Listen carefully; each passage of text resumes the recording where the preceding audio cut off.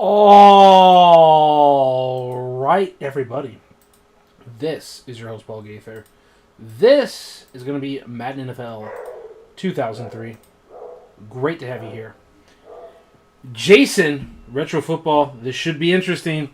Jason, you are part of the Discord, correct? I believe you are, and I believe it is Patrick that we need to get in the Discord. Jason, thought Retro Football was a new game. We're just playing retro games, whether it be NCAA, Madden, or whatever.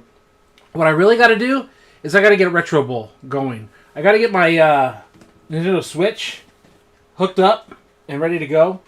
If you don't mess with it every so often, like it can be bad for it, you know, all that. You're not in the Discord. Well, I mean, if you don't want to be, that's fine. But you're not in the Discord, buddy. We need to get you in that Discord. Where is the invite button? It says show members list, threads. Oh my goodness. I am not the best at this. Upload file, all that. I'm looking for options here, folks. Where are the options to share the... Where are the options to share the Discord? Invite people. Invite people. No, I want the link. Invite people. Where is the link? How do I can do it from my phone. I guess I'll have to do it from my phone then. Apparently.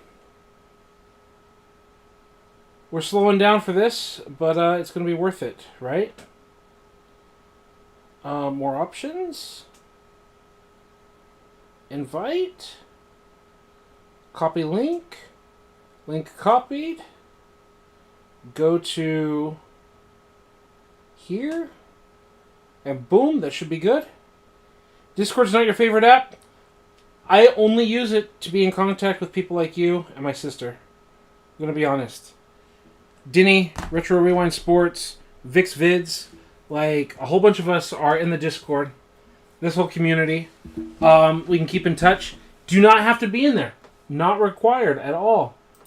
Just keeping ourselves involved. So, not interested? Totally respect it. Here's the point, Jason. I would like, in a perfect world, to get a franchise going like this. Get this franchise going. Where we can get Denny maybe controlling the Steelers, making decisions for them. Get Patrick making decisions for the Texans, potentially. Getting Retro Rewind Sports to make decisions for the Seahawks. Kind of really get involved in this. Actually, wouldn't mind having a way to reach out outside of YouTube. Exactly. That's the point, Jason.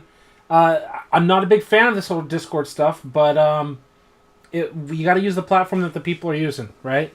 Got to give the people what they want. So, what I'm looking at is 32 team, okay? Coaching changes are on, okay? And we're going to just have all the teams, right? So, let's get started. Now, the very first thing that comes to my mind is trade player. Let's say I want to trade Brian Urlacher and Randy Moss. The bad side is it doesn't have a player interest. So that's why I'm thinking not having a 32-team franchise, right? So, let's say, Jason, what team would you want to handle? Let's say I'm in here, Denny's in here, Retro Rewind Sports taking care of the Seahawks at some point. Jason, the Texans, let's say I want to be the 49ers because I'm a 49ers fan. You have a team, right? Maybe get Vix Vids to do something about the Browns or whatever. Something we're looking at 6 teams here? Potentially? Right? Let me know. Jason says, sometimes I have questions about formations I should use in certain situations that you'd probably be knowledgeable about. Of course, Jason. Love to help. So, if we take a look here, we just say hey, Texans is something that's very interesting for this. And we say, Steelers go Super Bowl. And we say Seahawks for Retro Rewind Sports. And we say Browns for Vix Vids. And we say 49ers for myself. Who am I missing? Oh, a team for you. Jason, would you be interested in a team? If so, who should we take over? Who should we control? Right?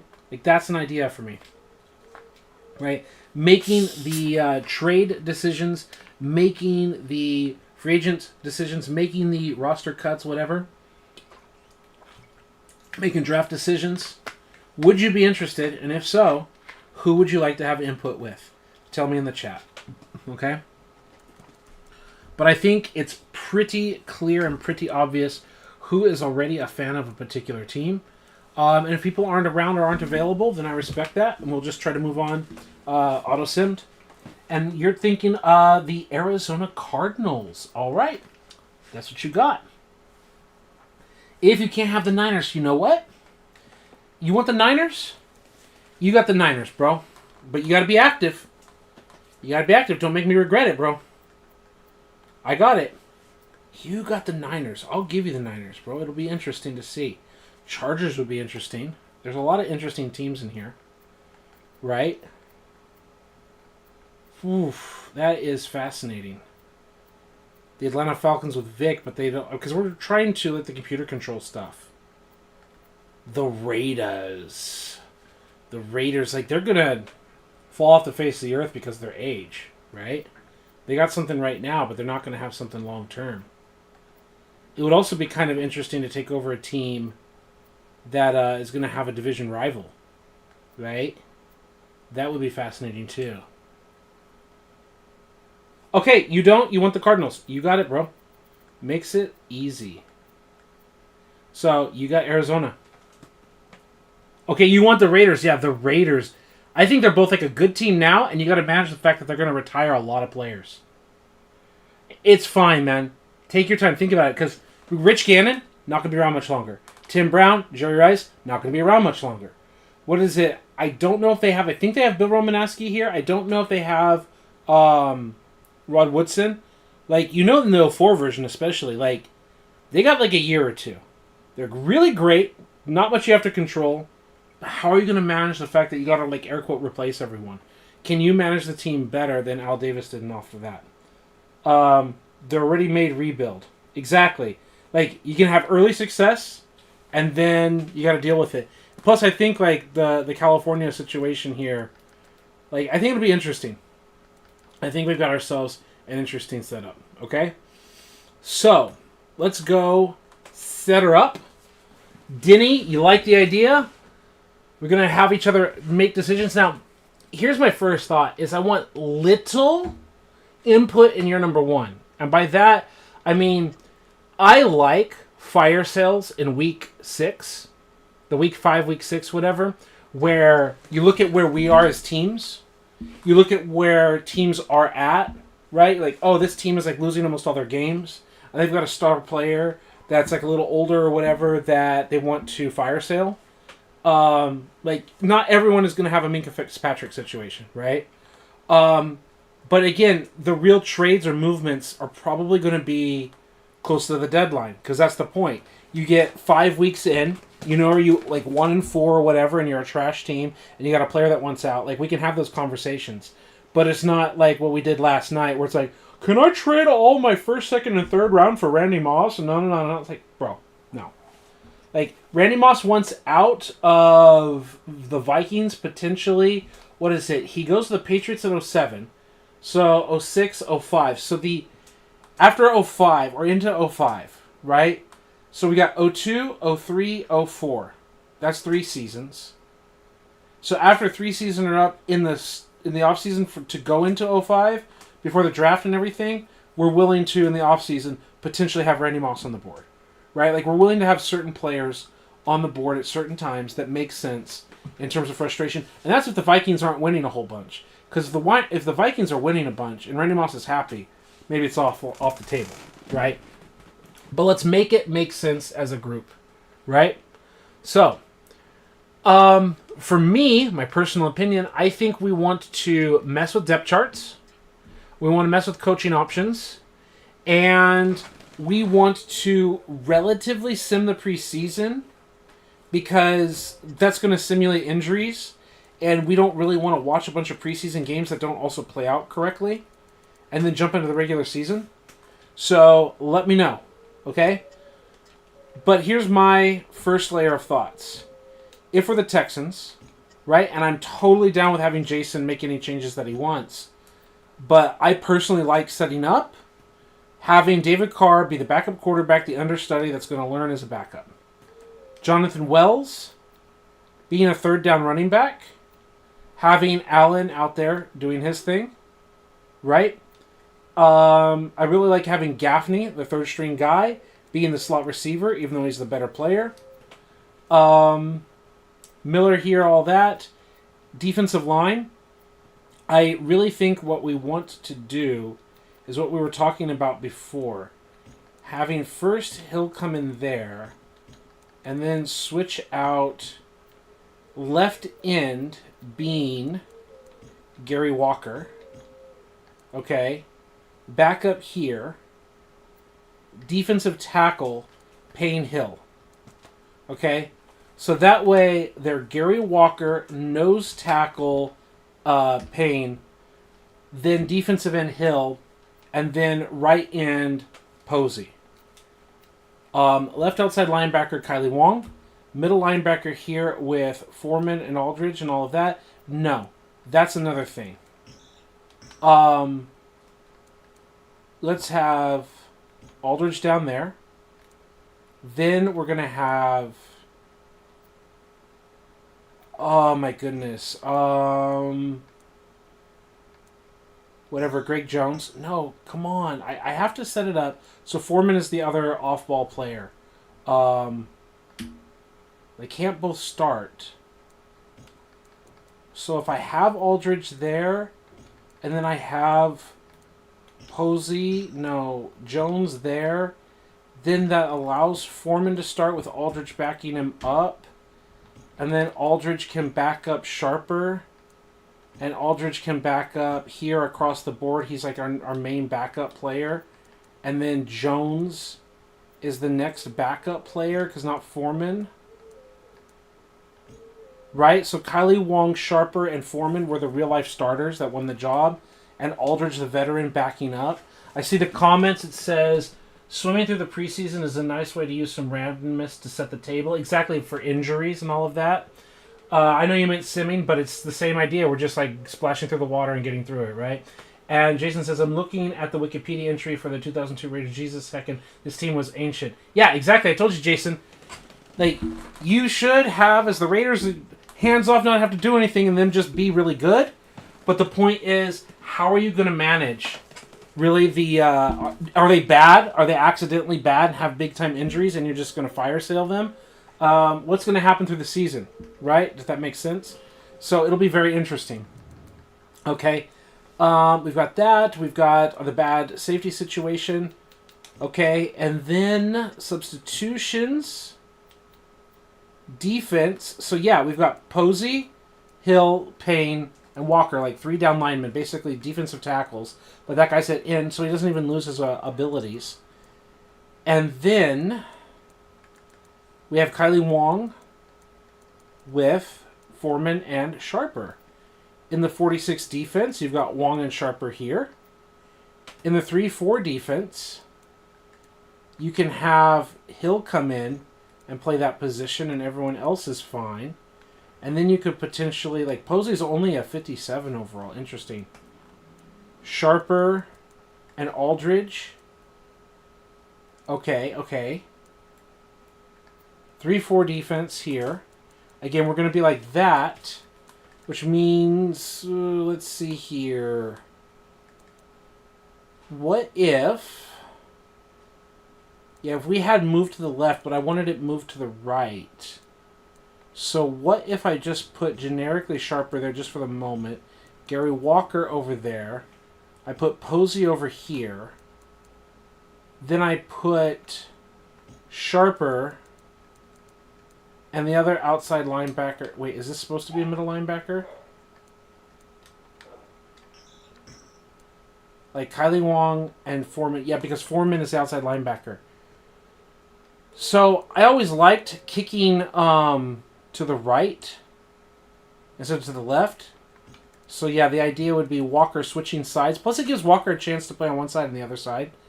Then putting Posey. Then putting Sharper. putting Wong, right, like that. And then again, just putting a guy out there, putting Walker out there, putting Posey or something, putting Sharper in the middle, potentially putting Wong off the edge, right, as a pass rusher. Having Payne and Hill. And the same thing here. So then we've got Hill and this, like as a little flip-flop. What do you think? All right. Jenny says, be back in a few minutes. You're linking the depth chart and the alignment. You're liking the depth chart and alignments. Do you think of doing this tonight?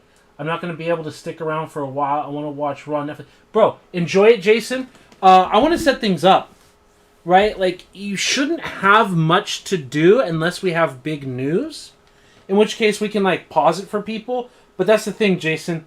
Please join the Discord. Please be active, at least aware. Like, I'm not, like, putting a lot of pressure. You have to do a whole bunch of work.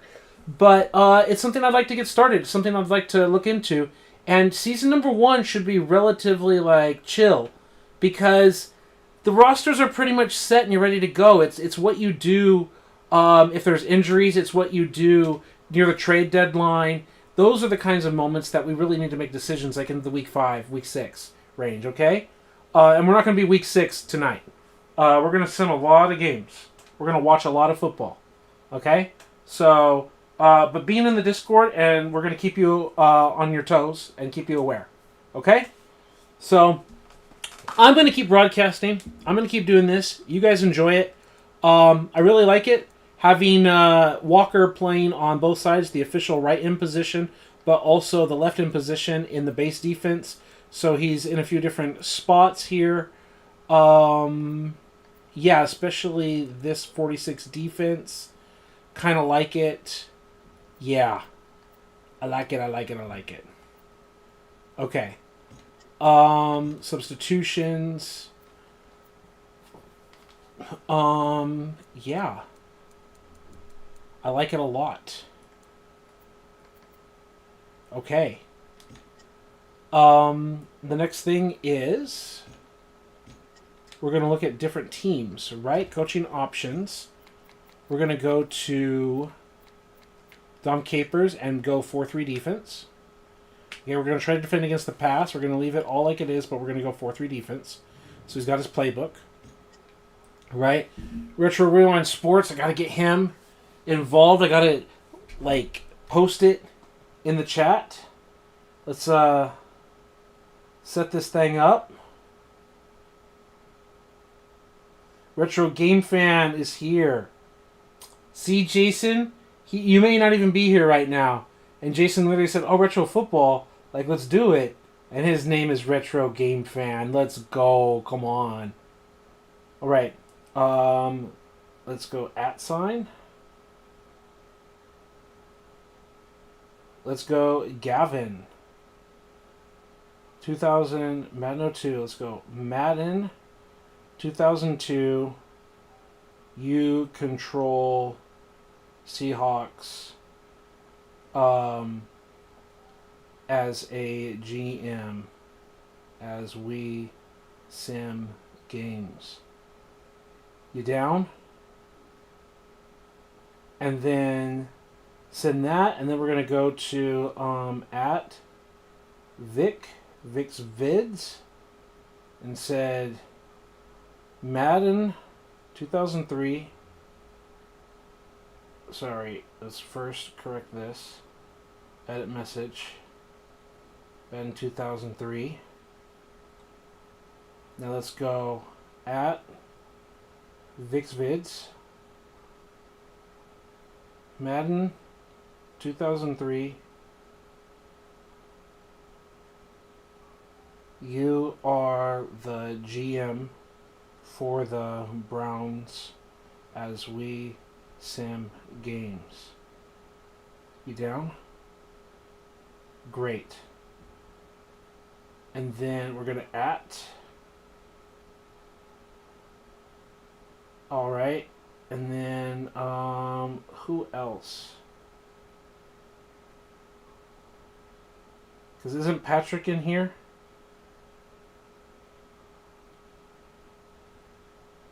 SD Chargers 93 fan is here. That's what we didn't add. We didn't add SD Chargers fan. It's okay. It's okay. We barely started.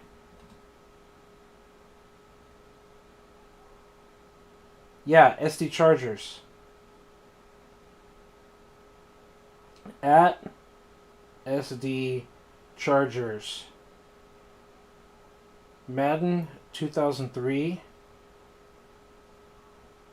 You are the GM for the Chargers as we sim games. You down? Fantastic. Then, prior to that,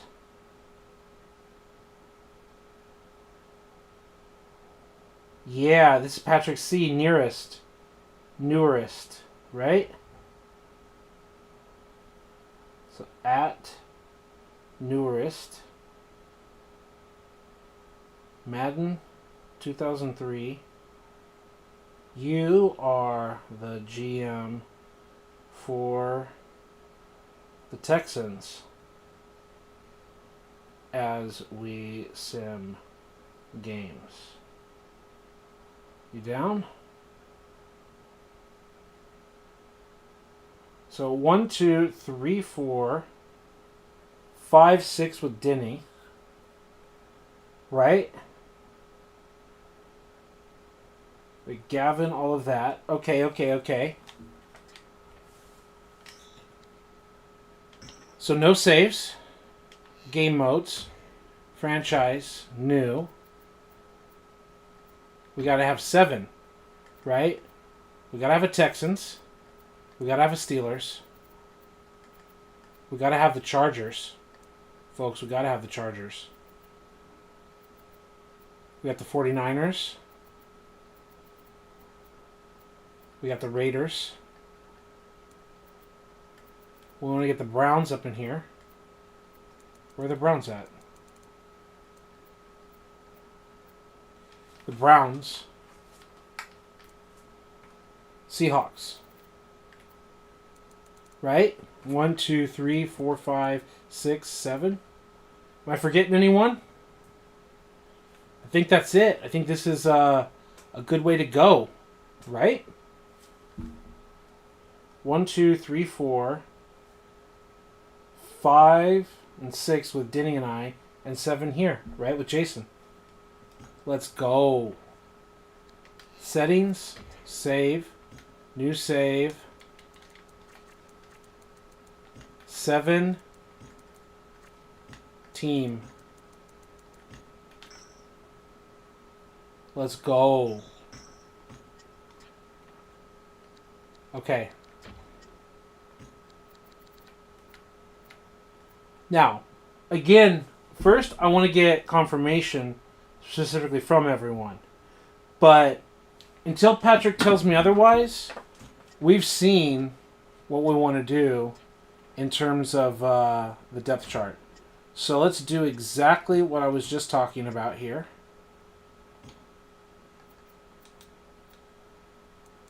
And mess with it here.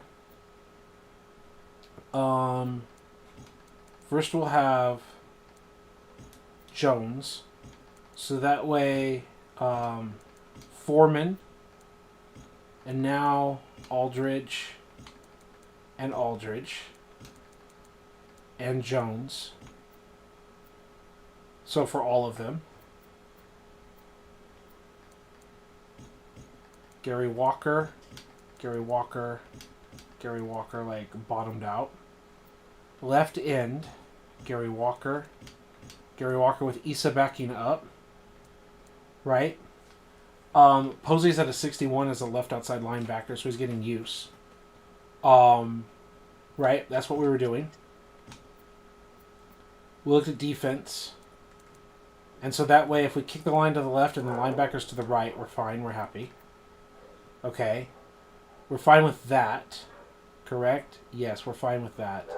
Though, no, we would rather have Walker over there and Posey over there, which means we would rather have that. That doesn't affect like special teams or any weird way, right? Like suddenly someone's a punter.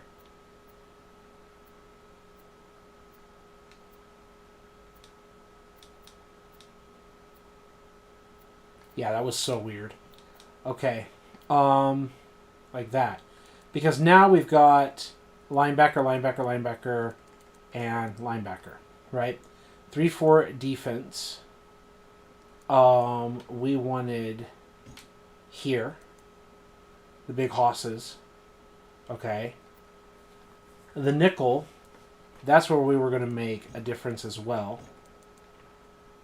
Posey. And we were going to say Sharper and Wong. No, we wanted Sharper and Wong here. Like, the thing that I said is I kind of, like, treat this like a linebacker. This is a middle and that's an outside. But no.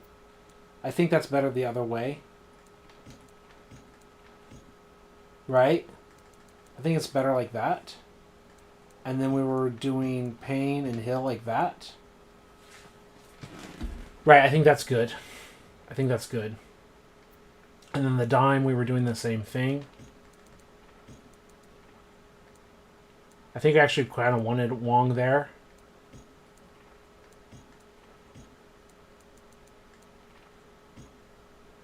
Right, that's what we wanted. Denny, did you miss anything? Yeah, I backed out and added another player because I don't want to forget people. I don't want to forget SD Chargers fan.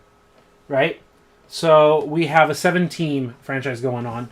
And I was just resetting everything up after I realized that. Now, again, maybe the people don't want to play. Maybe they don't want to do it. And that's fine. But I still think it's fun. Because at any given point, we can get some feedback. And people can make decisions for that specific team, if that makes any sense.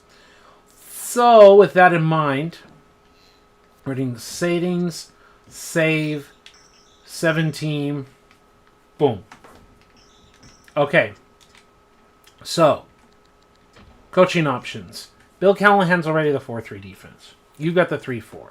They're already in a 4-3. They're now moved to a 4-3. They're in a 4-3. We're in a 4-3. They're in a 4-3. Like, it's just you. So, Denny, recommendation, not forcing you to do it, but you've seen the difference in the video game version of the 3-4 versus the 4-3. Are you down with, well, for one thing, we should probably reorder the depth chart, should we not? So you actually have, like, all the positions filled, right? Let's mess with third down running back. Is Bettis going to carry it everywhere? Is he going to be the third down back, or are we going to have someone else, like, Almost is going to be, like, a third down back for you or whatever? Like, let me know. Starting, do you want Burris to be the number 2 because that's the X receiver by himself, and then Ward is the Z receiver with the tight end side or whatever? Like, talk to me what you want. Any changes? You want Simmons being the starter? Do you want Oliver Ross and Simmons backing up as a rookie and him having time? Like, talk to me about your stuff here. Aaron Smith, you got Kimo Van Olhoffen. So it seems to me like Van Olhoffen should be the starter here, right?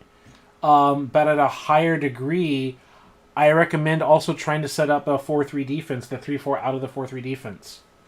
Right? That's my strong recommendation, and let's find the right players to do that.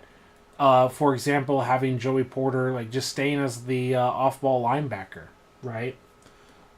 Because he kind of plays that middle off-ball, like flowing around and just tearing shit up. Whereas maybe Jason Gilden is the pass rusher. I don't know. Maybe they're both just regular outside linebackers. Like, what do you think? What are your thought process? The depth of your team. Right. Talk to me. What you want to do. James Ferrier, I thought was your starter with Kendrell Bell. Okay. Good.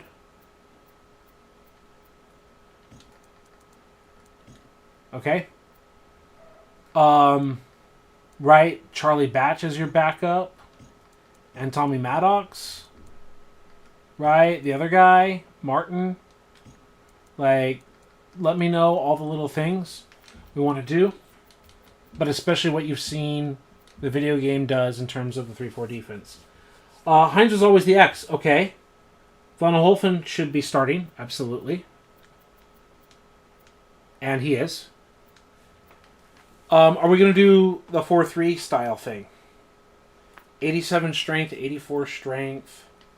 If we do, for example, do we actually have Gilden instead of the left outside linebacker? He's the left end.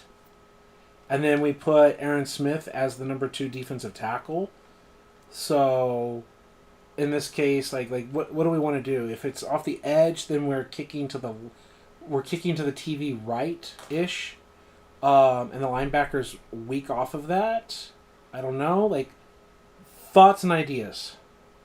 Yeah. While you think of that, it says, yes, Gilden is the pass rusher. Higgins was more of the run-stopping, off-ball edge guy. Yes.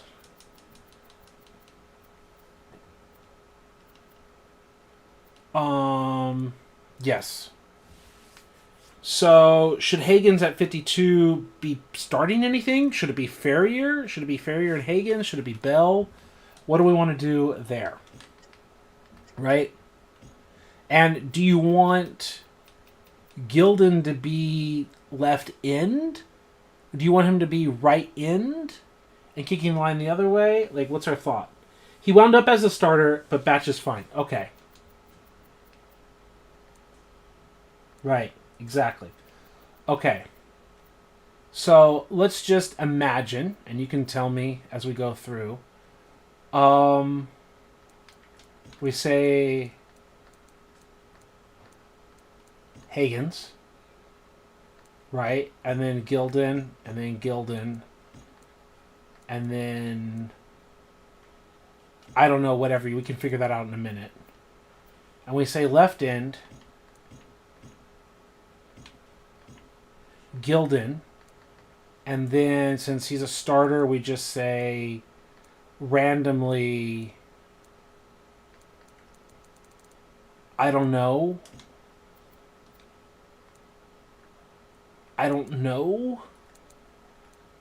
Like, is this a pass rusher?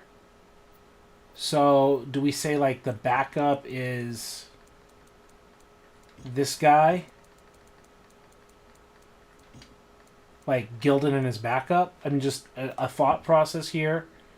Defensive tackle. The Kiesel is in the game as a defensive tackle. I named him, but yeah, he's in the game as a defensive tackle. And then we have like Aaron Smith.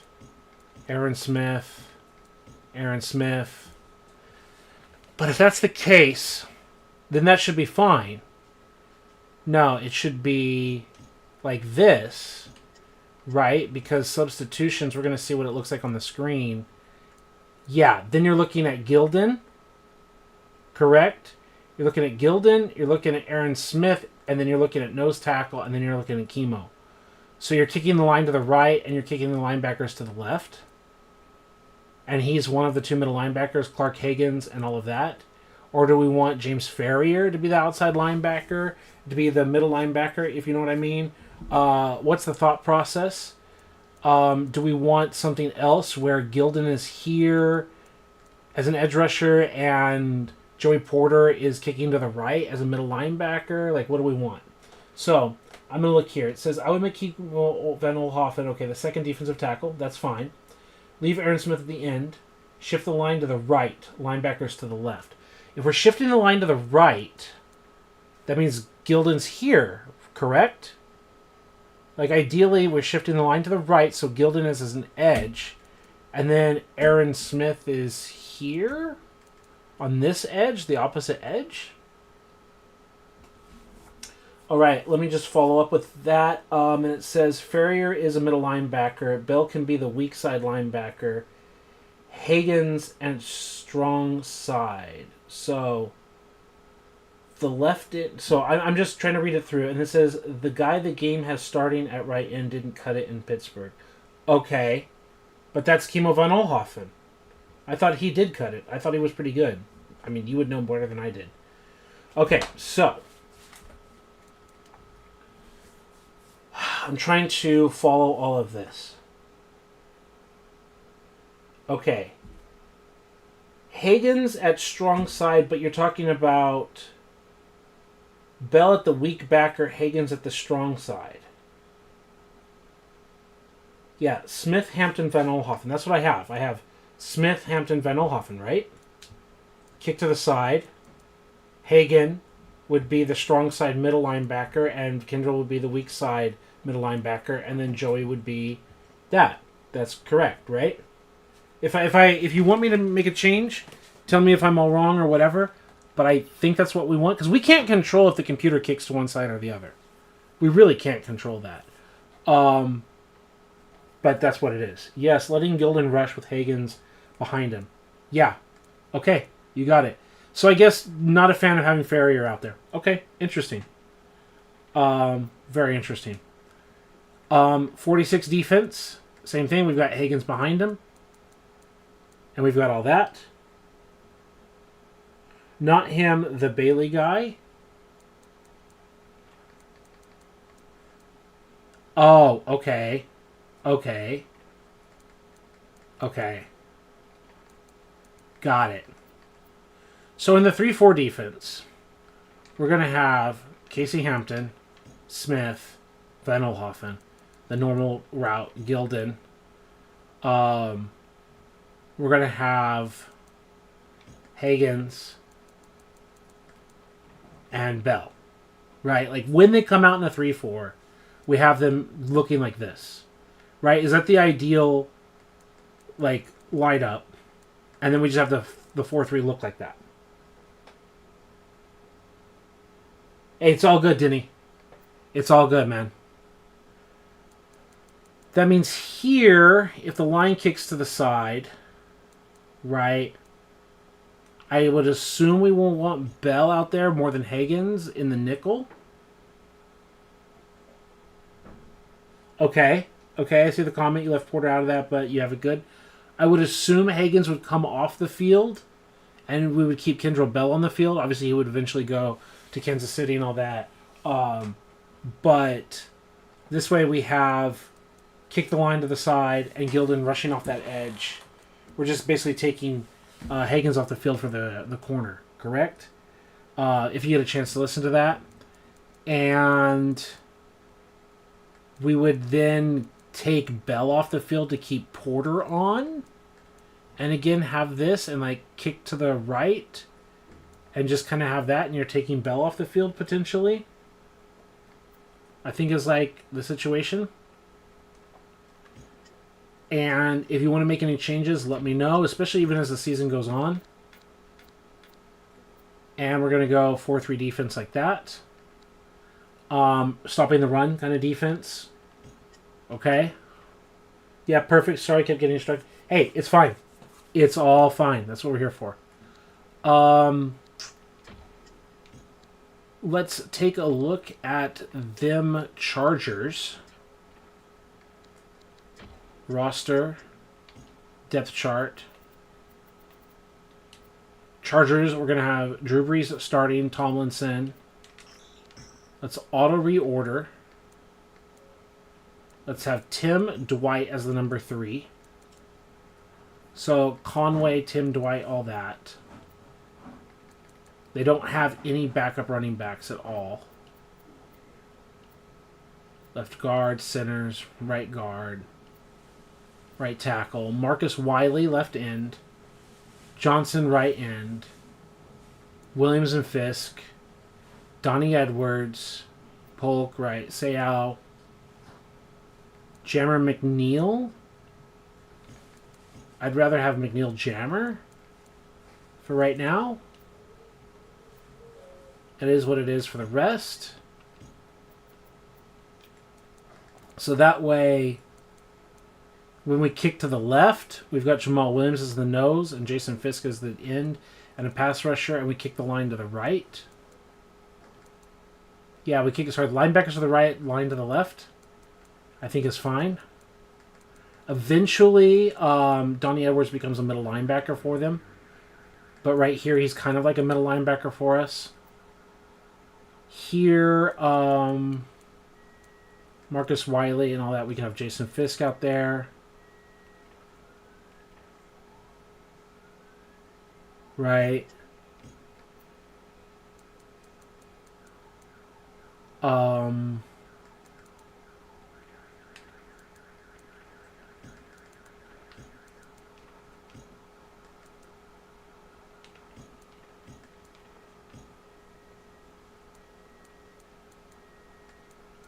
I like it. Now he's playing middle linebacker with outside linebacker here. And then we've got Marcus Wiley like flipped and all that. Um, Donnie Edwards out there.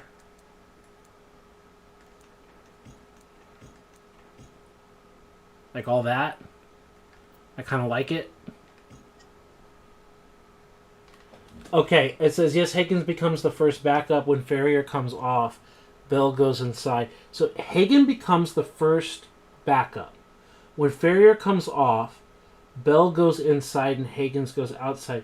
But that's the question. In our depth chart / substitutions, where are you using Ferrier? Because Ferrier's not on the field. Just to make sure that we're like super clear and no confusion or like whatever. You're having a 52 overall left outside linebacker when you have a 72 James Ferrier. Like, you're not using James Ferrier. Yeah. Let me know when you're back. We'll talk about that. Because I figured Higgins would be replaced by Ferrier. But that's just my opinion. Okay, let's go Texans. Let's go 49ers. And Raiders. There's Raiders. Niners. Depth chart. We're going to have Barlow be the starter. And third, let's auto reorder. Hurst as the third down back. Barlow as the first and second down back. Caden McNown, he had like a career injury or whatever, and he didn't get to actually really play. Tim Rattay is going to be the backup. I really like the idea of Owens as the X. You also said for Steelers that Ward was the X. Okay, that's fine. I like Owens as the X, Streets as that position. Cedric Wilson became a Pittsburgh Steeler at one point, and I thought he was like okay for us.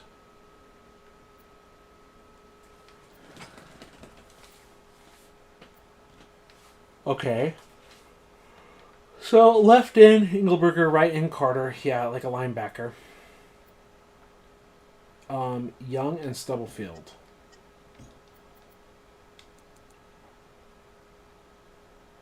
So that's the thing. I think I want to change that position up. Right.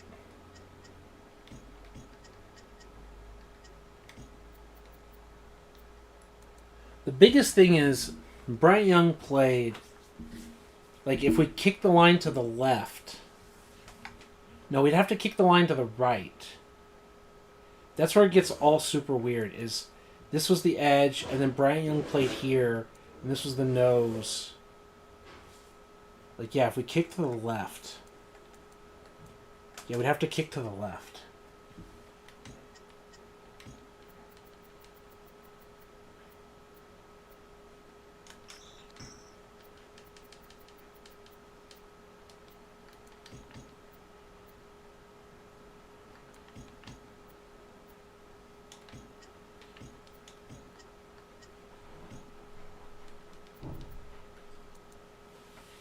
Okay. Line kicks right. Then Engelberger. Yeah, that's the problem. We want Bryant Young here. We want Engelberger here.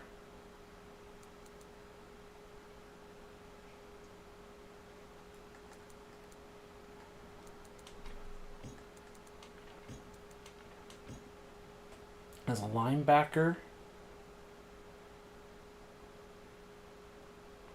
No. That's the thing, is he usually plays on this side. That's what's killing me. The linebackers kick to the right.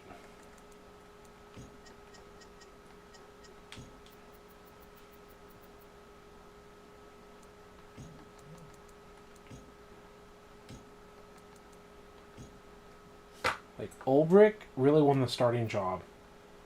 Derek Smith and Peterson. With Winborn backing up, like, in rotation. And say, like, who's better, but who actually got playing time. That means that's a middle linebacker, that's a middle linebacker, that's an edge linebacker. If that's an edge linebacker, then we want to change here.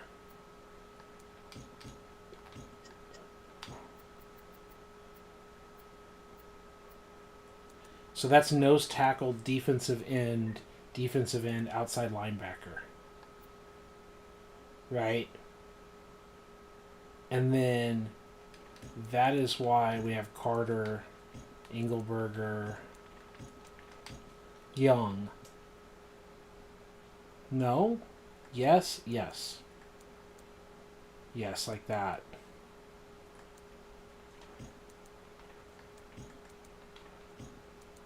Like that.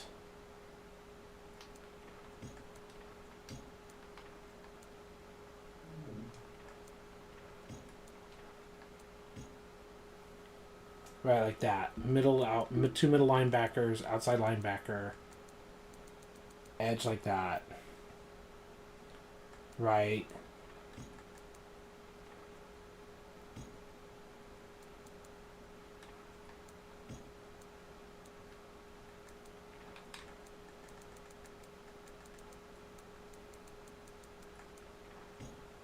Right, like that. Then we could have like that.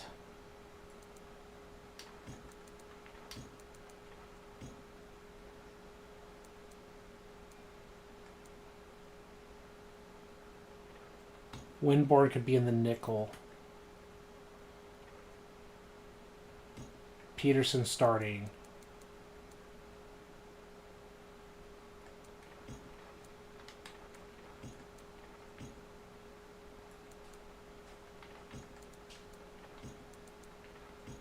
Like that. No, you weren't confusing, didn't you? I just want to know, like, you talk about Ferrier also. You talk about when Ferrier comes off and all that. Like, Ferrier's a 71 overall player. Like, I want to make sure, Denny, that you understand what you've told me. Make sure we're on the same page. Like, Ferrier's not playing. You're having Higgins play.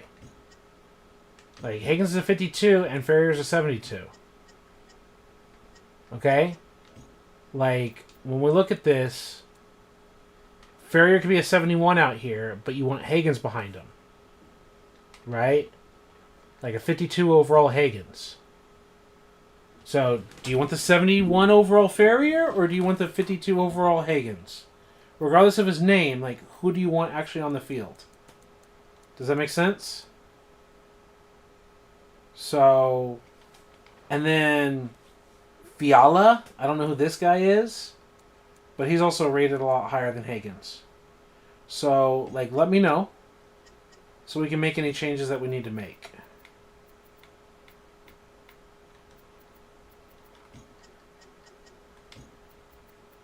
But I think defensively for the 49ers, we're pretty happy right now with this front. Right? Then we're going to go to the Raiders. So we've got Gannon, Garner, Wheatley. Right? Richie. Brown, Rice, Porter, all of that. Jet was just a failure. Sims, Frank Middleton, and Stinkum, like they both ended up playing. Barrett Robbins, Mo Collins, Lingy Kennedy. Yeah, Bryant and Trace Armstrong.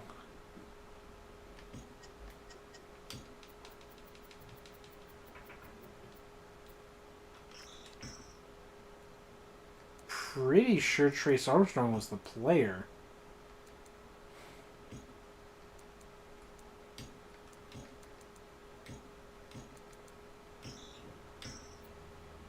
Okay, that would be why. Because, yeah, they're both playing. Okay, got it. Yeah, Mozzarella Perella and Sam Adams. Sam Adams being the nose. Romanowski, Napoleon Harris. Yeah, it's kind of like a 3-4 defense also. Right?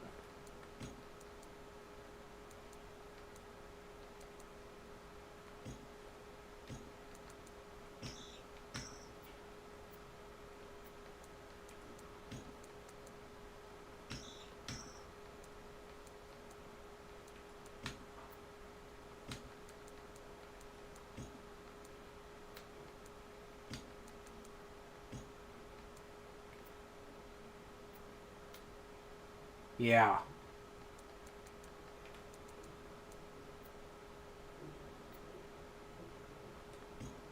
Derek Gibson was their starter in real life.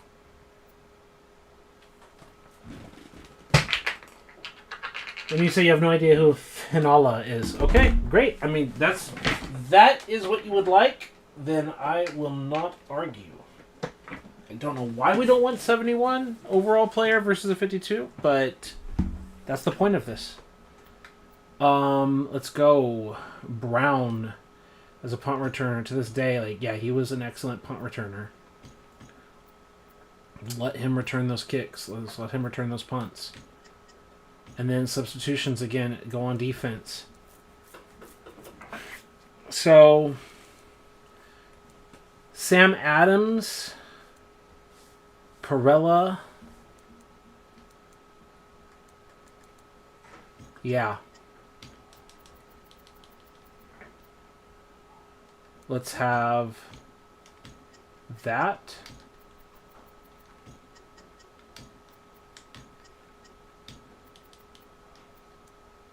That way, if they kick the linebackers to the right, and Napoleon Harris is a middle linebacker with Beekert, they kick the line to the right and this to the left. Yeah, Perella is like that. Yeah. Yeah, I think this is good for the Raiders. And Sam Adams is a nose.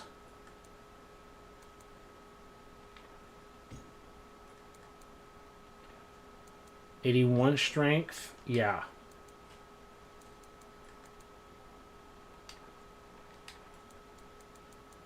Yeah, I think this is good. Napoleon Harris and Romanowski out there like that. And Bill Romanowski here. Yeah.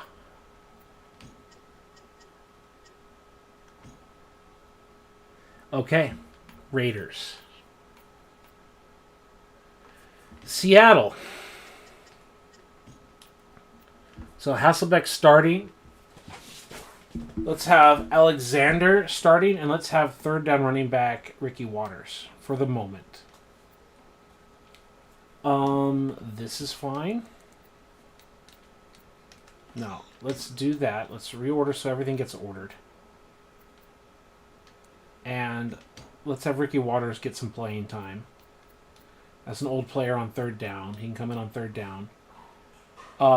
King, Mitchell, John Randall, and Eaton. Yeah. Simmons, Kirkland, Chad Brown.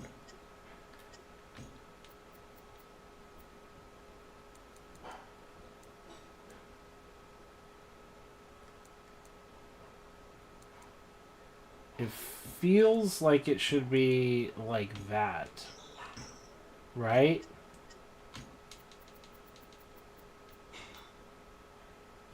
If Chad Brown is the right and Simmons is the left, that's really weird and interesting. Okay. You know what? I'm not even going to bother.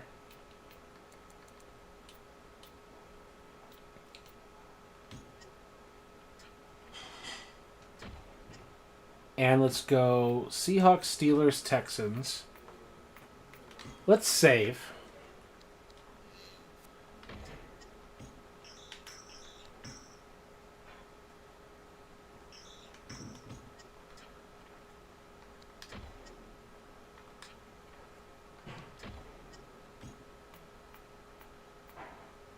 Browns.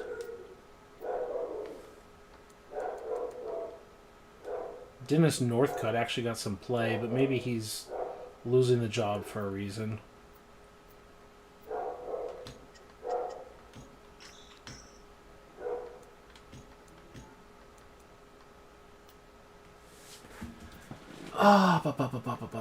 Anthony Davis, Northcutt. Yeah. I could see that Northcutt getting that job position right there. Lang, Courtney Brown. Whatever. Yeah. Okay.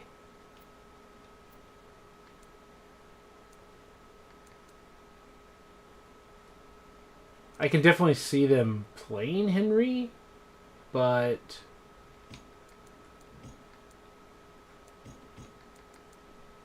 let's do a little bit of that.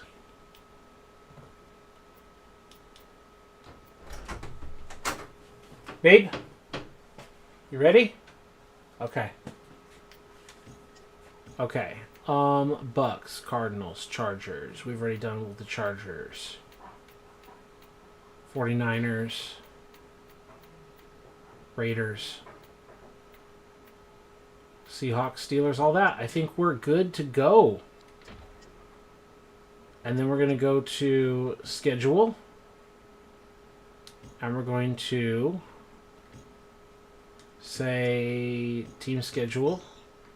Simulate week number 1.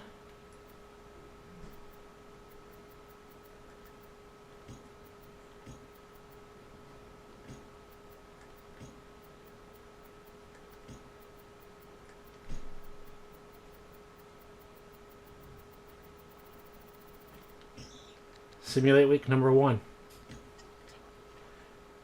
Rosters. Injury report. Tony Baselli is probable. Guy I don't even know is out for the season, so put him on injured reserve. Issa is out. Browns probable. Chargers no injury reports. 49ers nobody. Raiders out for season. Reagan Upshaw, but I think we already know he's already starts the game like that.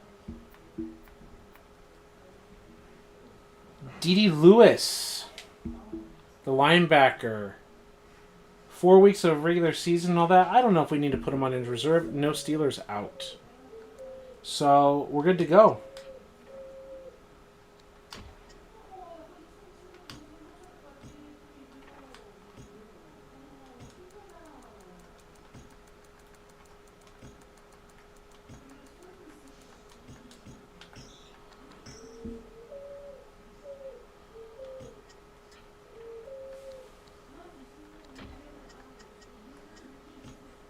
All right.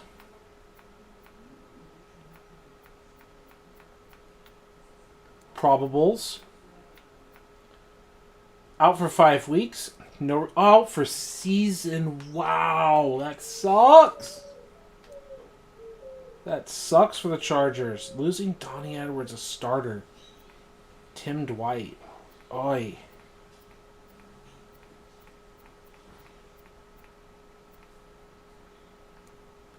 Charlie Garner's out for 9 weeks. Our starting running backs. We're going to have 2 more weeks of preseason.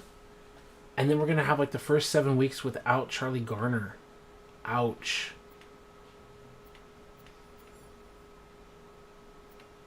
No injuries here. View roster Chargers. Like, that's a big time blow.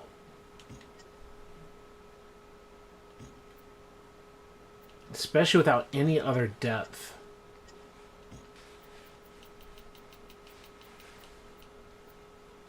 Oh, my goodness. And there isn't really anything to go and get either. That is rough. That is rough. I don't even know what one would want to do in this position.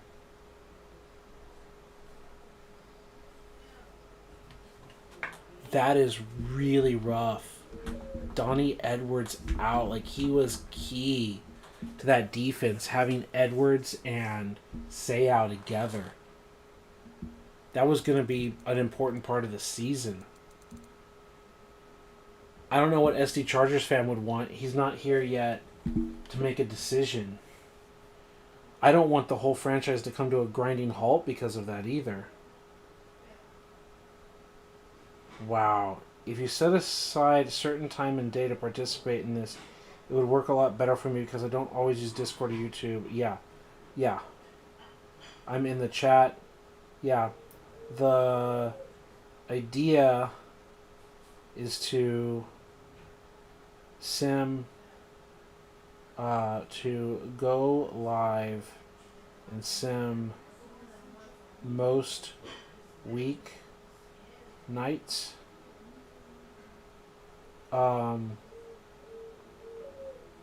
Let us play it by ear and see what is best. Chargers got a huge injury to Donnie Edwards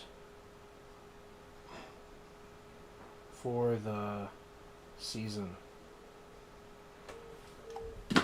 Oh my goodness. Denny, what should we do? I know Chargers fan isn't here to make a difference. Like, do you pick up this guy, the veteran 10-year pro, 73 overall, to like a 1-year deal to just fill in? I think you kind of have to. I think it's like an emergency hire out of free agency. Isn't it?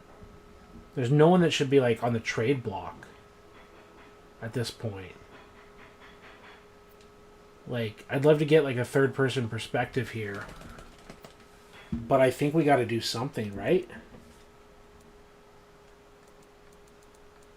Do we go with Corey Moore and his speed, but his lack of awareness? Like the young guy coming in and just asking him to play? Do we get the veteran who's a little slower? Do we do nothing and just live with the roster? Like, let me know. Because that is rough and tough.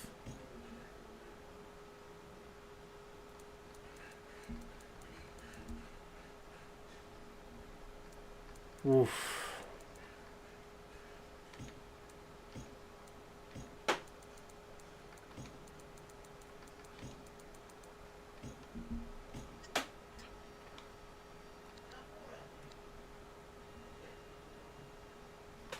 Ouch.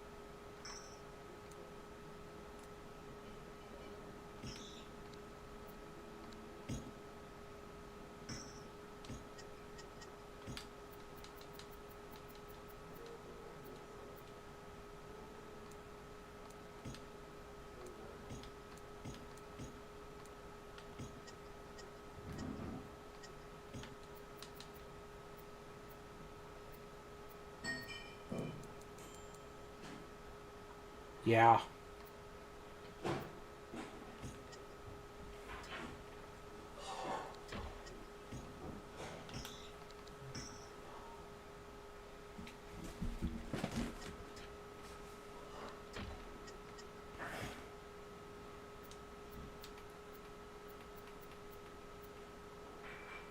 Flanagan, 5 weeks. Raiders. Perella for 10 weeks. Oh, this is rough.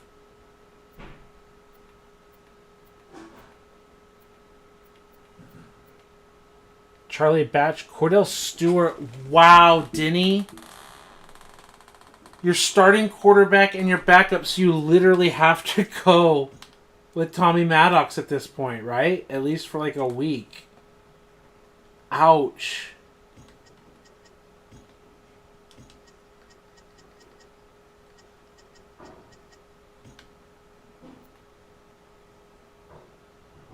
Ouch.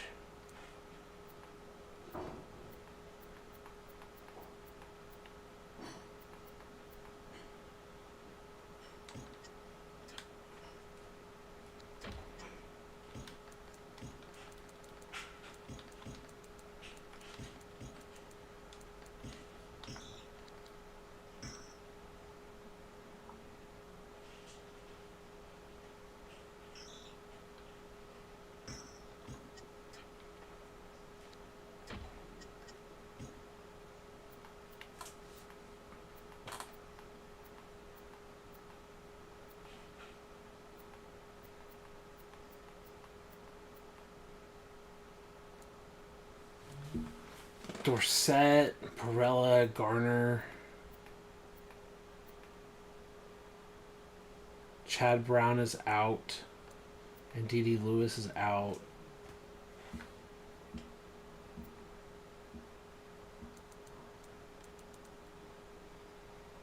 Out for season. Posey out for season. Posey out for season.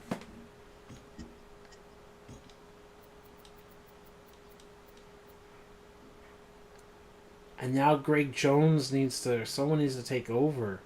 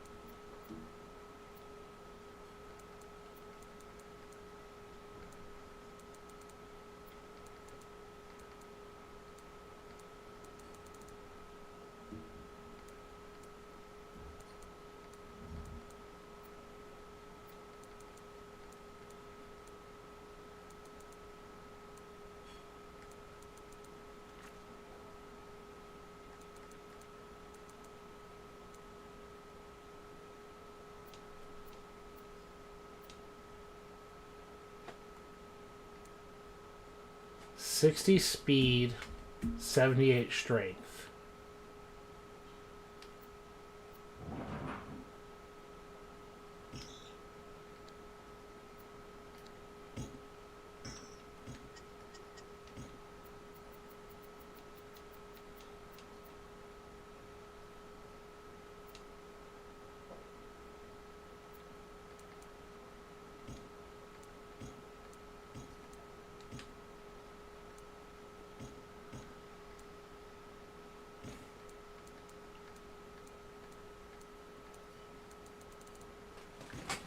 Oh my goodness, this is rough. This is rough. Right? That's not even what we really want, just...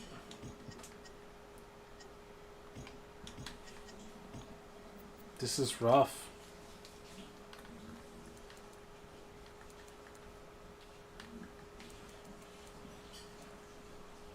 At what point... Do we ask Kylie... Like, Kylie Wong is a linebacker. At what point do we ask Kylie Wong to be an edge rusher and we play Aldridge and Foreman? Right?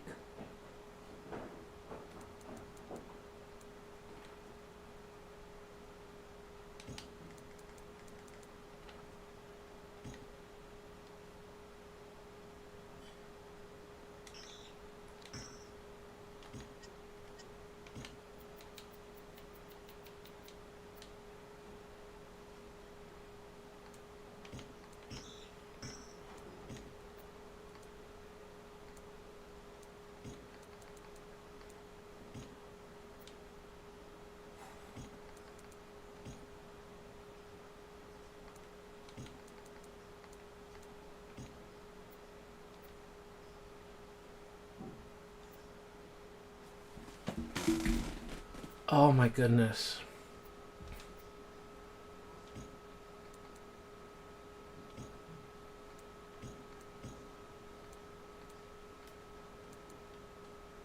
This is rough.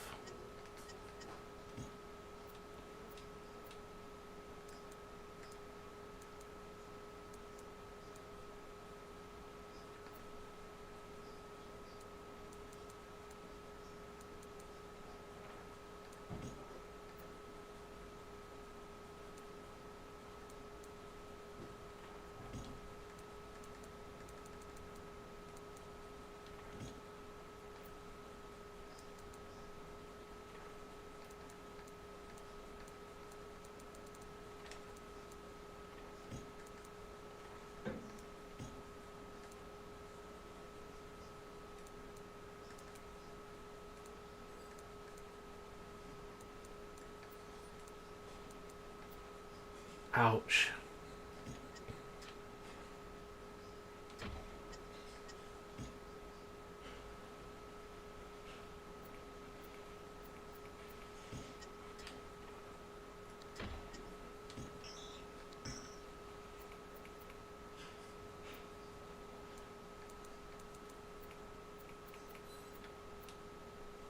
Drew Brees, Tomlinson.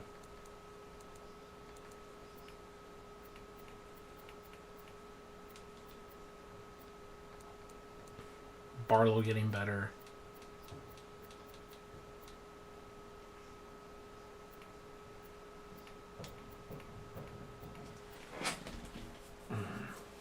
Bill Romanowski's underrated at that point.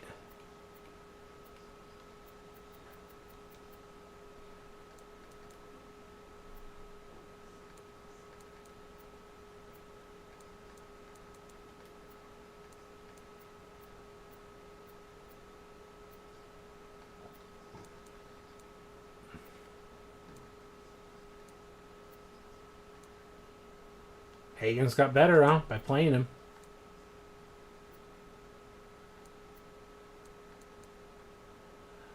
You only have 4 corners, Denny. Do you want to assign some corners?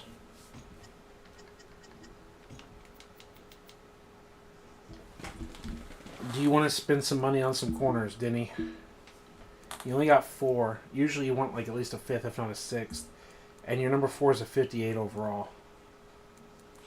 Let me know if you want to spend some money. I know there's like a 30-second delay or whatever. Hopefully it's only a 3-second delay.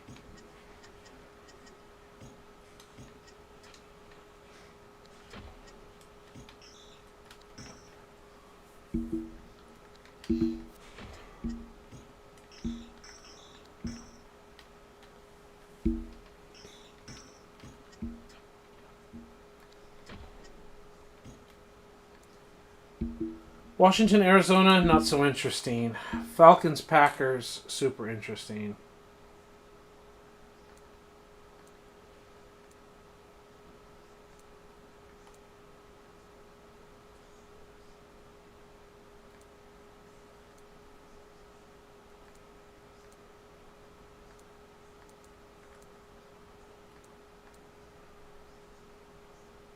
Seahawks, Raiders starting the season with 2 teams together like this. Watching the Broncos Rams game of week would be interesting.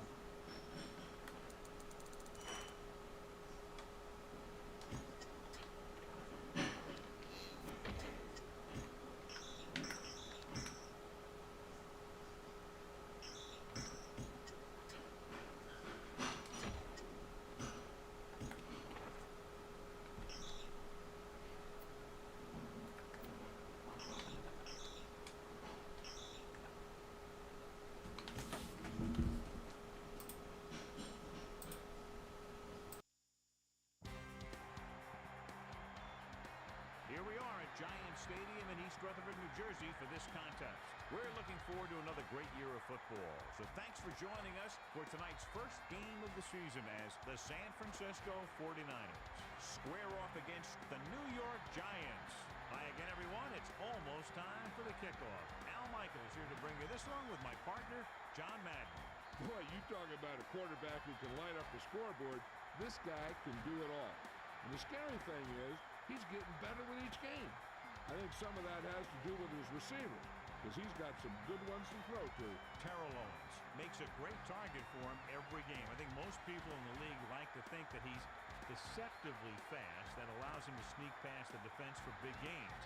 Now, whether or not he'll be able to against this defense is something we'll be paying a lot of attention to. Hey, look at him down there jumping and yelling and stuff. They just can't wait to give this home crowd something to cheer about. And let's go to the field for the coin toss.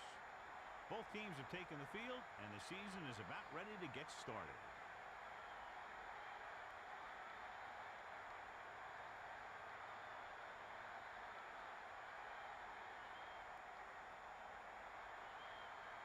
Baker in to kick this one off.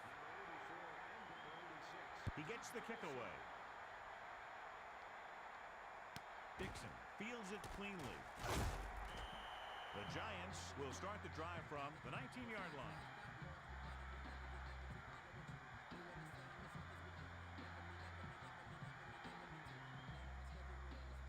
So they have 1st and 10 here.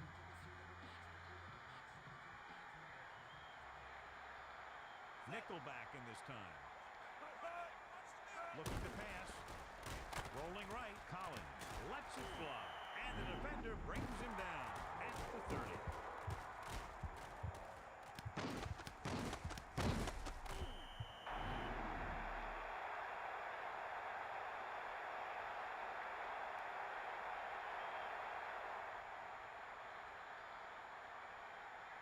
It's 1st and 10. Ball on their own 30.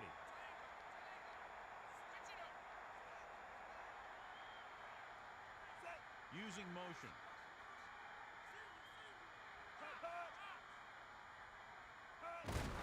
With the carry. He can't wrap it up. And the defender brings him down at the 32. He might have gotten a yard or two. That guy got knocked around by that defense. He needs a little protection from his linemen. 9 yards to go. Ball on their own 32. Toomer comes in motion, dropping back. With the pass, it's batted away. Despite good coverage, he forces the ball in there. That guy has a great arm. Sometimes he takes some chances and he throws into coverage.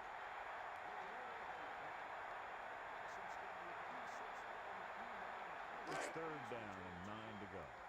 Ball on their own 32.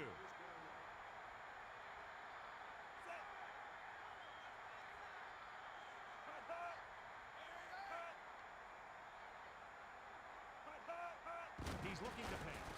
He surveys the field. Collins goes with a short pass to the right side. They went back to the screen. The defense was all over that one.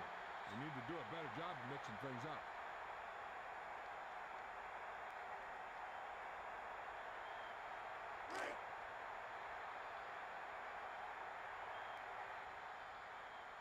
Sutherland looks like he's ready for the return. Sutherland signals fair catch on this punch. Sutherland had no room for a return and called for the fair catch. That was a smart thing to do with the coverage team closing in for a big hit. Deep in their own territory.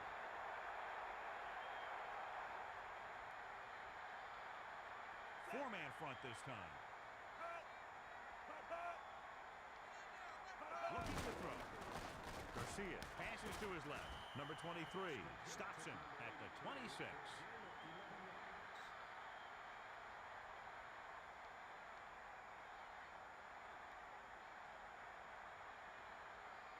So they have 1st and 10 here. Ball on their own 26. Four-man front this time. Tosses it back. Moving left. Breaks free. And he stops at the 28. He got the pull. Gains a couple. I know they didn't get me, but it's all about making the defense respect the fact that you're willing to run.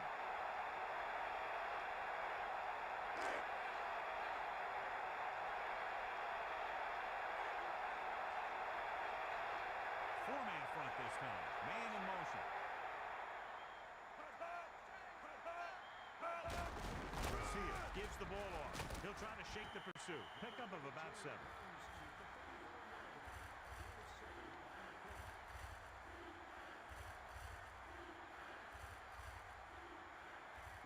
to go.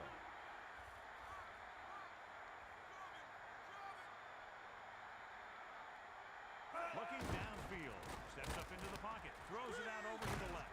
He just gets this one past the sticks. They pick up the first by going to the screen out of the backfield. The screen's a good way for the offense to pick up yardage in little chunks. It's a high percentage pass, and you never know when the back's going to break a long one. 1st and 10. 4 linemen and 3 linebackers lined up defensively with the carry. Williams records the stop at the 38-yard line. They get a couple on that play. Right now, they need to keep going at the defense with a run. Sooner or later, they'll be able to break one for a big gain. 2nd and 9 coming up here. Ball on their own 38. 5th play of this drive. Garcia hands it off. First on the carry. And that's a gain of about 8.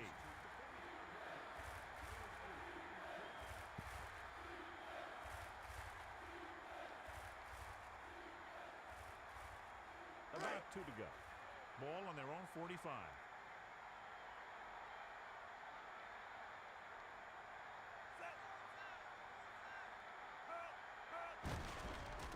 Up the gut, Strahan stops him at the 42-yard line. The offensive line looked like they just collapsed on that play. The offensive line has to get good movement on the snap of the ball for the inside run to work, and it didn't happen on that play.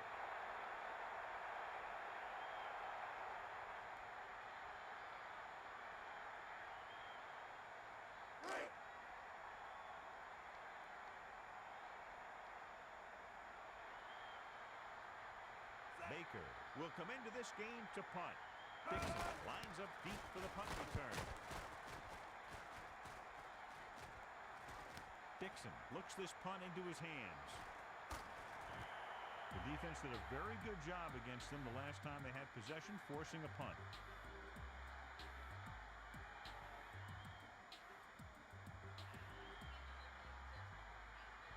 It's 1st and 10.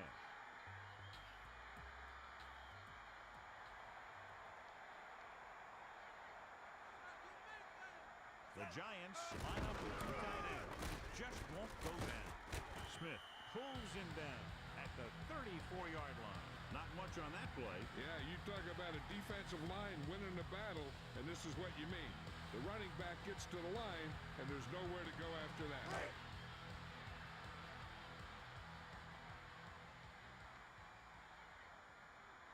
Four-man front this time.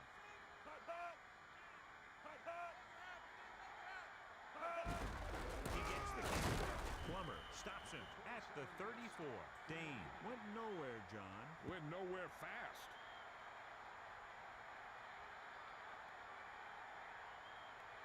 Third and 7 coming up here.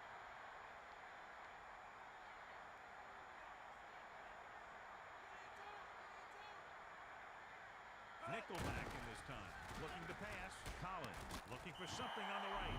Right to the defender.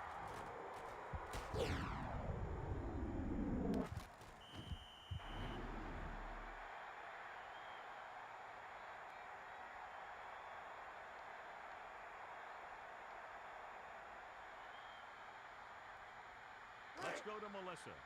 The trainer tells me that it is some kind of knee injury, but he doesn't think that it's too severe. They're planning on running a few more tests, but his return is probable. Thanks, Melissa. That's very good news. Running back. Throws over to his right. And caught it. Great effort there. Stokes went up and got that ball, catching it for the first down. You know, a lot of these guys played basketball. They still play basketball.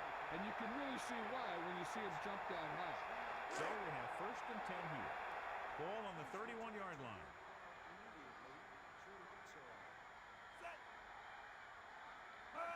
Garcia gives the ball off.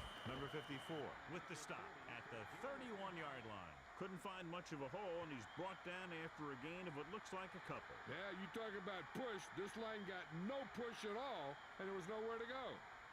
Melissa, what can you tell us about his injury? Well, Al, it doesn't look good. I spoke to the team doctor, and he indicated that it's the type of injury that will take some time to heal. They're hopeful that he won't be out long, but his return is doubtful. Thanks, Melissa. Well, it's good news because on the replay it looked a lot more serious than that. He'll probably miss the rest of the game. He was dropped before he could get back to the line. Hey, you can't run without good blocking.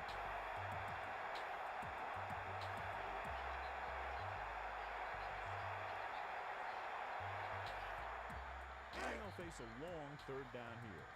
Ball on the 32-yard line. The 49ers line up with 3 wide receivers.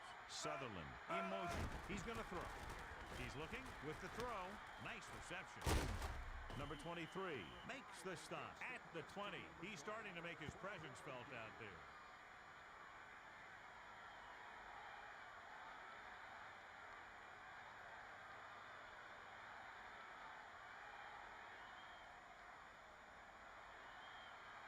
So they have 1st and 10 here.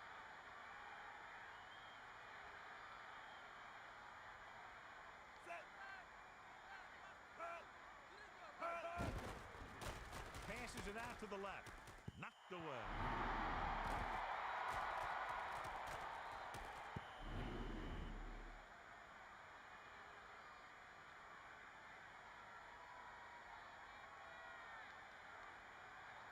So it's 2nd and 10.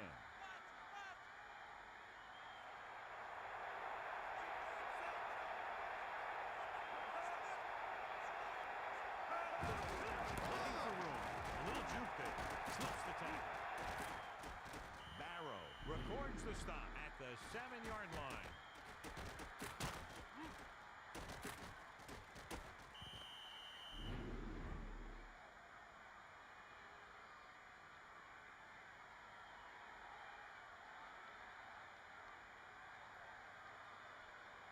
It's 1st and goal.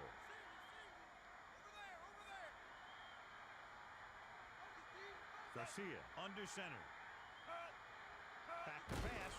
Stepping up. Passes it short. Nice completion. Touchdown, San Francisco.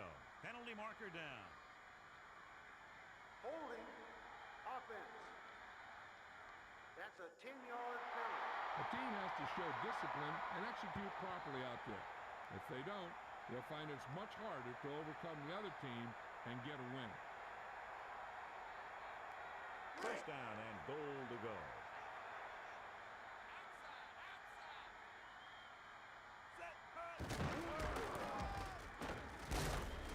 And it looks like this one will be spotted at the 13.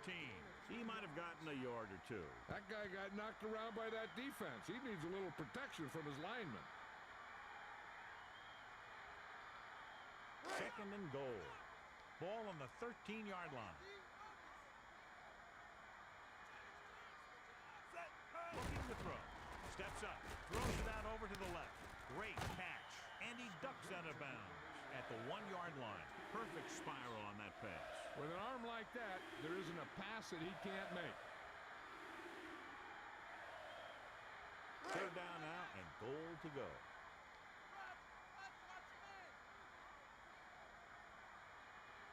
Everybody up on the line. Man in motion.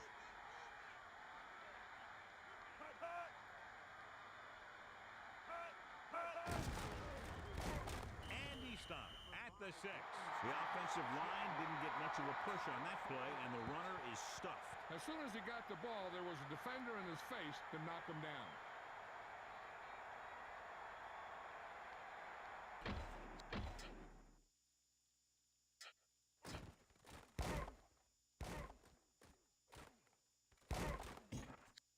Back to the field.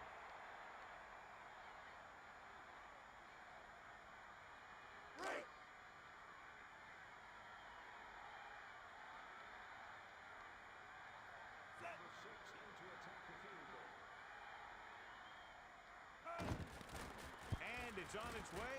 The try is good. So they ran more than 10 plays on that drive, yet they just couldn't keep it going, and because of that, the drive ends with 3 points instead of 6. They were able to pick up a few first downs there to give their kicker a chance. And he was able to do the rest to make it an effective drive.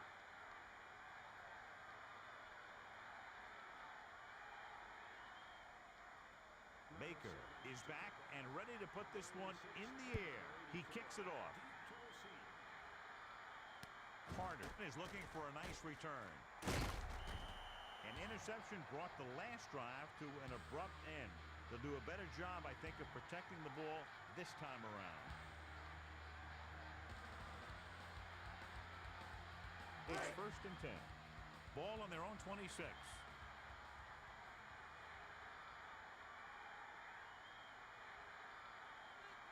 Four-man front this time. Dean gets the toss. Dean bring him down. That run won't move them far. The lineman just failed to open up any holes to run through or give him room to work with.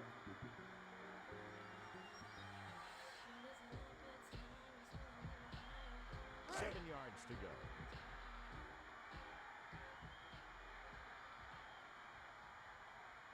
Collins with a man in motion. Dean gets the toss. He's to the 40. Still on his feet. Parrish brought him down for his 3rd tackle. Good gain there and a 1st down. If the defense keeps giving up runs like that for 1st downs, they'll have to make some adjustments to slow this guy down.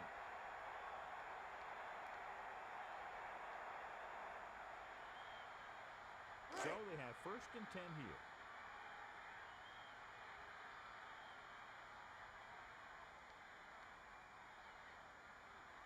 Four-man front this time. He's looking to pass. Looking for an option. Collins with the throw, and he finds the open man. Slips the tackle. The 20, and he stopped at the 16.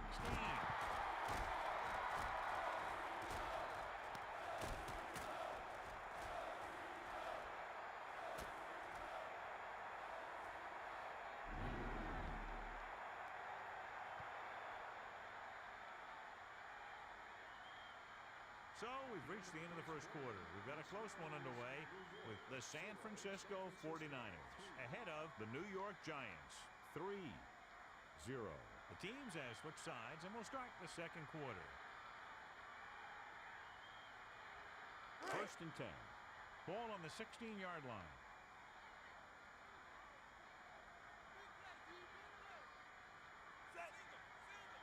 They'll go with a pass.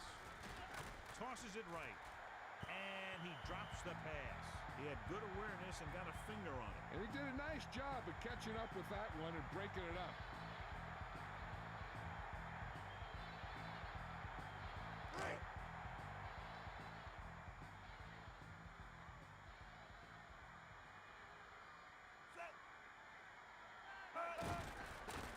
Throws it. Hits his man with the pass. And a great throw for the touchdown. Yeah, he threw that where only the receiver could get it.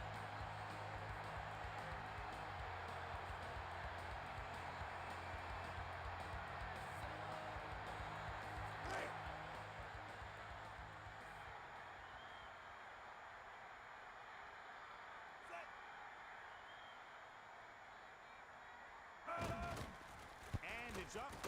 And he tacks on the extra point. And so they turn that drive into a great one as it ends with a touchdown. I think the whole team's happy after that one. Probably telling their defense to give them the ball back so they can go score again.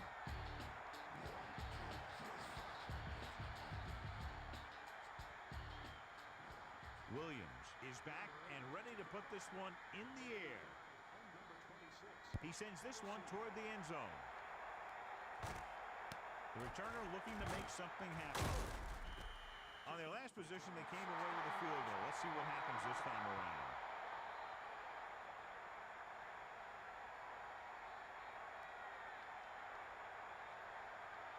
First and 10. Ball on their own 21.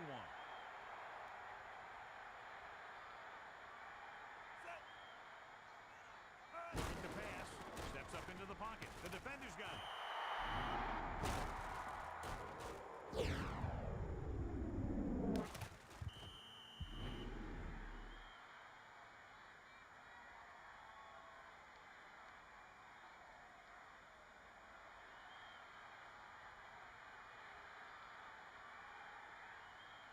So they have 1st and 10 here. Ball on the 27-yard line. Using motion. Gets the toss. And it looks like this one will be spotted at the 27. He was cut down quickly. He was waiting for something to develop, and whap, he got developed.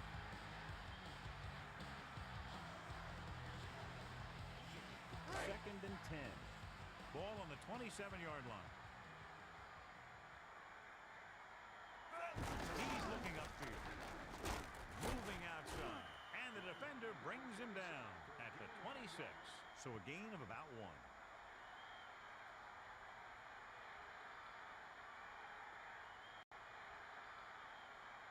And they need about 9.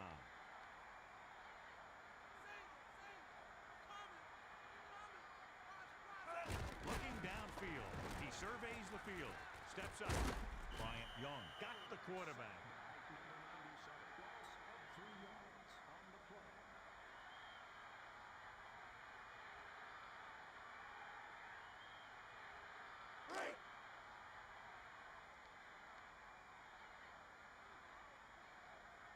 Number 2 heads out onto the field for the field goal attempt.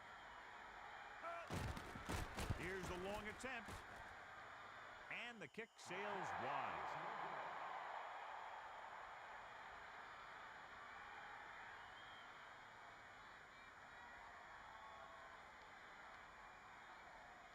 It's first and 10.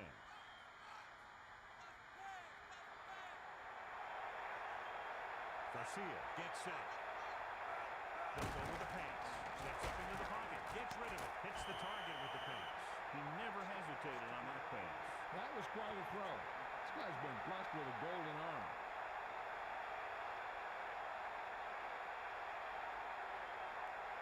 First and 10. Ball on their own 48. Looking to throw. Tosses it right. And they're able to connect on that one.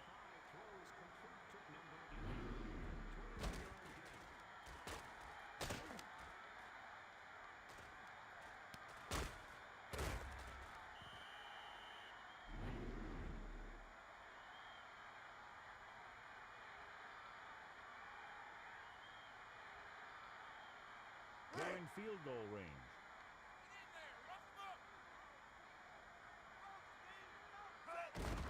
With the carry, he can't wrap him up. And he's tackled at the 32-yard line. He wasn't able to do anything with it there.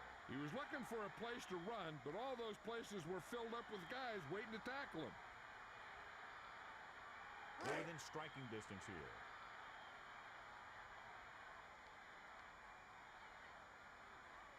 Four linemen and 3 linebackers lined up defensively. Short did a nice job knocking that ball down. One thing remains constant. No matter what kind of quarterback you are, rushing your throws is going to end up in incompletion or worse. Third and long.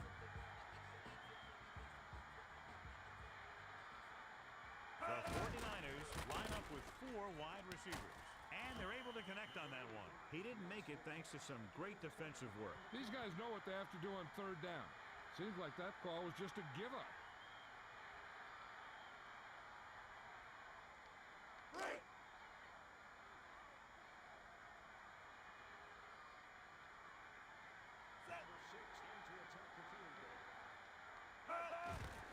The kick is up. And so that kick is good. So the drive ends not with a touchdown, but with a field goal. And the coaches, while no doubt happy for the 3, will have to take a look at how to push it down the field all the way the next time for a touchdown. Hey, that's why you have your kicker. You put him in position to come through, and when he does, it gives your offense confidence. But they don't have to do it all. They can rely on him to get points too. Baker is just about ready to kick this one away. He sends it off. Carter will try to bring this one back. The Giants take over on offense at the 23-yard line.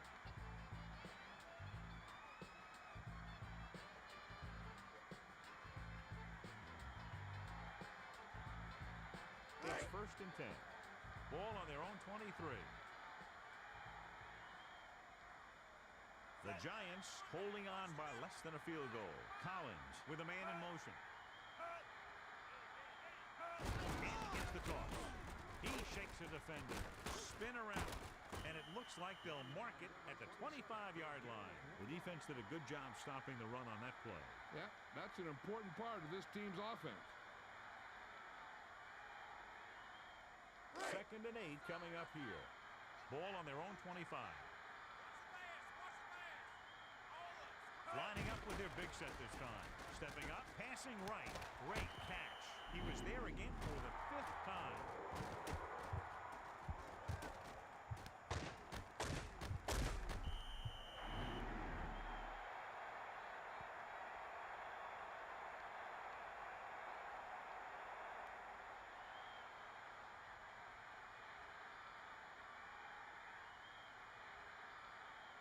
So they have 1st and 10 here.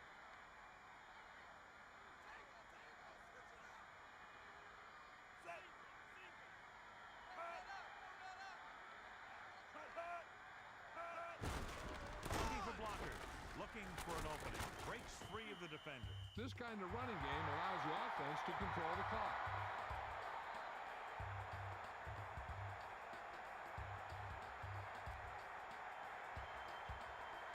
About 2 to go.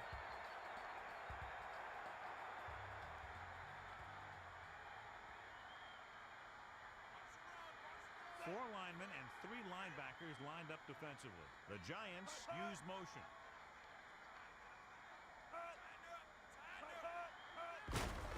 Barber to carry it, breaks free. Smith makes the play at the 41. Barber pounds it in there for the first. Yeah, and he got a great push from his offensive line. You can credit them for that first down. They're just about in field goal range. Ball on the 41-yard line.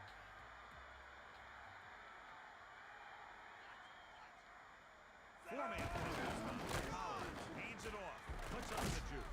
Loses 1 tackle. Bronson makes the tackle at the 32. A consistent running game will keep the defense on the field, not allowing them to rest on the sideline. 2nd and about 1.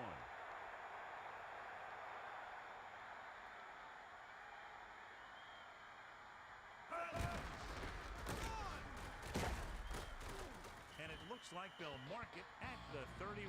He finds his way just past the first down marker. He knew how far he had to go for a first down, and pow, he just got it in there.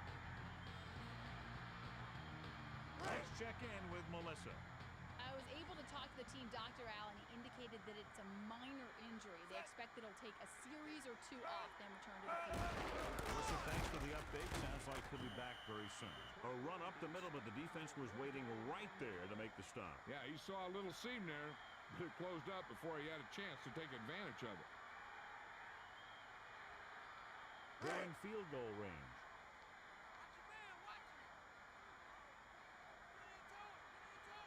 And this is the 7th play of this drive. Dean looking for a seam. Breaking free. Stubblefield with the tackle at the 27. Pickup of about 5.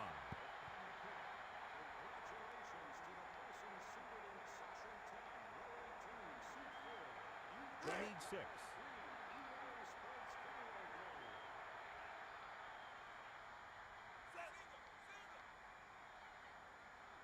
Looking to pass.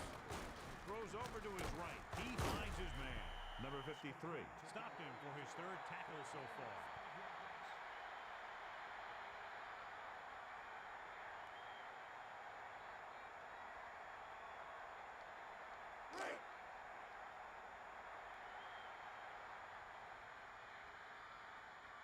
Number 2 heads out to try this field goal. And it's on its way. And so he misses the kick wide left.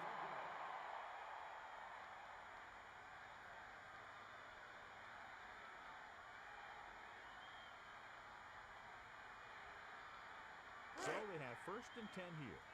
Ball on their own 28. He tossed it away. Allen stops him at the 35. So that tackle was his 3rd.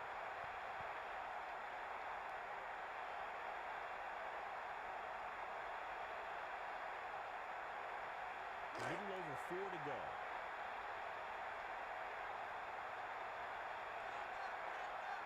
49ers can regain the lead with a field goal. Owens can't come up with it on that attempt. He took a big chance on that pass. The quarterback was trying to be a little too fine on that one. About 4 to go. Ball on their own 35. Looking to throw. Throwing left. And he finds the open man. And he stops at the 43-yard line. Garcia has now thrown for over 100 yards after completing that pass.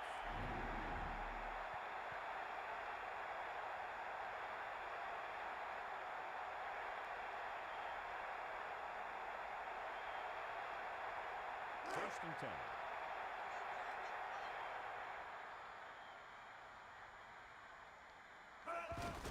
Looking to turn it upfield. The 50. And it looks like this one will be spotted at the 48. They keep pounding the run like this, and the other team is going to have to ask for some extra oxygen on the sideline. Second and inches.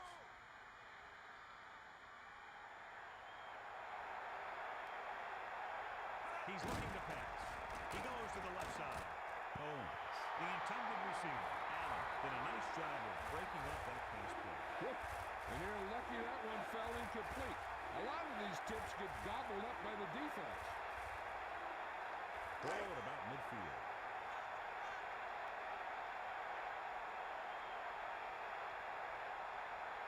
The quarterback gets set with only one back behind him. Number 89, the motion man.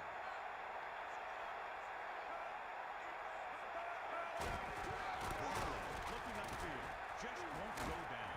And he's brought down at the 47-yard line. He lowers his head and powers his way to the first. When you talk about grinding away, this is what you mean. Just run the football and get what you need for the first down. First and 10. Ball on the 47-yard line. 2 minutes to go.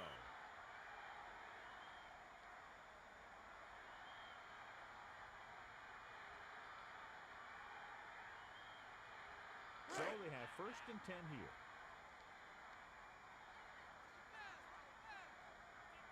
The 49ers can regain the lead with a field goal. Looking to pass. Fakes the throw. Throws it.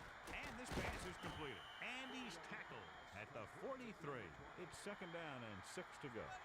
Ball on the 43-yard line. 4 linemen and 3 linebackers lined up defensively. Williams stops him at the 35-yard line. So that tackle now gives him 4. First and 10. Ball on the 35-yard line. The 49ers can regain the lead with a field goal. The defense has it. These guys are usually a little more careful than that out there. So here's how each team has done protecting the ball, or lack thereof, perhaps. They'd like to add a few more points to this lead, but will need to do a good job with clock management. It's first and 10.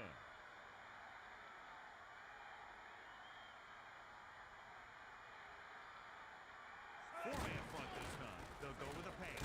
Passing right, and he hits his target. The former first-round pick. Got enough yardage on that pass to put him over 100.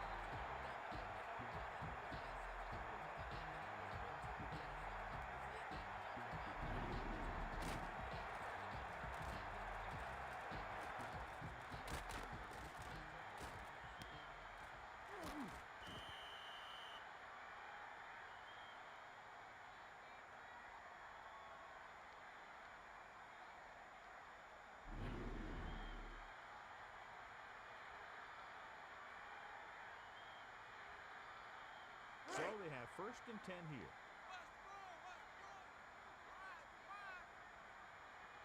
Four-man front this time. Dropping back, gets the pass off. Toomer was the intended target. Collins overthrows the pass. And he has to be careful. Not only is that pass off target, but it's also a good way to get your receiver depth. If this coach is anything like an Inky is, he won't be satisfied with the lead. And he'll have his guy throwing to give him a chance at some more points before halftime. 4 linemen and 3 linebackers lined up defensively. He's looking to pass. Looking for an option. Passing right. And caught. Great effort there. And he's brought down at the 34.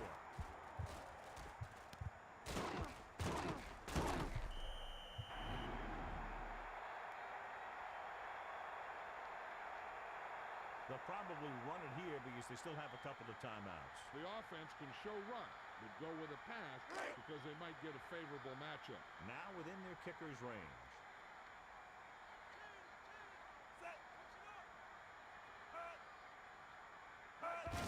With the carry. Looking for an opening. Number 53 makes the tackle at the 30. He found the ball carrier to make his 4th stop of the game.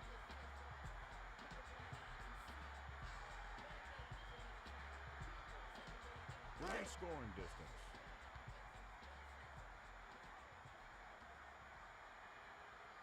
The Giants holding on by less than a field goal. Looking to pass. Collins with the pass, and he makes the grab. He pulled the trigger quickly. As hard as he throws it, he always seems to put the ball right on the receiver's number.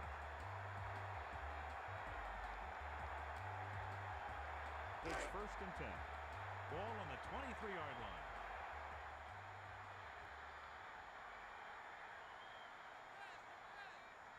Fifth play of this drive. He's going to throw. Throws it out over to the left. Dane was the intended target. Collins looked a little uncomfortable in the pocket there. It was an easy pass. How in the heck did he miss it? There's still plenty of time left. They might take a shot at the end zone here. But they didn't want to blow their chance of getting some points before the half. So he has to be smart with his throw.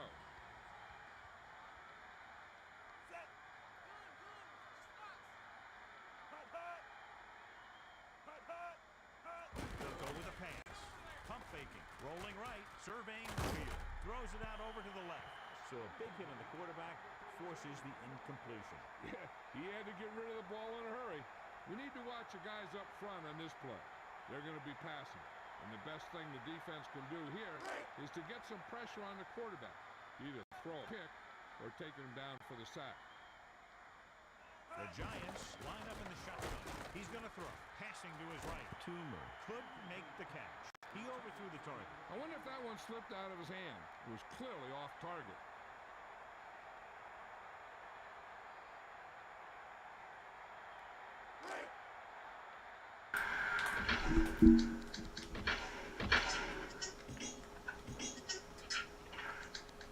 And we go back to the game.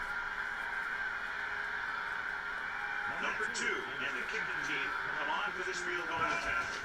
And it's up. And the kicker got successful field goal attempt is the second one of the game.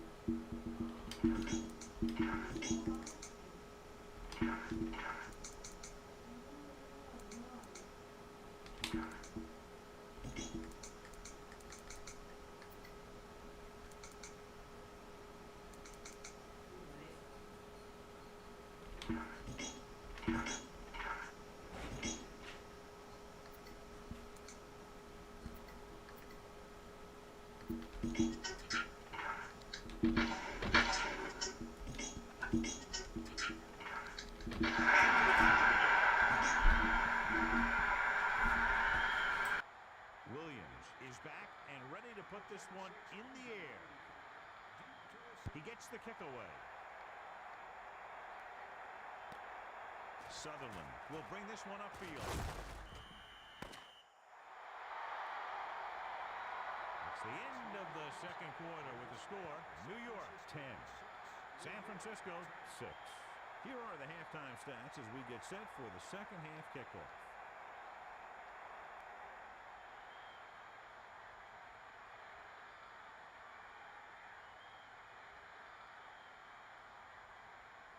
Williams is just about ready to kick this one away. He kicks it off.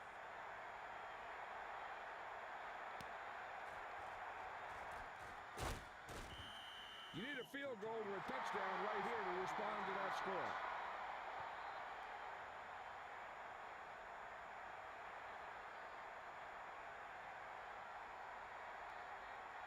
So they have 1st and 10 here. Ball on their own 17. The 49ers are in the offset I formation, looking to run it here. He's out to the 30, the 40, the 40, the 30, the 20, the 10.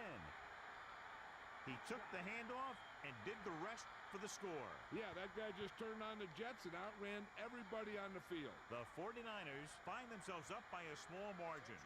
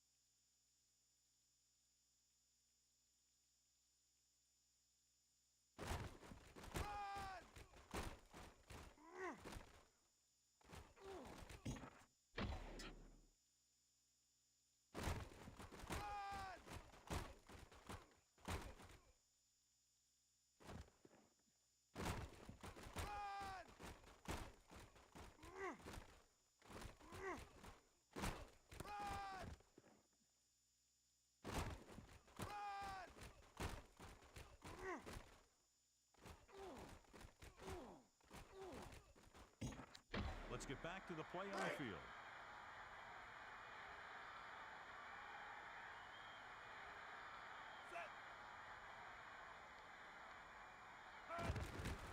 The kick is up, and the extra point is good. Not much time taken off the clock with that drive, but then again, it only took one play to score the touchdown. Yeah, I'm not sure this defense knows what just hit him.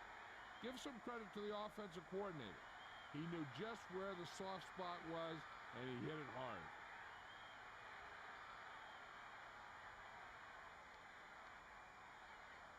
Baker is back and ready to put this one in the air. He sends this one toward the end zone.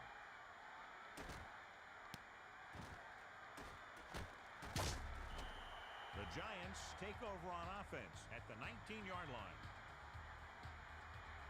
Melissa, do you have an update for us? Thanks, Al. The Giants coach and his team may be losing right now, but they're ready to come out throwing in the second half. They had decent success in the first 2 quarters, so look for more of the same from them here. Thanks for that report, Melissa. Dane receives the handoff. Couldn't find much of a hole, and he's brought down after a gain of what looks like a couple. Yeah, you talk about push. This line got no push at all, and there was nowhere to go. 8 to go. Ball on their own 21.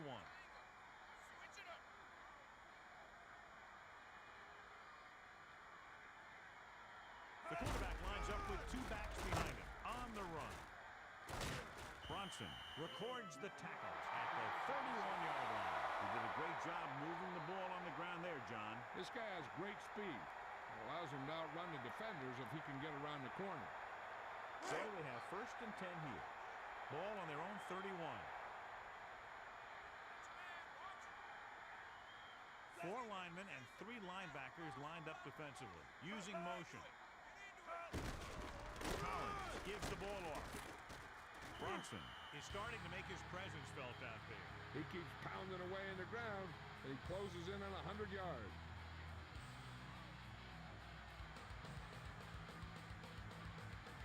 Second down and 8 to go.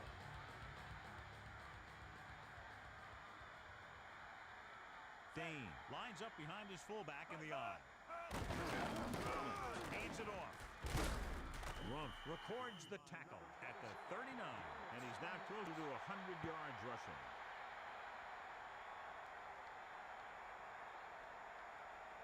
Third and maybe 2. Ball on their own 39.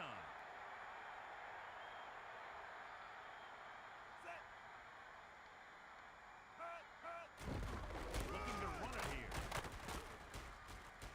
Showing good moves. Parrish is showing no mercy. He's on anything that moves, and that takedown was his 9th.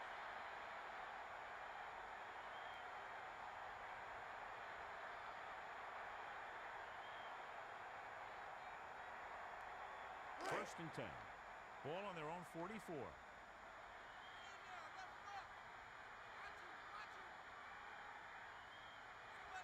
And this is the 4th play of this drive. Looking to turn it upfield. Smith drags the ball carrier down behind the line. He couldn't reach the corner on that run. Yeah, as a back, you need to take what the defense is going to give you. That time, they wouldn't give him an inch.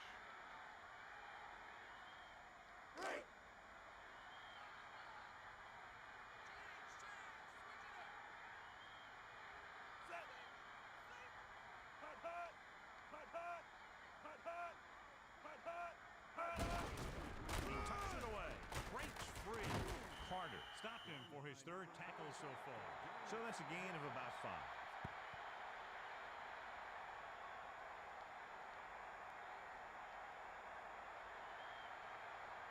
Third and 7. Ball on their own 48.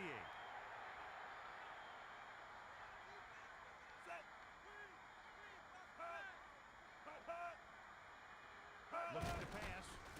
Dumps it off. Breaks the tackle. Engelberger pulls him down at the 49-yard line.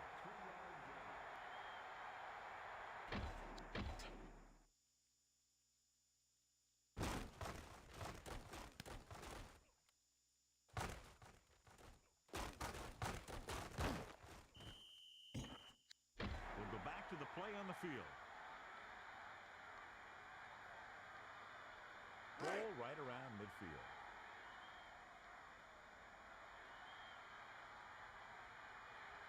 Williams is looking for a good punt here. Sutherland looks like he's ready for the return. They were able to move the ball very effectively on that last drive, particularly on the ground, and came away with a touchdown. Let's see if they have similar success this time. First and 10. Ball on their own 16.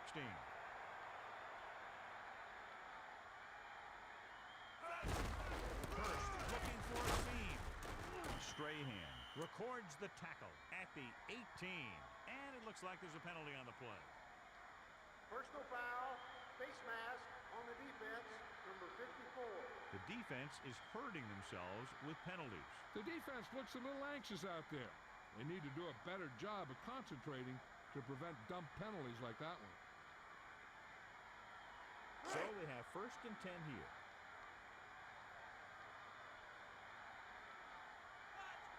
Four-man front this time. Garcia with a man in motion. Dropping back. Tosses it right. Great catch. Williams makes the tackle, and so that's number 6. 9-yard gain.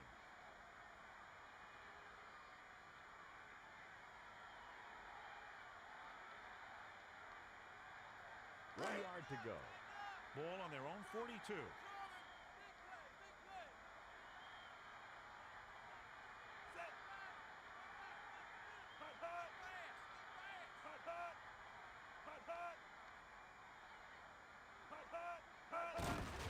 First gets the call. Williams brings him down at the 48. Effective running there, and they pick up a first down. A few more runs like that, and this defense is going to get an earful from the coach. Ball at midfield.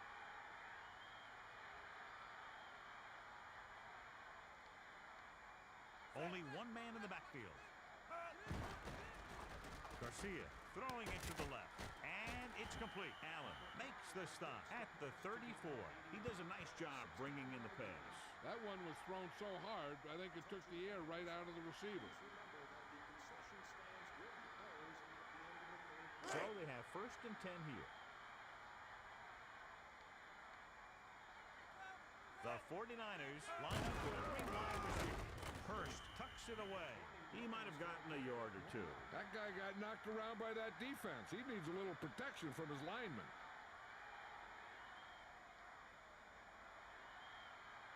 And they need about 9.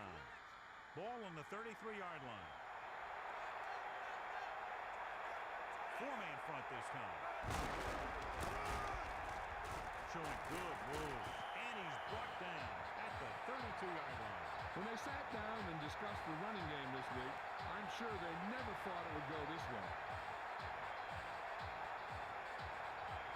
It's 3rd down and 7 to go.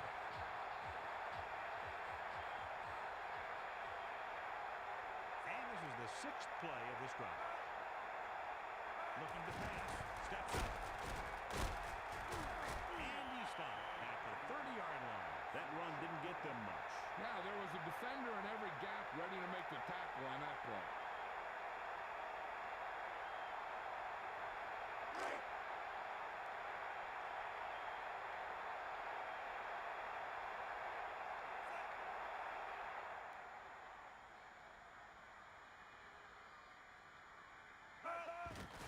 And it's on its way. It's good. So a successful drive, and you look at the fact they did get 3 points out of it. The key to winning is having your drives get some sort of points for your team. They got it done on that drive. And I'm sure they're thinking touchdown for their next one.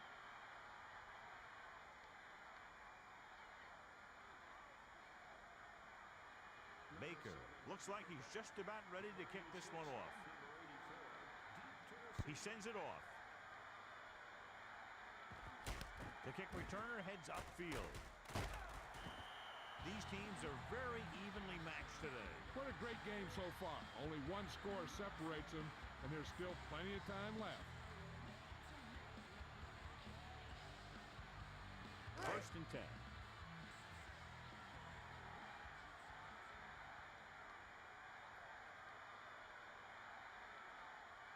Quick drop. Passes left. Knocked down. Collins forces the ball in there despite excellent coverage. And it's almost better to take the sack there because you don't want that pass to get picked off. 2nd and 10. Ball on their own 26. 4 linemen and 3 linebackers lined up defensively. Looks for a seam in the middle, but there's nothing there. The defense had great penetration, and they were right there to cover their gap assignments. 3rd down, and they have a long way to go.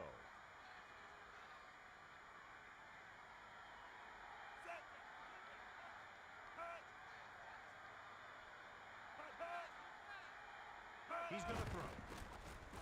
Looking downfield. Carter wraps him up and now has 4 tackles.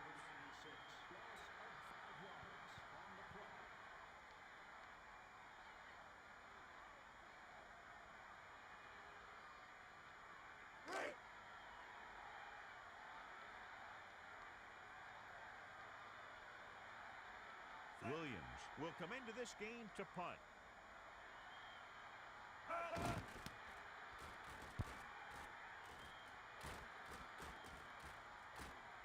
Sutherland will bring this one upfield. Missed the tackle. He had a good return. Boy, the coverage team is going to need to do better because he could take the next one all the way.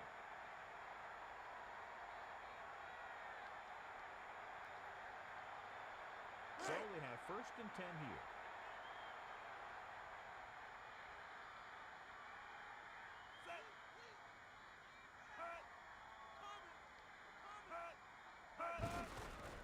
Garcia throws it over to his right. That ball falls incomplete. If he throws it any harder, the skin might come off the ball.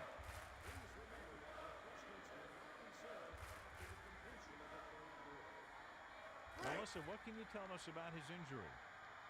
I spoke to a member of the training staff, and he indicated that the injury to his hand was nothing serious. He said that they're going to put on a splint and send him back out into the field. Melissa, thanks for the update. Sounds like he'll be back very soon. Hurst on the delay. Griffin makes the tackle at the 42. He's now over 100 yards rushing. An outstanding day.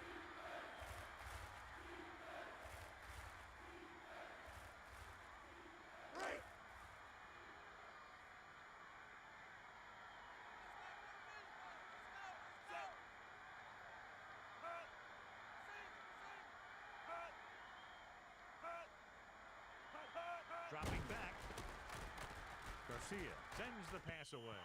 Brown makes a great play by breaking that pass up. You know, he did what you taught to do, and that's take away the ability for the receiver to catch the ball. He can't catch it when you knock it down. About 8 yards. Ball on the 42-yard line.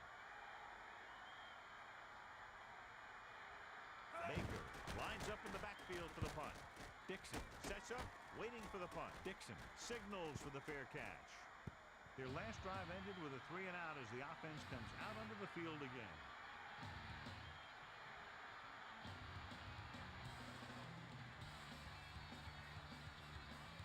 First and 10. Ball on their own 20.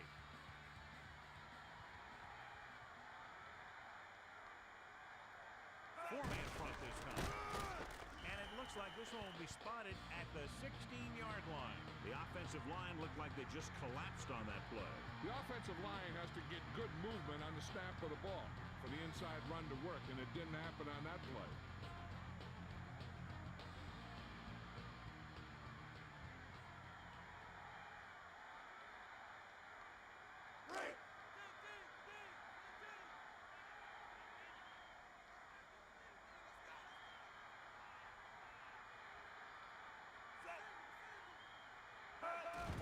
Looking for an opening. He's looking upfield. And he stopped at the 21. They're looking to wear this defense down with the run. Yeah, sure looks like they're going to keep testing this run defense.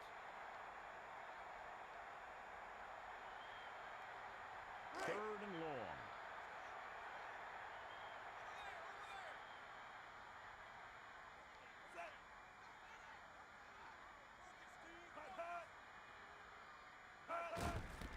They'll go with a pass. Passing right.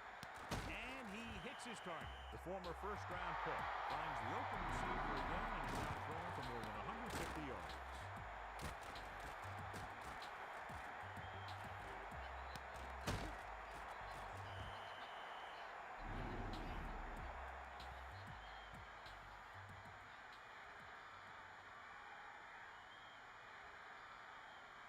Ball at midfield.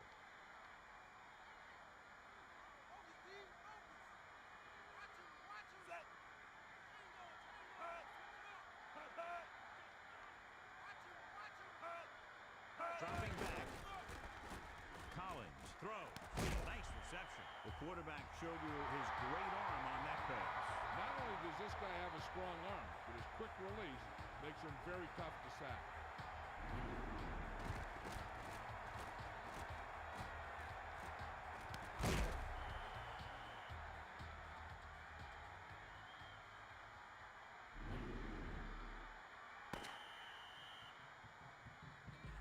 So we've reached the end of the third quarter with the San Francisco 49ers ahead of the New York Giants, 16-10. And we'll start the fourth quarter. It's first and 10. Ball on the 28-yard line.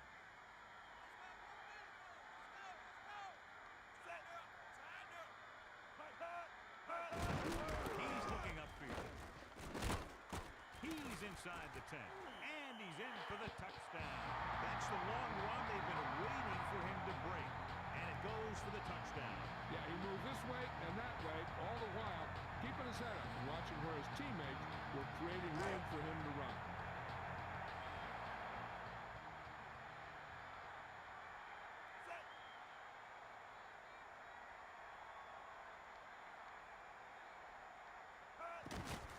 And it's up. And he tacks on the extra point. And so they were able to end that long drive with a touchdown. The offensive unit was really in sync out there, running this offense and running it very well. And give some credit to that big offensive line. Those guys are working hard out there, and it's showing on drives like that. Williams is just about ready to kick this one away. He gets the kick away.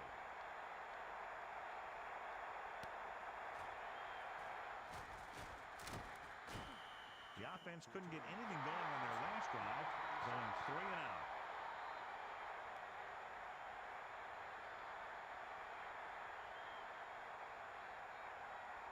First and 10. Ball on their own 20. Nickelback in this time. Man in motion. Drops back. Short throw. Just couldn't get that pass under control.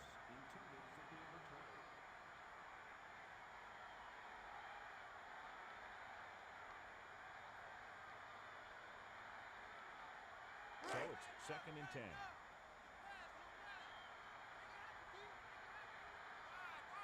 Garcia under center. The 49ers using motion. They'll go with a pass. Looking downfield. Going long. And he finds the open man. A powerful arm display on that pass. Heck, that guy better count his fingers to make sure they're all there after catching that one.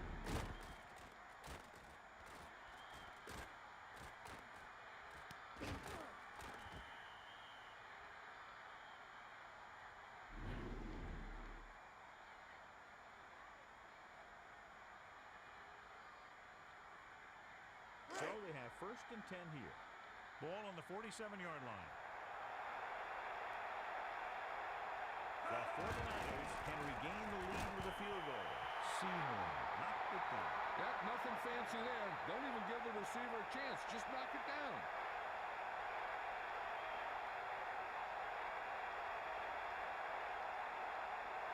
With 2nd down and 10 to go. Ball on the 47-yard line. Garcia sets up. Fakes the throw. He goes to the left side. Strahan stopped him for his 3rd tackle so far.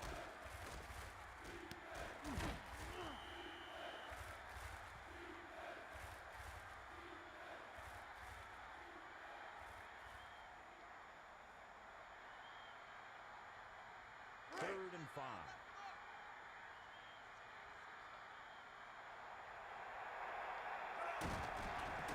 Garcia throws it over to his right. Holmes couldn't make the catch.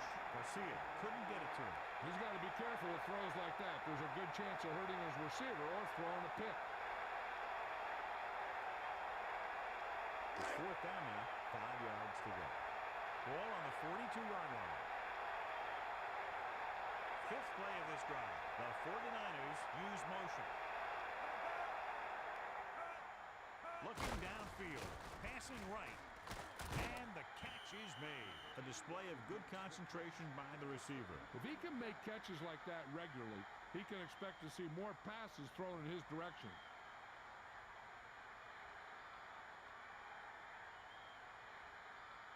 So they have 1st and 10 here.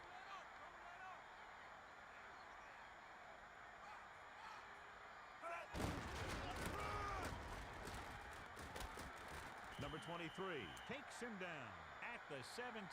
He laid a good hit on him there for his 5th tackle of the game. Holding. Offense. Loss of 10 yards. He is guilty of holding on a play. Holding happens on almost every play. It just depends on whether the official sees it and decides to call it. Inside enemy territory.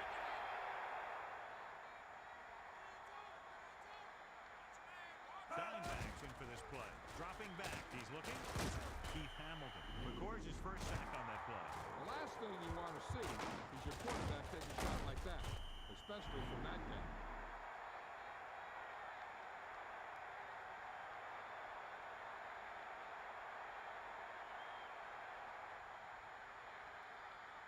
Second and long.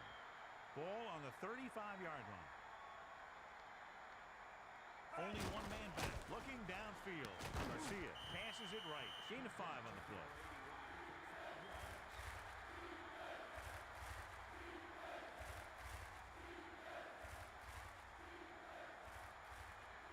Third down and long coming up here. 8th play of this drive. Dropping back, uses the pump, tosses it right. Broken up. Williams makes a great play, breaking up that pass. You know, the quarterback needs to put that ball in a position where the defender can't get to it. That didn't happen there.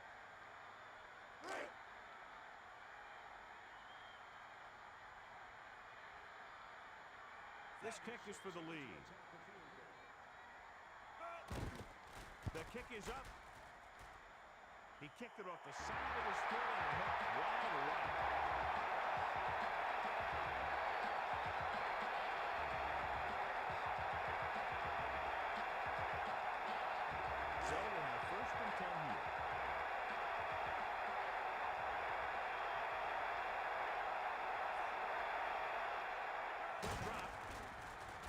Gets the pass off.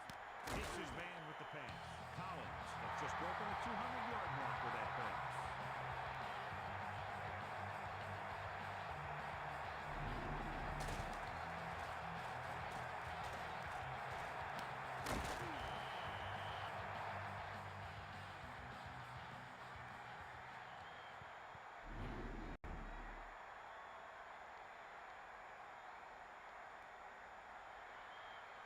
They're just about in field goal range.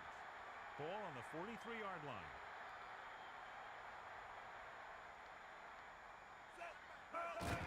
Dane receives the handoff. Number 53 gets right in there and brings him down. He stopped him there, and according to our numbers, that's tackle number 6 for him.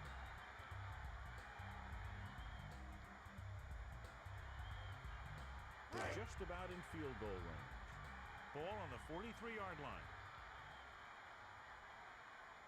4 linemen and 3 linebackers lined up defensively. Throws it. He hits his receiver. He really zipped that pass in there. Hey, I think we need to get this guy's throws on a radar gun. That could have a vapor trail.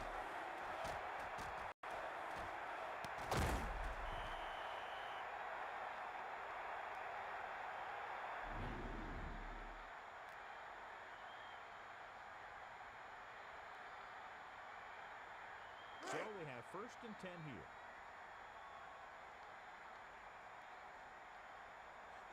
The Giants holding on by less than a field goal. Man in motion. Collins hands it off. Missed the tackle. Carter brings him down at the 19. He was there again for the 5th time.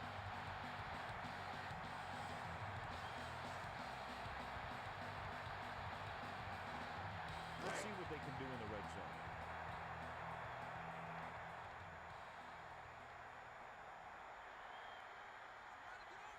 Dropping back, stepping up, throws it, hits his man with the pass. He can't wrap him up. He threw a great pass, and they get into the end zone. The quarterback knew that he had to make that pass perfect, and he got the job done on that one. So they're now up by a touchdown.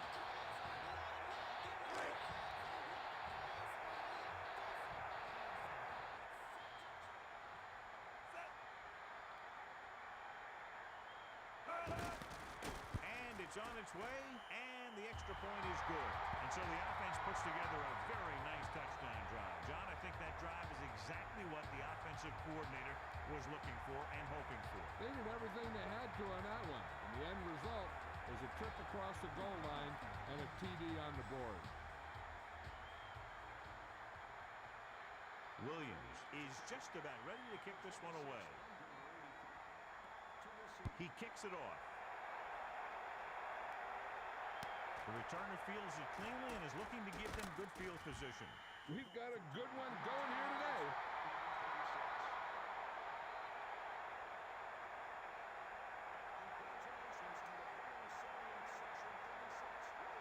It's 1st and 10. Ball on their own 22. Man in motion. Quick drop. Gets the pass off. It's batted away. And a good defensive play. I'm not surprised. That was a tough pass.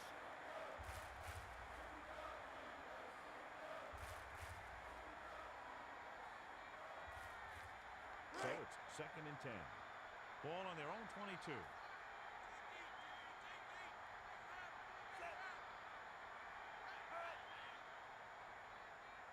Looking to pass. Garcia with the throw, and he finds the open man. He really lets it fly. When you have a guy with a quick release like this, it can really frustrate the pass rush. Seems like he always gets rid of it just before they can get to him.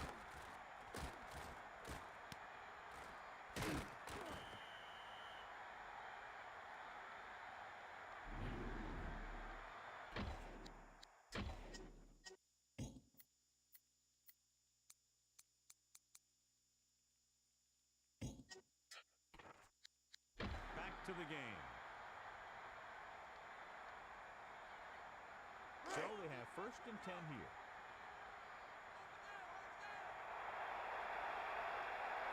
Pass. Passes it out to the left. He hits his receiver. And it looks like they'll mark it at the 47. 4-yard gain on the play.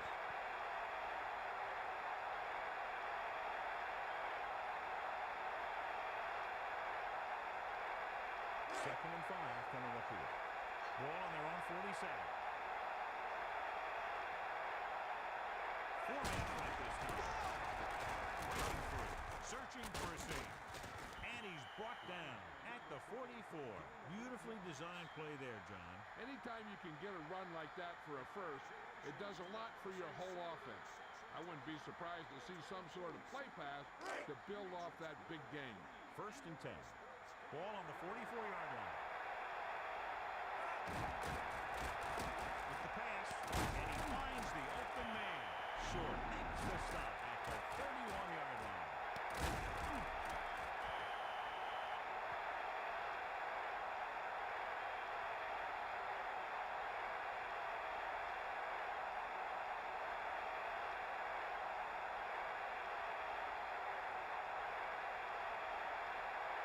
It's first and 10.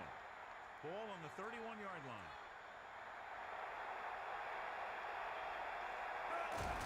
First on the minute. And it looks like this one will be spotted at the 30-yard line. Runs up the middle. There wasn't much of a hole for him to slide through. As soon as he got the ball, there was a defender in his face to knock him down. And they find themselves in scoring range.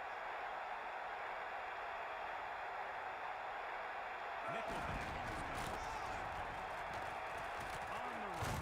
And it looks like they'll mark it at the 27-yard line. Not much on that play. Yeah, you talk about a defensive line winning the battle, and this is what you mean. The running back gets to the line, and there's nowhere to go after that. Third and 6.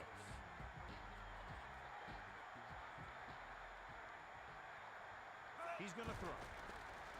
He's looking. Throwing left. Broken up. The coverage was there, but he decided to throw it anyway. That guy has a great arm. Sometimes he takes some chances, and he throws into coverage.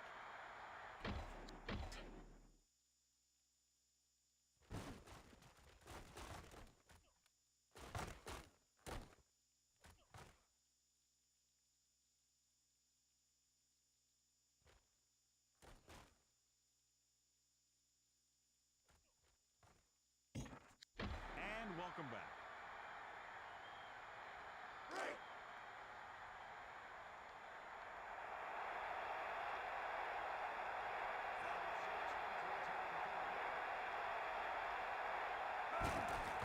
And it's up. And that kick is right on target. And they're able to get some points out of the drive with the successful field goal attempt. Not every drive is going to get you a touchdown, so getting 3 was big.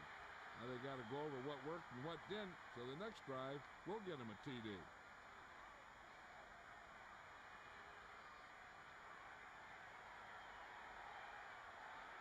Baker is just about ready to kick this one away. He sends this one toward the end zone. Looking for a good return. The offense with a lot of success through the air on the last drive as they move downfield for the touchdown.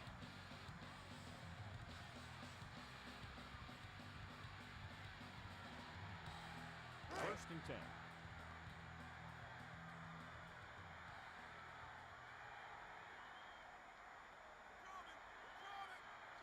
With an extra DB, the defense is in the nickel. He's looking to pass. Passing right. He hits his receiver. Brunson wraps him up and now has 4 tackles. The former first-round pick continues to pile up the passing yards. He's over 250 now. Second down and 1 to go. Ball on their own 39.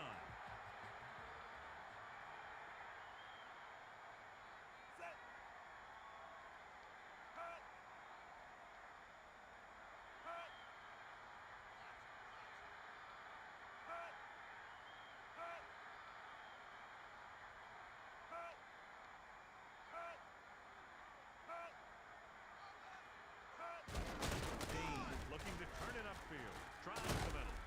And he stopped at the 46. A fresh set of downs after a nice pickup on the ground. Hey, nice job up front, holding their block and allowing him to get a good run for a first down. So they have 1st and 10 here.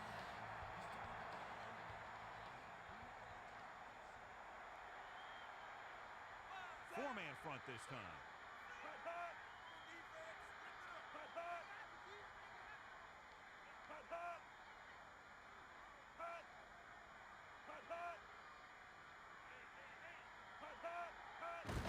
Looking to run it here. Bronson laid a good hit on him there for his 5th tackle of the game. And so they'll stay conservative and keep it on the ground. A tough running game will make your passing attack even more effective.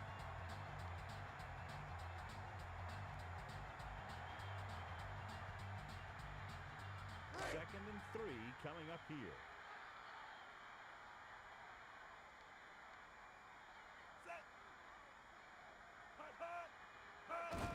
Collins gives the ball off. Peterson hauls him down behind the line. He's starting to make his presence felt out there.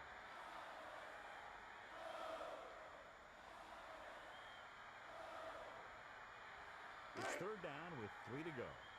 Ball on the 47-yard line. Dane, the lone setback. Collins hands it off. He shakes a defender. Dane with the carry, and he's brought down at the 37. He was able to pick up good yardage on that play. When you have a back who can pick up big chunks of yardage on his carries, it forces the defense to bring another man up to the line of scrimmage to try and control him. So they have 1st and 10 here. Ball on the 37-yard line. The backs are lined up in an eye. He's looking upfield. Tries a little. Carter stopped him there, and according to our numbers, that's tackle number 6 for him. They've almost got this game won, but they still need to run it to make the defense use their timeouts. 2nd and 9. Ball on the 36-yard line.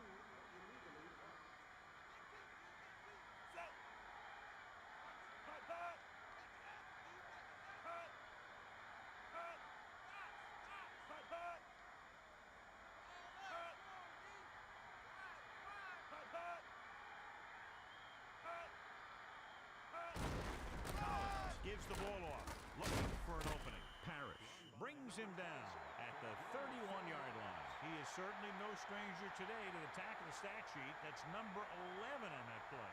I'm guessing this should be a run. The defense can't be lollygagging around, because if they are and they give up a first, this one's over. Collins sets up. And it looks like they'll mark it at the 32-yard line. Dane was stopped before he could go anywhere. Yeah, because those big old defensive linemen pushed those big old offensive linemen backwards. So they'll probably try to tack on 3 more points and make it tougher for a late comeback attempt.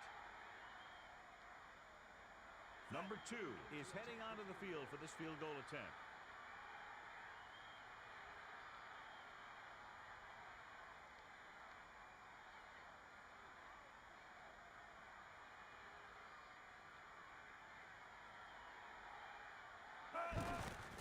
The long field goal attempt is on its way.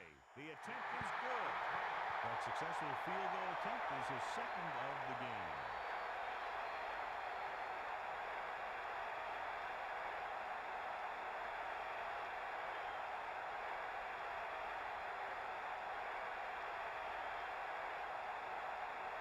Williams looks like he's just about ready to kick this one off. He sends it off. Sutherland fields it cleanly. He shakes a defender. The defense were able to keep him out of the end zone on their last possession, but the offense did pick up 3.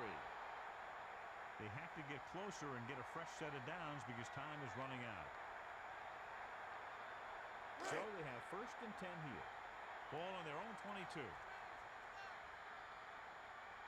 The backs are lined up in an eye. Drops back, fakes the throw. Garcia with the pass. Owens was the intended target. A great job to break up that pass. He tried to guide it in there, but it didn't work.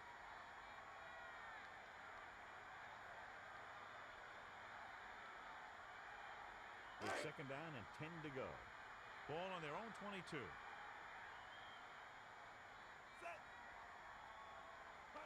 Quick drop. Passing right. Intercepted.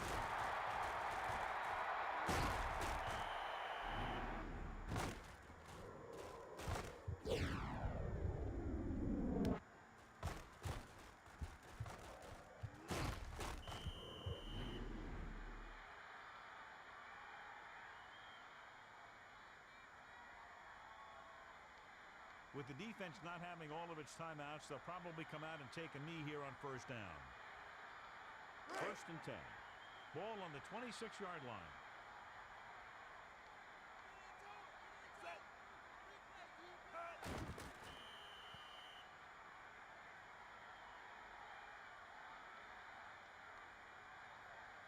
That's all she wrote. The final score is New York 27, San Francisco 19. A reminder to join us next week for another exciting NFL game. This has been a presentation of EA Sports. And this is Al Michaels for our entire crew saying good night.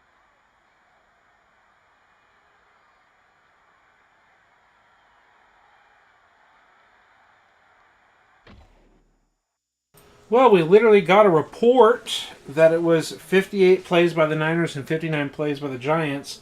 And San Francisco ran, like, what, 3 plays, 2 plays with the interception? And the Giants ran a play. Like, it should be like 60 and 60, like the exact number of plays. I think we're fine with the average number of plays per game. Jeff Garcia, 0 touchdowns, 3 interceptions. Threw a touchdown, had it called back. 239 yards passing, 55%.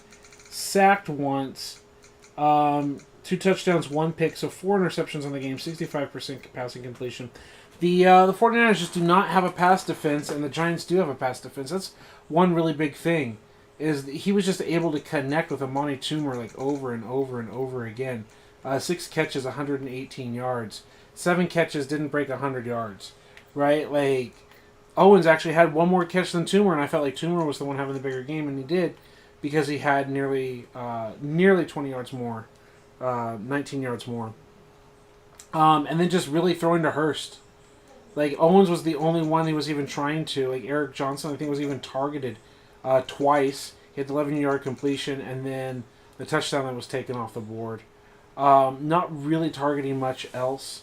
Defensive-wise, pass deflections, 1, 2, 3, 4, 5, 6, 7, 8, 9, 10. Like, 10 of Jeff's passes are swatted down, right?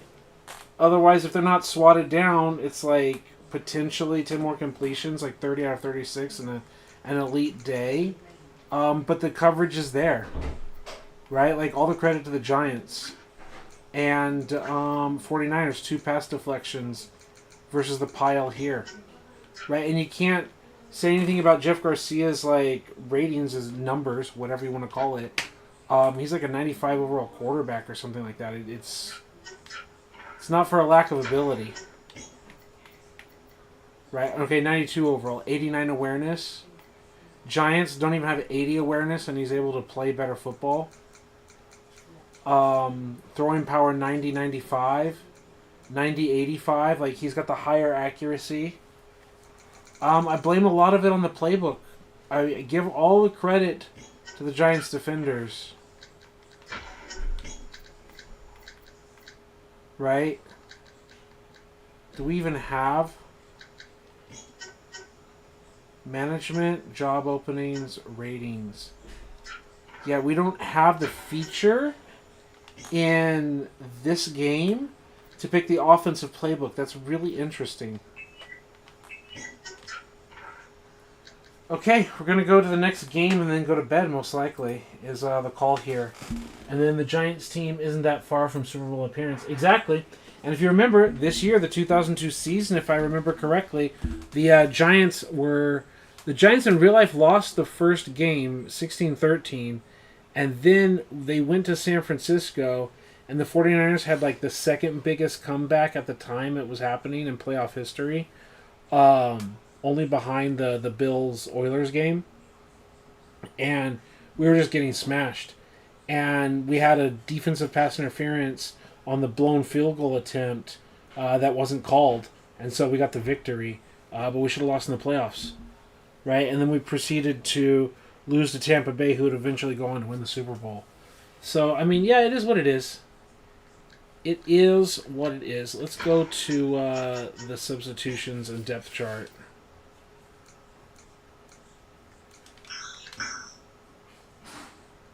Yeah, because I made an in-game decision, and I just saw what they were doing.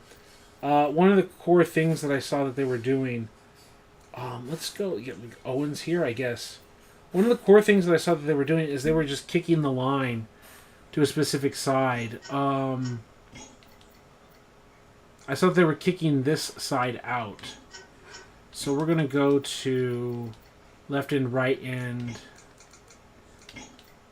We're going to go here. Engelberger. Left in. Carter. And so outside linebacker kind of thing. And then the other thing that we saw is instead we wanted Peterson replaced by Ulbrich. Right. So we're going to put Peterson here, and then we're going to put Rashid here, and we're going to put Winborn here. And then we're going to put Peterson here. We're going to put Winborn here, Winborn here. And then we're going to put Winborn here. Right. Yeah. And then we're going to go substitutions. So yeah, basically middle linebacker, defensive end, and yeah, that's fine. Yeah, that's fine. Yeah, that's fine.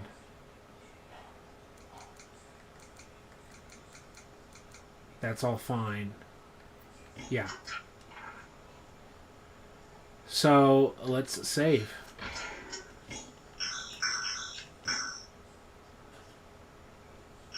Yeah, that playoff loss got Jim Fossil fired. Yeah, exactly. Blowing that lead. Absolutely. Don't think there's much to see here. And a 10-7 game. We don't get to actually look at like the box score. That must be a Madden 04 thing. I think this would be an interesting game to physically play, to user control the Falcons, especially a team that we're not necessarily controlling like their roster. Panthers, Ravens.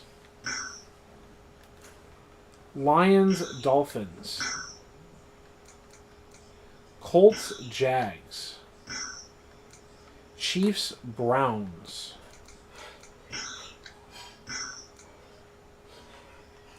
These are all the 1 o'clock games. That was Thursday night game.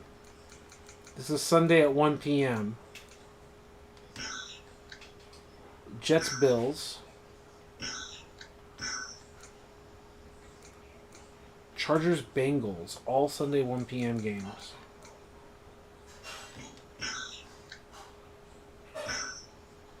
Browns get a 30-25 victory. So that's for Vic Vids right there. You get your 30-25 victory.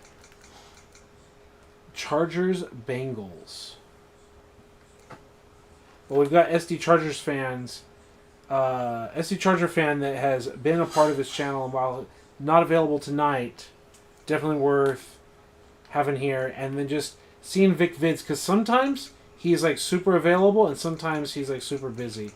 Like I said, I'd just like to get his input to see if he would like to have any impact in terms of trades when they're available, roster management, all of that stuff, and see if he's even available at all and monitor that team. This is a game worth showing. It's the last 1 p.m. game. Saints, Tampa Bay. Okay, Tampa Bay is on their winning streak that they deserve. And then we've just got a bunch of games in a row to watch. So I think we should close out that game.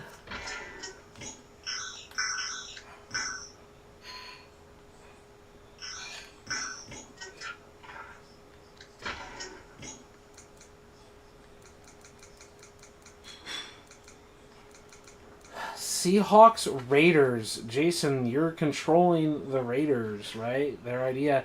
And then we have Retro Rewind Sports with Seattle Seahawks. That would be the goal. That's his favorite team.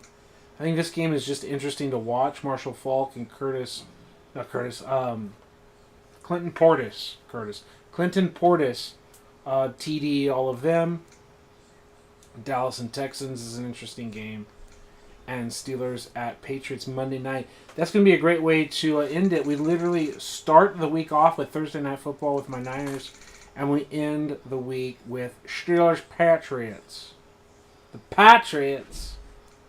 So, SC Charger fan isn't here, so why don't we get the Raiders game going? That seems interesting. EA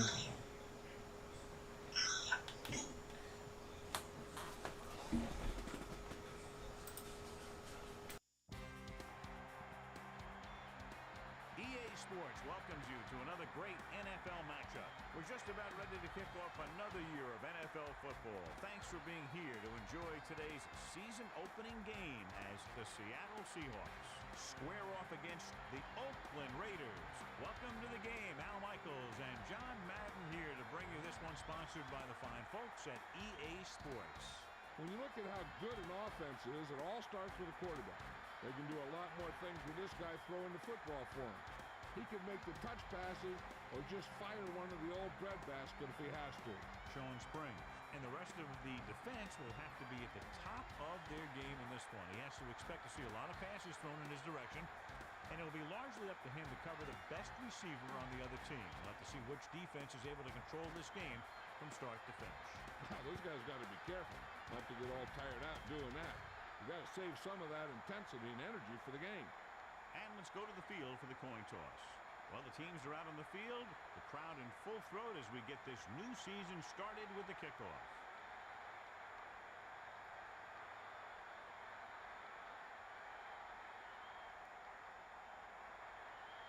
Fiegels in to kick this one off. He kicks it off. Number 31 will bring this one upfield. The Raiders will start this drive from the 28.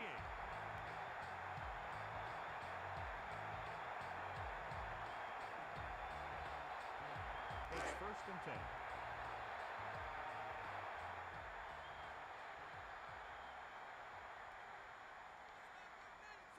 Man in motion. He's looking to pass. He surveys the field, passes it out to the left, and he's knocked out of bounds at the 31-yard line.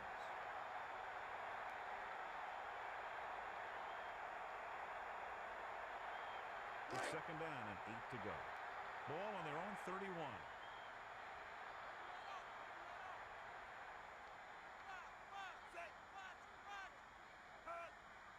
They'll go with the pass. Stepping up, Gannon with the pass. And he's brought down at the 37-yard line. Well, he dumped it off on a screen pass on that play. The screen is basically a misdirection play. You get the defense pursuing the quarterback, then he just tosses it over and hopes the receiver can find some running room.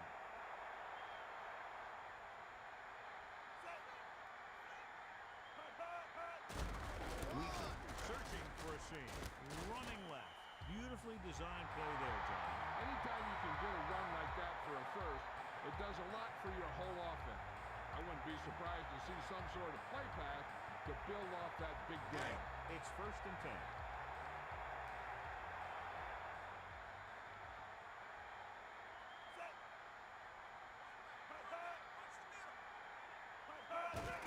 Gannon hands it off. And it looks like they'll mark it at the 44. He was dropped before he could get back to the line. Yeah, you can't run without good blocking. It's 2nd down and 10 to go. Ball on their own 44. With an extra DB, the defense is in the nickel. Looking to pass. With the pass. Nice connection. Lucas makes the tackle at the 45-yard line.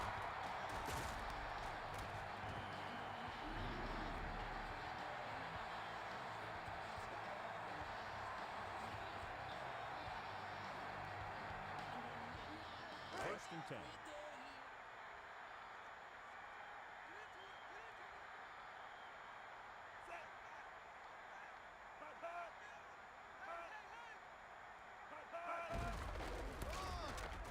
Three of the defense still running, and he's brought down at the 40. You don't need a flashy running game to win games. Sometimes all you need to do is control the clock and wear down that defense. So they're almost within their kicker's range. Ball on the 40-yard line.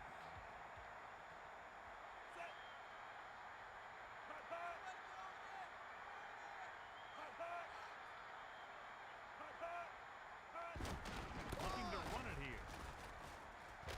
Tongue makes the tackle at the 29-yard line. First set of downs after a nice pickup on the ground. Hey, nice job up front, holding their block and allowing him to get a good run for a first down.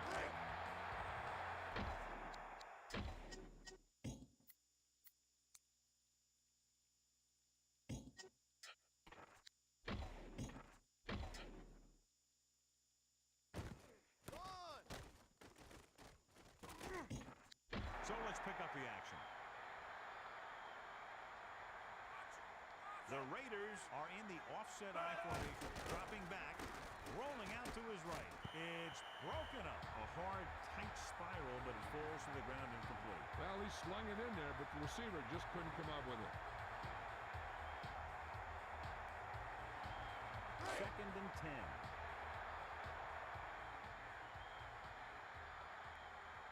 Gannon sets up. Looking to turn it upfield on the carry. And it looks like they'll mark it at the 27-yard line. That run didn't get them much. Yeah, there was a defender in every gap ready to make the tackle on that play. So they dug themselves into a hole here, a long third down situation.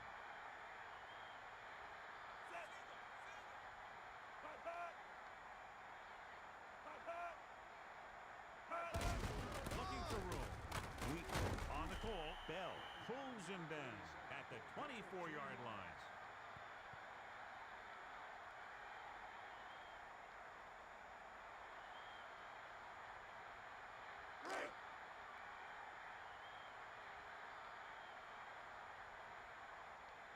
Janikowski will try to come through with the field goal here.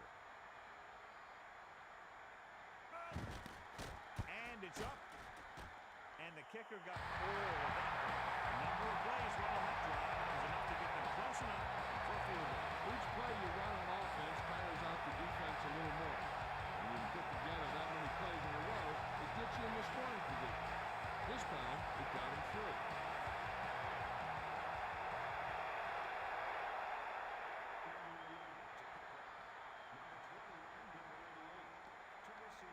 He sends it off.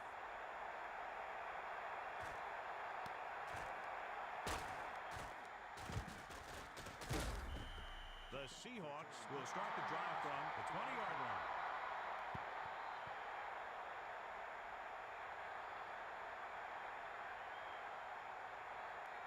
It's first and 10. Ball on their own 20.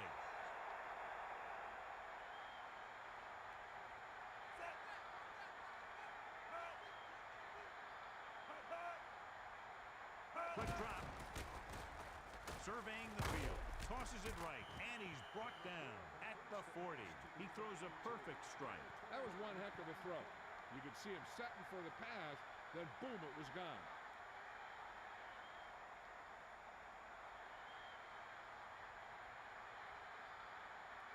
First and 10.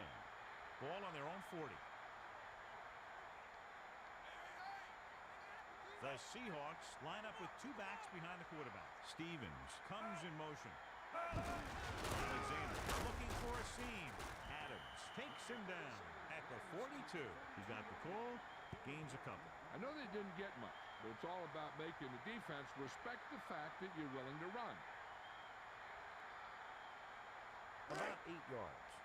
Ball on their own 42. The Seahawks are in the offset I formation. Dilfer with a man in motion. Alexander gets the toss. He'll take this one to the outside. And he's brought down at the 46. Gain of a handful.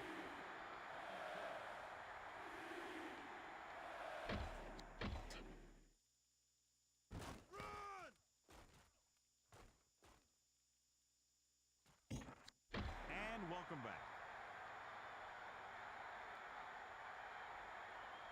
About 4 to go.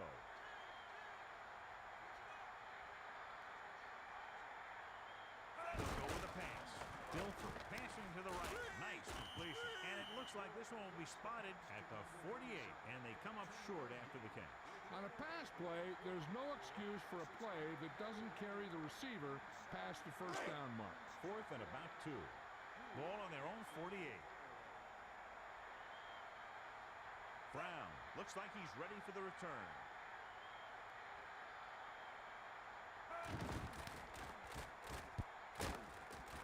Brown will call for the fair catch.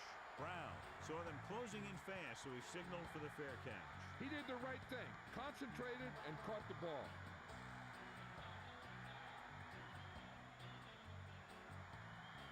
Deep in their own territory.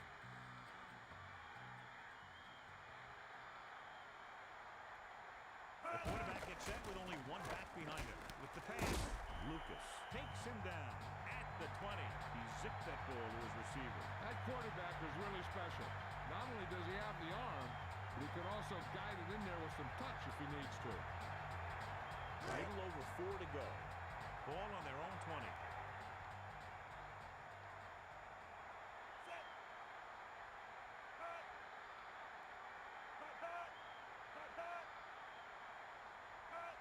Dropping back. Steps up. Gannon with the pass. He hits his receiver. He showed great leaping ability, going up and grabbing the pass. Some of these guys have the skills to play other professional sports if they had wanted, and really a chance to show off when they do things like that. 1st and 10.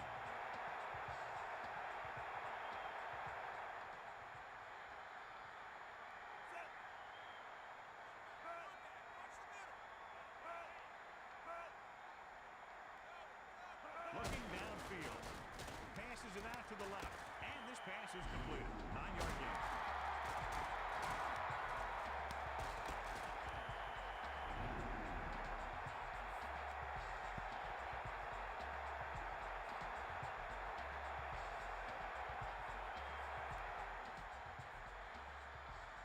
Second and about 1.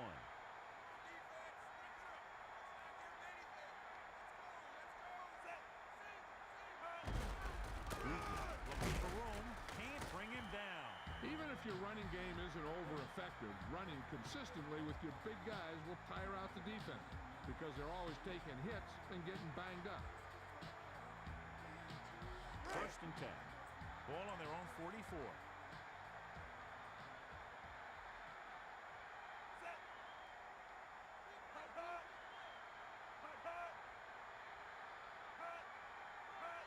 Looking downfield.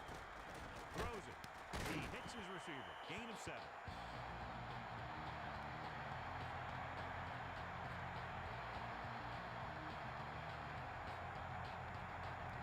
All right, 2 to go.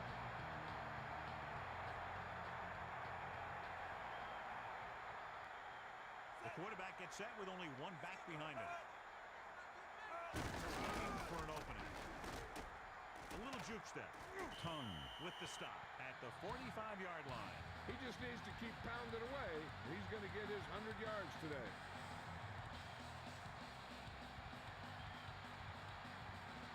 First and 10.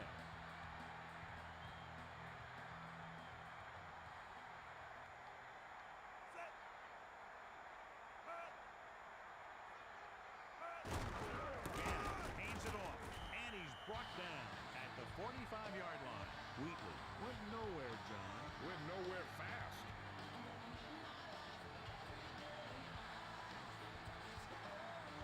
Second and 10.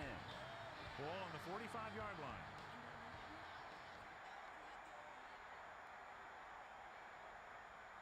Four-man front this time.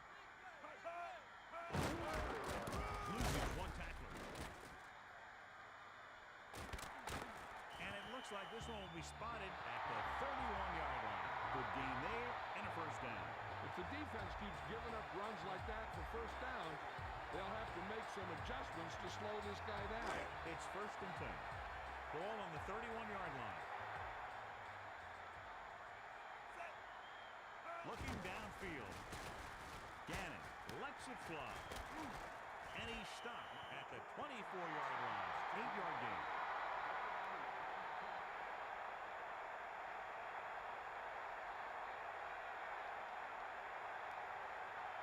Two yards to go.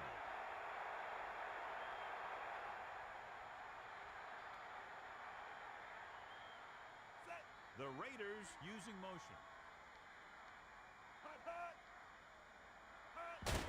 With the carry. Stiff arm. He shakes the defender. Kirkland with the stop. At the 20-yard line. Kirby was very determined on that play, John. It was a great run. He saw his blockers create some room for him, and he accelerated right through the hole. It's 1st and 10.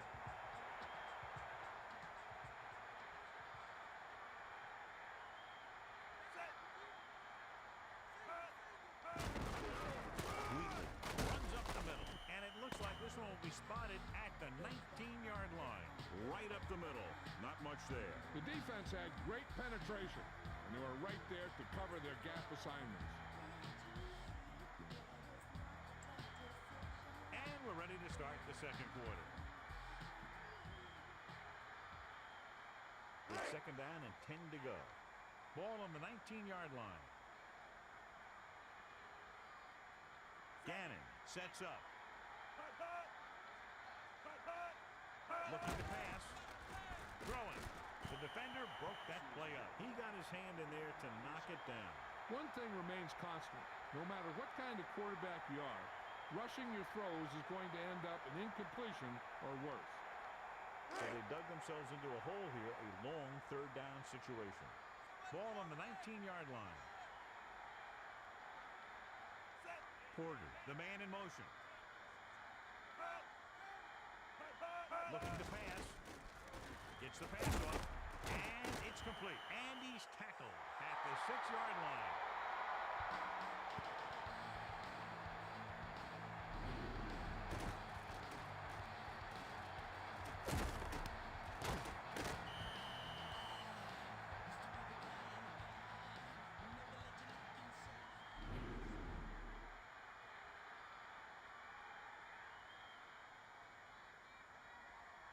First down and goal to go.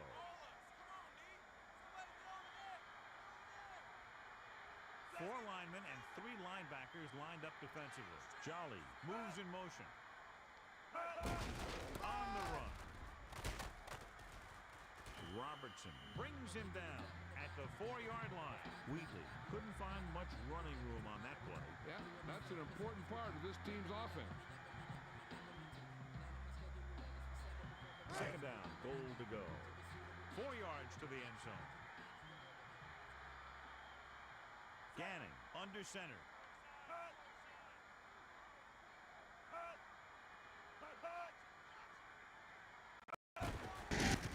Throwing left. Nice reception. And a great throw for the touchdown. Yeah, he threw that where only the receiver could get it. Touchdown! Raiders!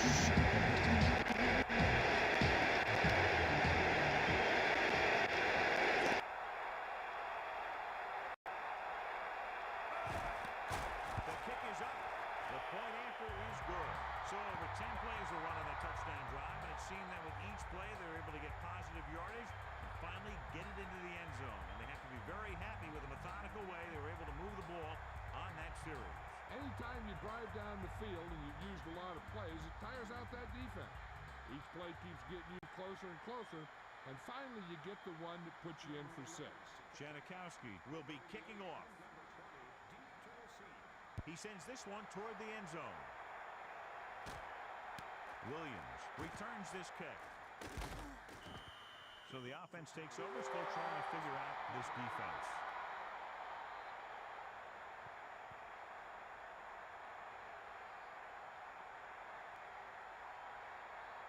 So they have 1st and 10 here. Ball on their own 20. Nickelback in this time.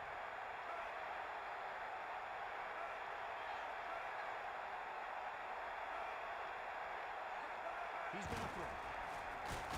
Gets rid of it. It's picked off.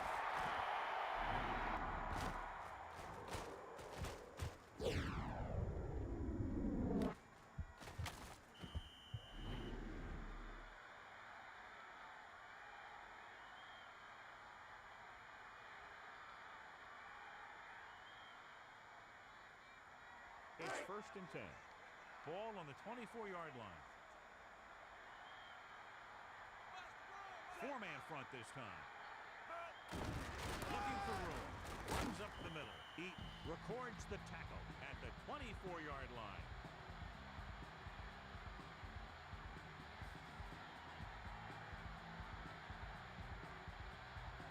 So it's 2nd and 10.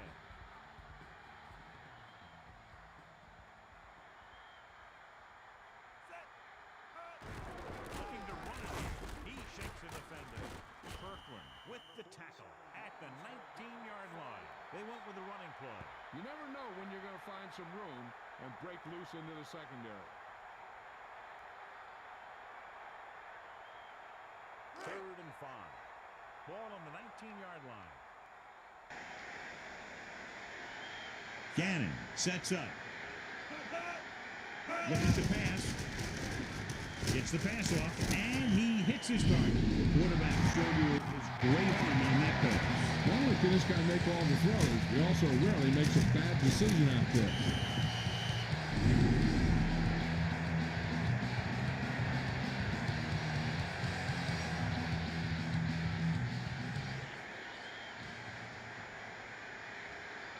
So it's 1st and goal. Ball on the 10-yard line.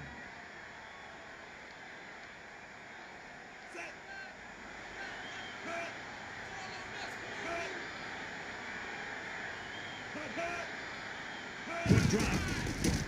He goes to the left side. And his pass is complete. He pulled the trigger quickly. As hard as he throws it, he always seems to put the ball right on the receiver's numbers.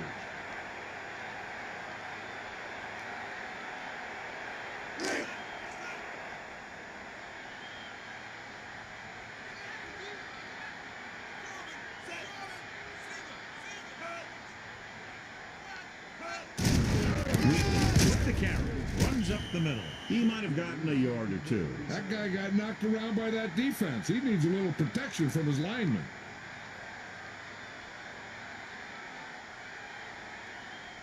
Third and goal.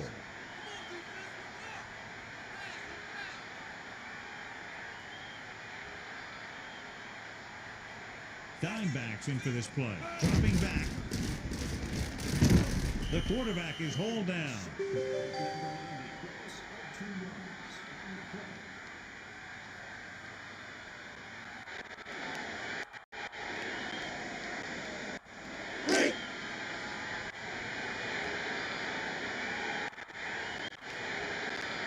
Janikowski is looking to add to their total with this attempt. And it's on its way. The attempt is good. So the drive ends not with a touchdown, but with a field goal. And the coaches will no doubt happy for the crew. And take a look at how to push it down the field all the way the next time for a touchdown. Not every drive is going to get you a touchdown. So getting through is good. You're going to go let go. So the next drive, you're getting a TD.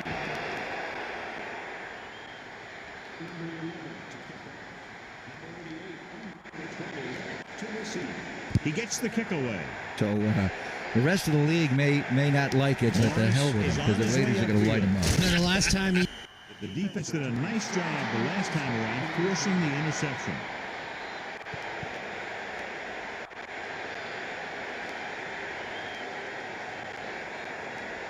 First and 10. Ball on their own 22.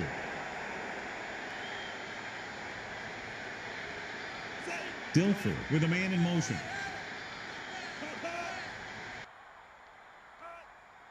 He's looking to pass. It's the face-off. Working it. He did a nice job of knocking that ball down. I'm not surprised. That was a tough pass.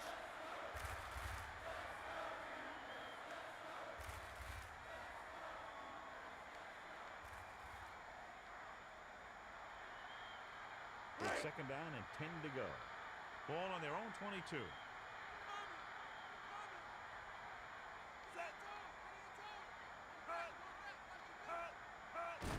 With the carry, Alexander trying to juke the defenders. They're going to keep testing this rushing defense.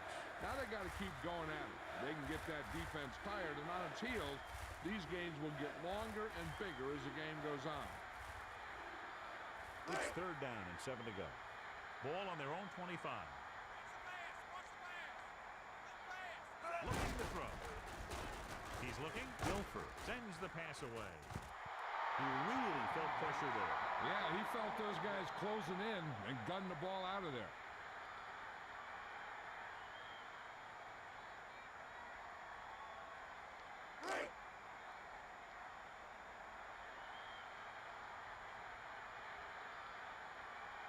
Fiegels is just about ready to punt this one away. Brown looks like he's ready for the return. Brown won't try to return this one. Brown had no room for a return and called for the fair catch. That was a smart thing to do with the coverage team closing in for a big hit. So they have 1st and 10 here. Ball on their own 28.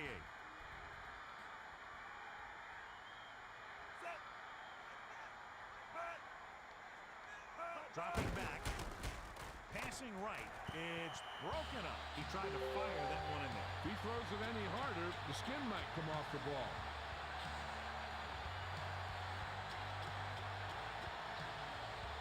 Second and 10.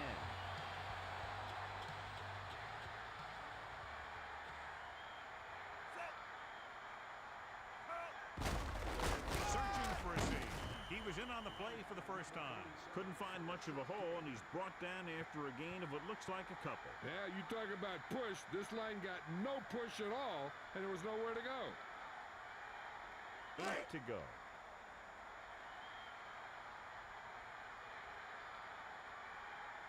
The quarterback lines up with 2 backs behind him. Dropping back. Passing to his right. And he makes the grab. About 7 yards there.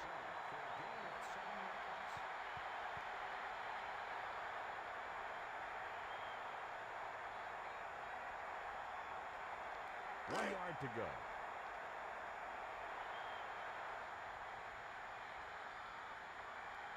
Williams lines up deep for the punt return.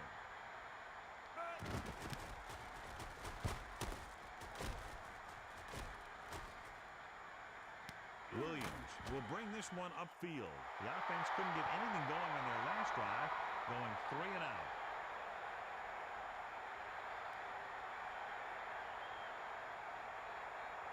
So they have 1st and 10 here. Ball on their own 17. Jackson moves in motion.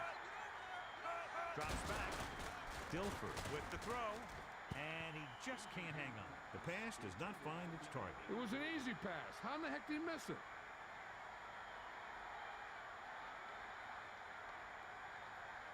Second and 10. Ball on their own 17.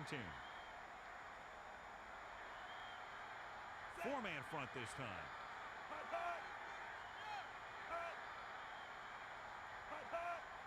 Looking downfield. Passing to his left. He hits his receiver. Breaks free of the defender.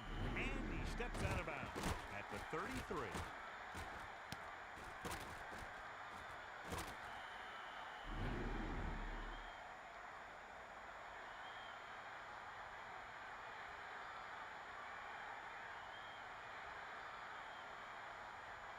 It's 1st and 10.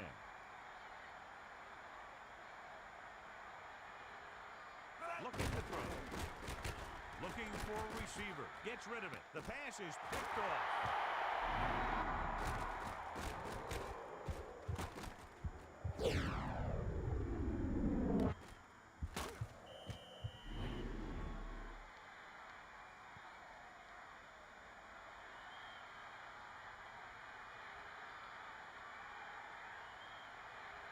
It's 1st and 10.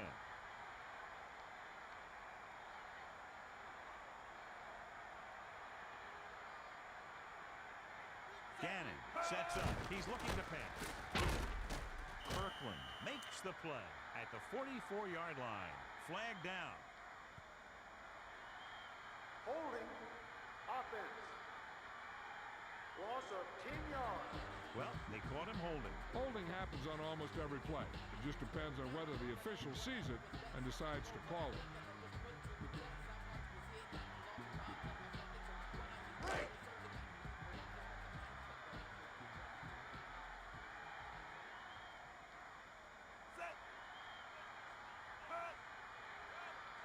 Looking to pass.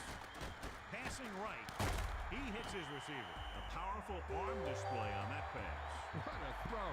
He put everything he had into that one.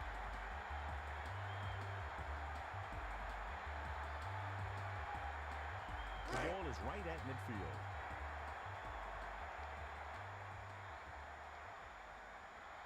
Gannon under center. Quick drop with the pass. And they're able to connect on that one. Just won't go down. And he's brought down at the 42.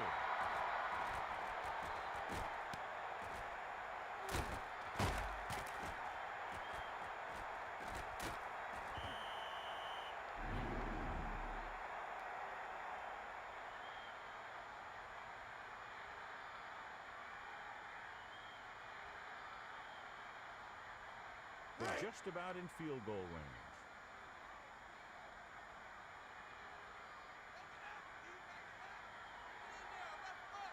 The Raiders line up with two backs behind the quarterback. The Raiders use motion. Looking for room. Looking to turn it upfield. Missed tackle. He was able to pick up good yardage on that play. When you have a back who can pick up big chunks of yardage on his carries, it forces the defense to bring another man up to the line of scrimmage to try and control him.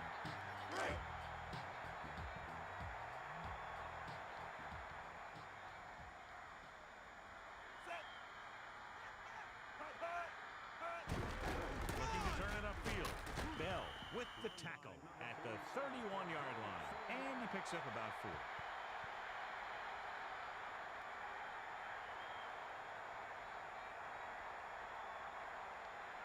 It's 2nd down and 6 to go.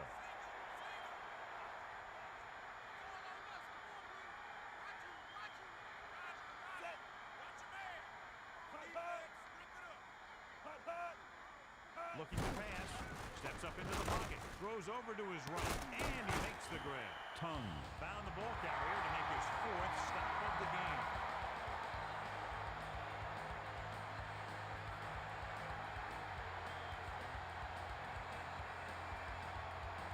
It's 1st and goal.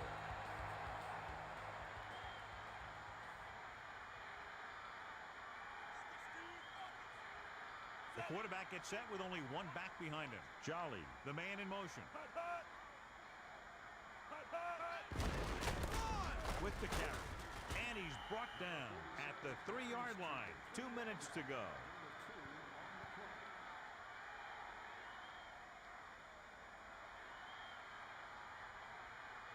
Second down, goal to go.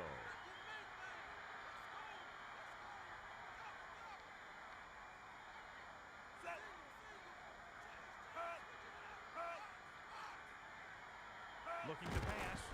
Passing to his left. And they're able to connect on that one. He gets that short pass into the end zone on that one. That's just a quick move by the receiver and a pass that was right on target from the quarterback. Gannon completes another drive with a beautiful touchdown pass.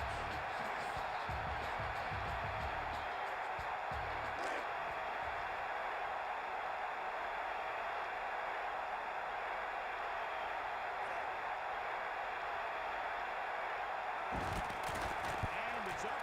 And he tacks on the extra point.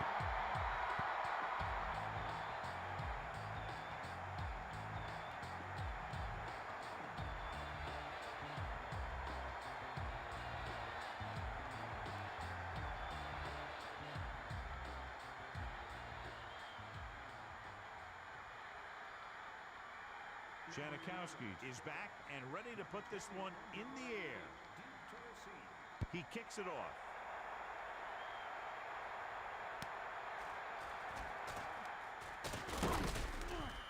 Well, they're running out of time here, so what you really need to do is step it up. If they don't want to go into the half down by this much, they're going to need some good throws and good clock management here. 1st and 10. Ball on their own 20. Dilfer under center. Looking to pass. Steps up. Passing right. Gets his hand on it. Romanowski didn't even give the receiver a chance. You know, the quarterback needs to put that ball in a position where the defender can't get to it. That didn't happen there. The defense needs to remember not to play too soft and give up big gains underneath. But they also don't want to play too tight and end up giving up a big play to set them up in scoring position. With an extra DB, the defense is in the nickel. They'll go with a pass. Stepping up, he surveys the field. Dilfer held onto the ball too long. And these hits really take a toll on you. You start to get up more slowly, and you want that line to do a better job of protection. The defense can't get sloppy out there and miss tackles and let them get a first down. They might get the ball back and have a shot at some points before halftime. Looking for blocker. Free. Harris makes the play at the 21-yard line. I don't know about that play call. You know, this defense has been dominating them all day, and you get to the point where you're beaten and you just save yourself for the next game. Maybe they're at that point.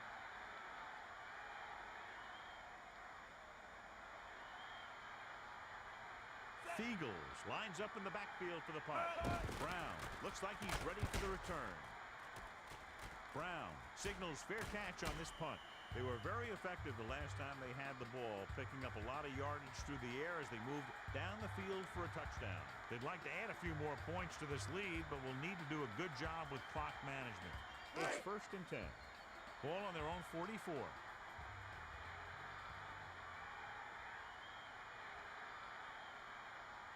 Four linemen and 3 linebackers lined up defensively. Throwing left and caught. Great effort there. Rich Gannon completes another, and that pickup will put him just over 150 yards today.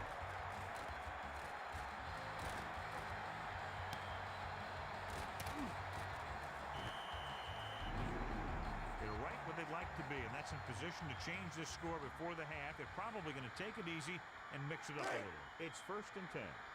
Ball on the 27-yard line.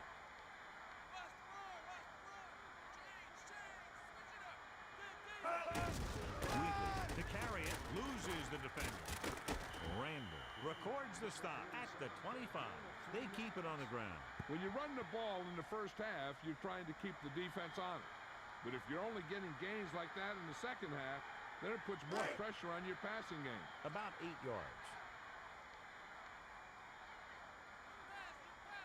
4 linemen and 3 linebackers lined up defensively. Passing right, hits his man with the pass. Good job of bringing the pass in. This guy can really move. He turns things up 2 or 3 notches when it really counts. That's the kind of thing you love to see as a coach. Guys who have that second and third gear. They're in the red zone.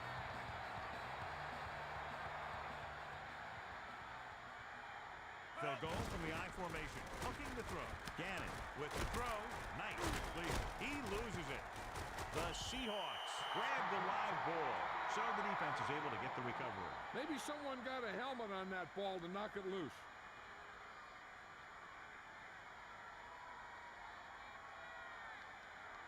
It's 1st and 10. Ball on their own 17. Using motion.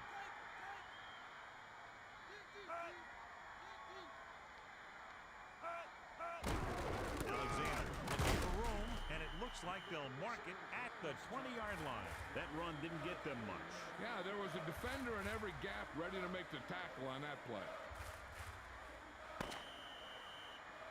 After that turnover, here's how both teams are doing in that department. It's the end of the second quarter with the score, Oakland 20, Seattle 0.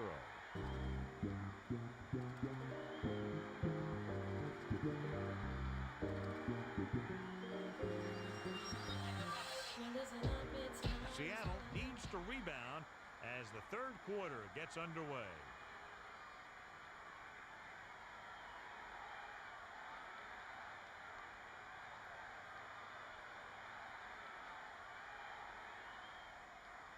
Janikowski is just about ready to kick this one away.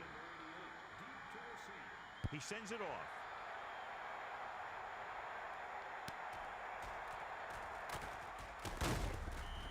This team is going to have to focus a lot more than they did in the first half if they're going to come back.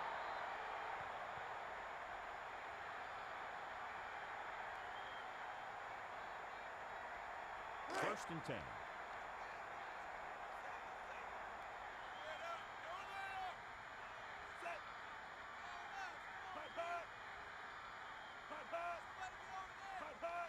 They'll go with a pass. Gets the pass off.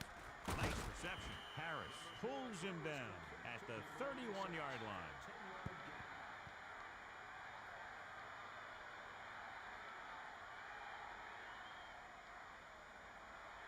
Second and inches. Ball on their own 31. The Seahawks are in the offset I formation. Quick drop. With the throw. Great catch.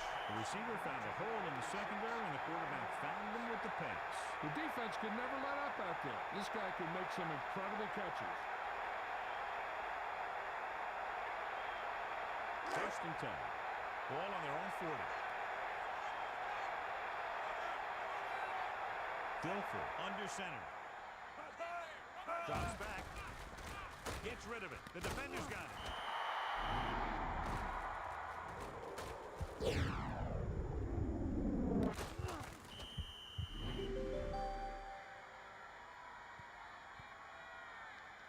Melissa, do you have an update for us?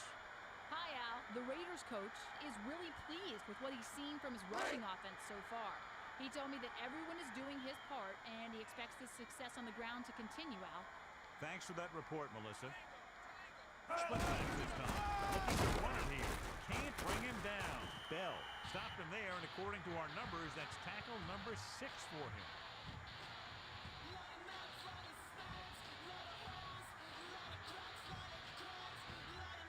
It's second down and 10 to go.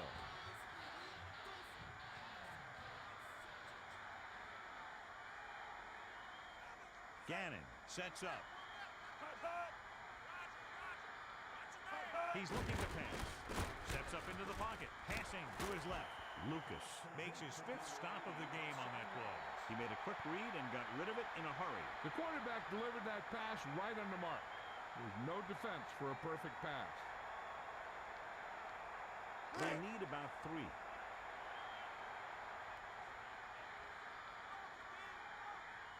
Only one man back. Back to pass. Gannon going left with a short pass. Nice reception. Quick decision by the quarterback on that play. This guy's just like a gunslinger. He's never in a position where he thinks his throw's impossible.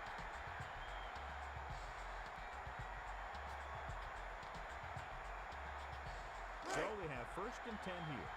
Ball on the 36-yard line.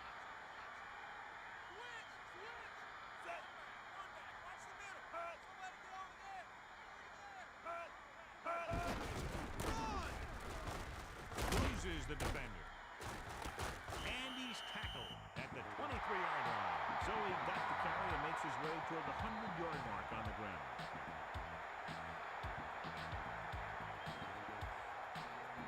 It's first and 10.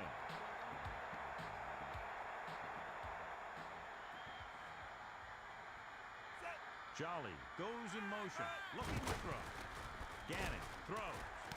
He finds his man. A nice pass, a nice catch, and it goes For the score. That's just great communication between the quarterback Touchdown, Raiders! For the day.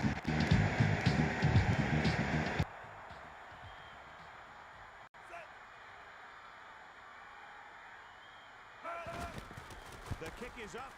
The extra point attempt is good. Good-looking drive, and they score the touchdown. The offensive unit should be very pleased with their performance on that one. I think the whole team's happy after that one. They're probably telling their defense to give them the ball back so they can go score again.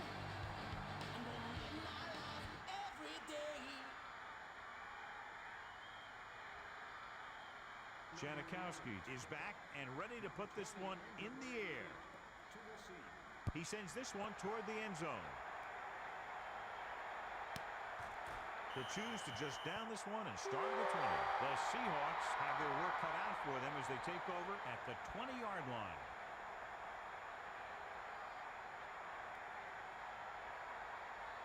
First and 10. Ball on their own 20. Looking to throw. He's looking. Dilfer lets it fly. And it's caught. And it looks like this one will be spotted at the 47.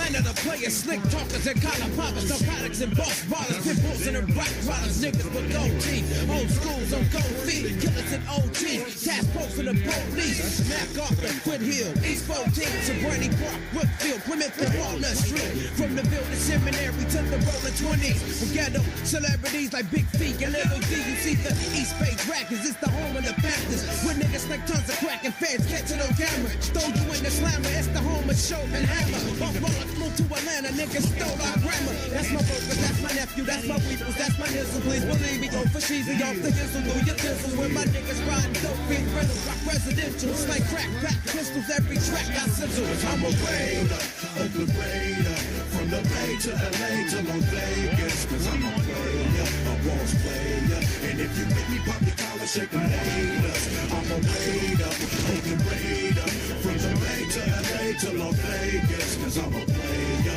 boss player, and if you make me pop your collar, shake my haters, I'm a raider, just like my niggas before me, but I was a thief without the open face, gold teeth, and in vogue was some fine ass Oakland Raiders, and Too Short was the first Oakland Raider on the set. Now, Man was a Raider when he was fucking with Dak, and the Story X was a Raider when he was awarded a state, and Dangerous Dame was a Raider when he was calling hoes names. But I know from to the 5-0. Now we to Eastmont with the sideshow. But it's fun and I'm famous. I ain't trying to die though. Niggas be going out in the game, but not I. If I have to go back to dope, I'm slinging for survival. Now, Whippy do, if you hoeing and he pippin' you, tried it for 30 days. I ain't lying, I ain't with it, dude. A babysitting job? Oh my God, that's a job. But I still wanna do it, cause it's 100% cause I'm a raider, Oakland Raider, from the Bay to LA to Las Vegas, cause I'm a player, a boss player, and if you make me pop your collar, shake them haters, I'm a raider, Oakland Raider, from the Bay to LA to Las Vegas, cause I'm a player, boss player, and if you make me pop your collar, shake them haters. Hieroglyphics been raided since 93 till infinity. Some underground shit that just shook the fucking industry. And Humpty with his grown ass, a raider in his own right. The whole D, you can't forget you amped on sight. Now, Mystic, she the only female raider I know. You the shit, baby girl, I'm just letting you know. And last but not least, Full to go. Tupac Shakur, nigga, rest in peace. I'm from the city of dope, the town of the crack. I'm from the city of pimps, the town of the Mac. East Oakland, he told Ebonic speech broken, keep joking. The loonies about to have the streets smoking. Down south, y'all keep smoking. Hey, we got the killer throwing nade, heroin and kilos for days. It's the city of the warriors, the home of the A's, where niggas get sideways, shoot out from highways, nigga. East Oakland, bitch. I'm a raider. Cause I'm a raider, Oakland Raider, from the Bay to LA to Las Vegas, cause I'm a player, a boss player, and if you make me pop your collar, shake them haters, I'm a raider, Oakland Raider, from the Bay to LA to Las Vegas, cause I'm a player, boss player, and if you make me pop your collar, shake them haters. I'm 3 times crazy. Cider, rest in peace, Eclipse. Bad influence, rest in peace, Rapping Ron. Ant Banks, Seagram, rest in peace, my nigga. Black Dynasty, Delinquents, Richie Rich, 415, MCN, The Clue, Point Blank, EA Ski, Steady Mobbin'. All y'all niggas is raiders. Number 31 is looking to pick up some blocking.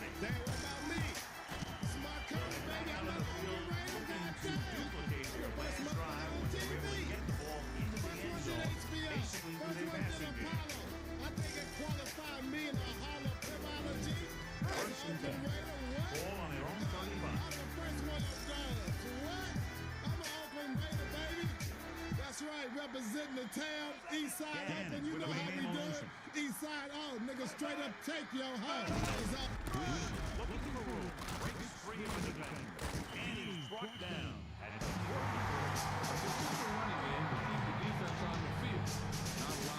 The autumn wind is a pirate, blustering in from sea. With a rollicking song, he sweeps along, swaggering boisterously. His face is weather-beaten. He wears a hooded sash with a silver hat about his head and a bristling black mustache. He growls as he storms the country, a villain big and bold. And the trees all shake and quiver and quake as he robs them of their gold. The autumn wind is a raider, pillaging just for fun.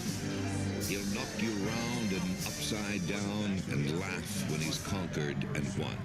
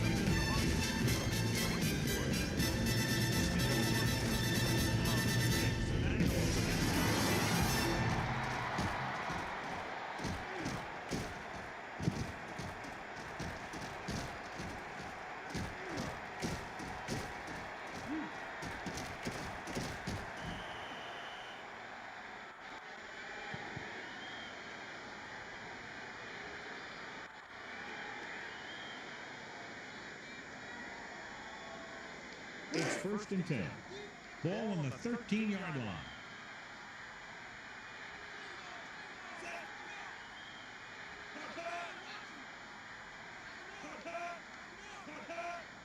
They'll go with the pass. With the pass, and he hits his target. Gain of 6 on the play.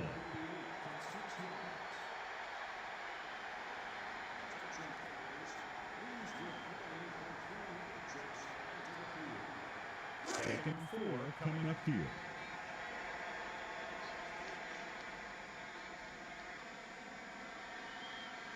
Gannon sets up. He's looking upfield. Wheatley takes it to the outside. Loss of about 5 yards.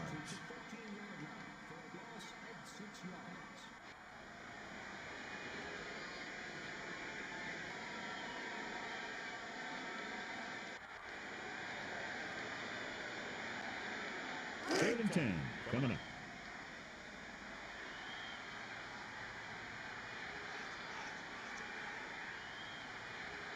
And this is the 8th play of this drive. With the throw, and his pass is complete. He touched the ball to the receiver for the touchdown. That was a big touchdown! Raiders!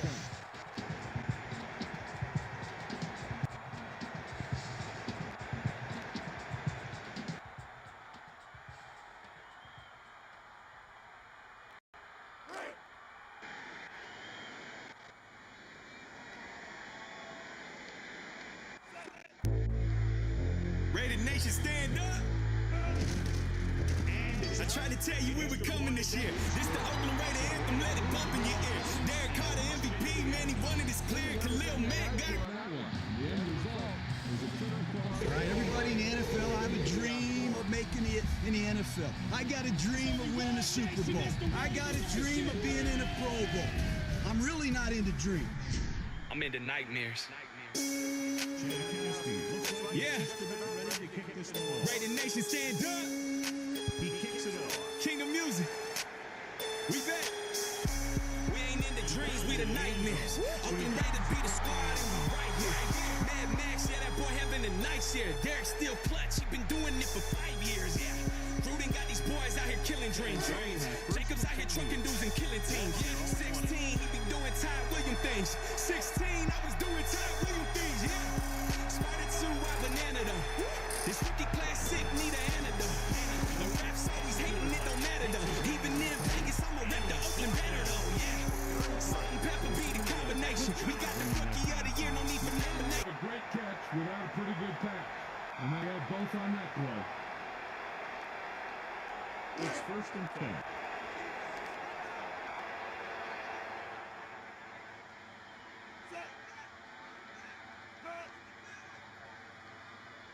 Looking to throw. Looking for a receiver with the pass. Broken up. That one goes right off the receiver's hands. It's frustrating as a coach when you see a guy make a great one-handed catch and then drop the easy one.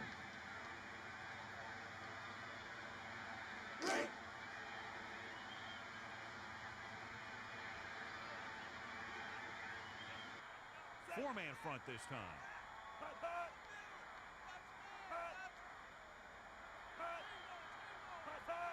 He's going to throw. Throws it out over to the left. Stevens can't come up with it on that attempt. He knocked that one down. Yeah, just stick your hand in there and whap it down.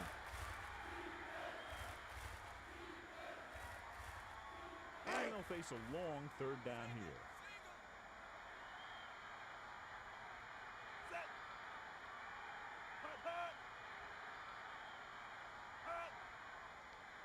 Quick drop.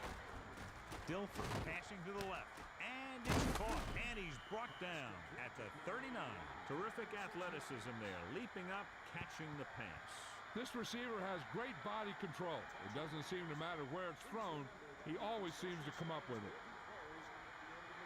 So they have 1st and 10 here.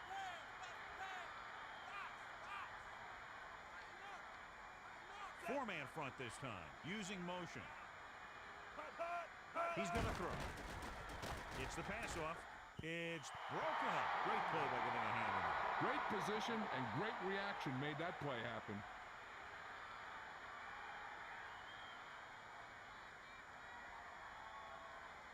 So it's 2nd and 10.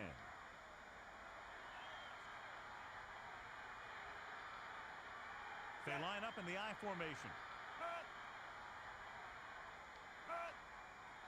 Dropping back. He surveys the field. Passing right. Stevens was the intended target on that pass attempt.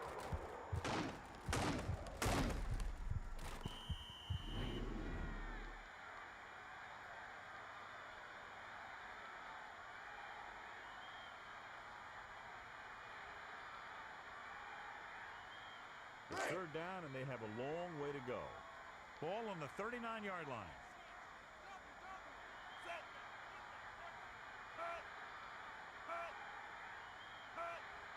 He's looking to pass. Guilford looking for something on the right. Good play by the defender to get in there and disrupt the pass. I'm not surprised that that pass went incomplete. I don't think he could even see past that big old defensive lineman rushing him. 4th and 10.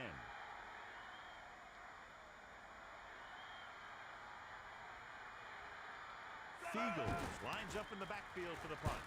Brown lines up deep for the punt return. Brown with the fair catch. They were able to move the ball very effectively on that last drive, particularly on the ground, and came away with a touchdown. Let's see if they have similar success this time. It's 1st and 10. Ball on their own 20.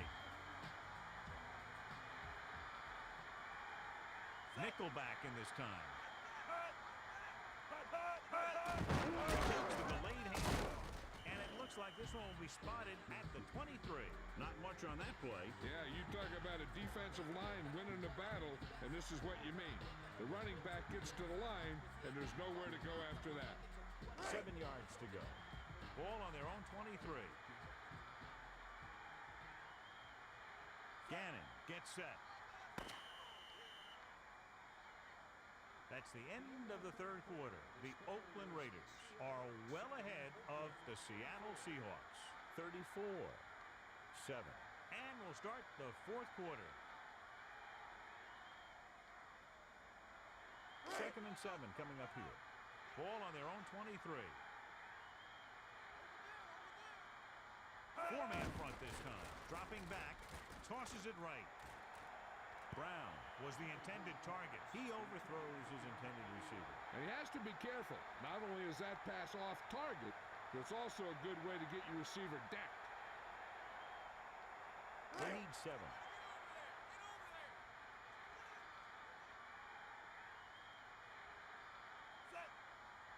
Quick drop.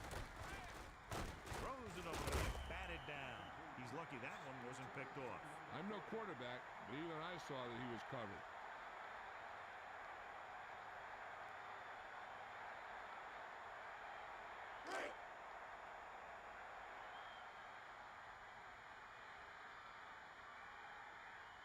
Number 9 will come into this game to punt.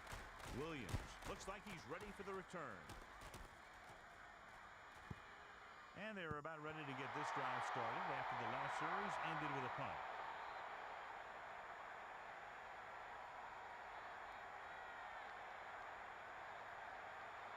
It's 1st and 10. Ball on their own 40. Man in motion. Dropping back. Throwing left. Robinson couldn't make the catch. And a good defensive play. If you don't take your time and you start to rush your throw, that's what you're going to see happen.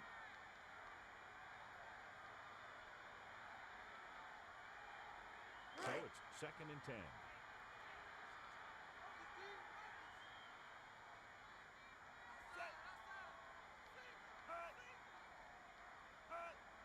Looking downfield. Tosses it right. And he makes the grab. Gibson makes the tackle at the 30. That reception moves the chains, and they pick up a 1st down. And as a receiver, you have to be ready for any type of pass. He did a good job of hanging on to that last one because it got there in a hurry.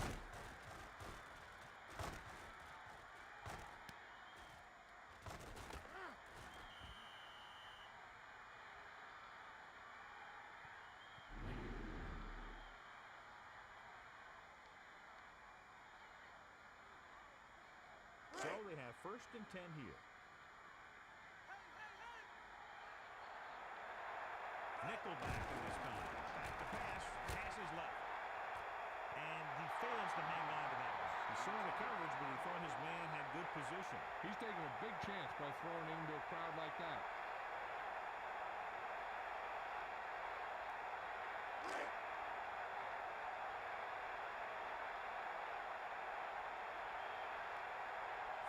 Man in motion.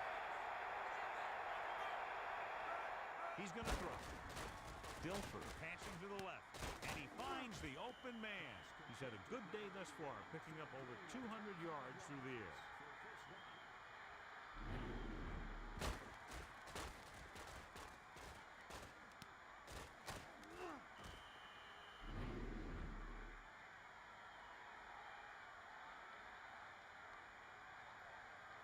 It's 1st and goal.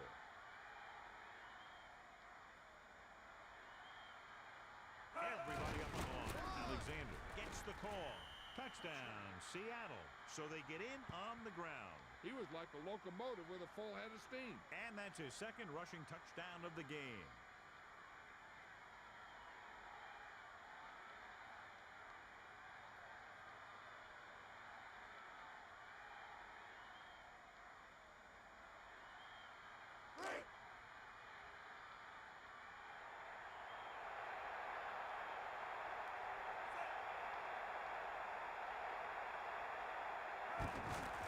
The kick is up. The extra point attempt is good. Well, you can't ask for much more out of a drive that gets you into the end zone. The more touchdown drives, the better. Now they'll go back to the sidelines and see why they were able to beat the defense for 6. And they'll try and repeat those results the next time they get the ball. Fiegels in to kick this one off. He sends it off. Brown fields it cleanly. Nothing happened for the offense on their last drive as they went 3 and out.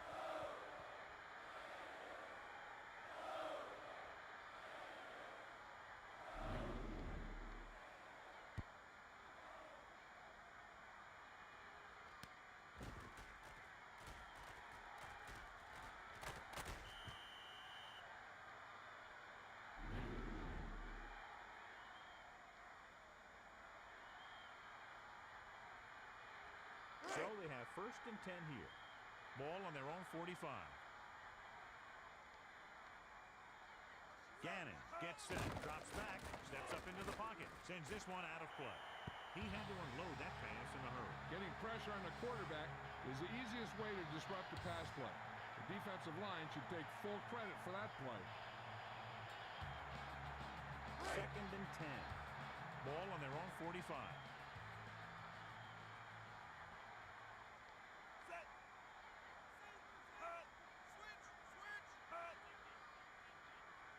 Looking to throw. Passing to his right. And he hits his target. He really zipped that pass in there. Hey, I think we need to get this guy's throws on a radar gun. That thing had a vapor crate. Ball at midfield.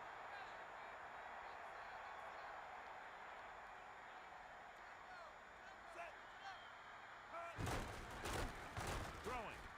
Hits the target with the pass. Bell records the tackle at the 36-yard line.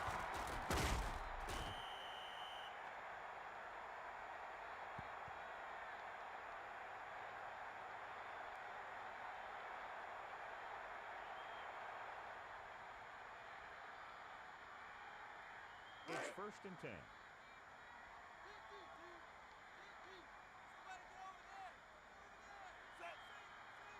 They'll go with a pass.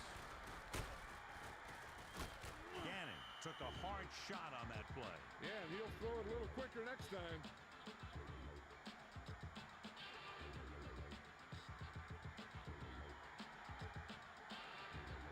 They're just about in field goal range.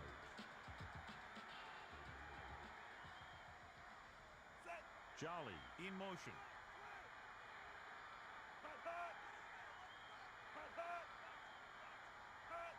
Looking to throw.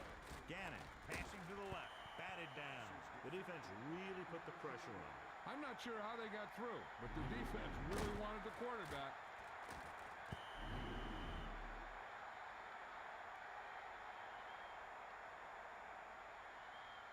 It's 3rd down, and they have a long way to go. Ball on the 40-yard line. Using motion.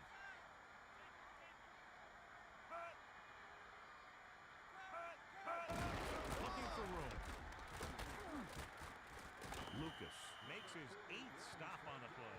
Just what you'd expect to see, another run. This is a time in the game that the offense wants to control the ball. It'll keep the clock moving and prevent the defense from making a big interception that can turn the tide against them.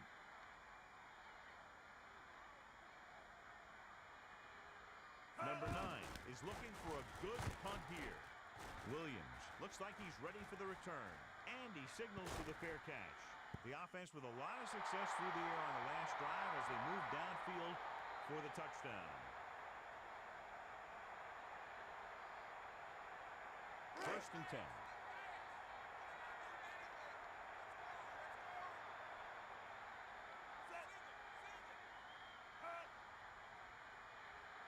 He's looking to pass. Passes it out to the left. Hits his man with the pass. Woodson records the stop at the 44. He wraps him up and now has 4 tackles.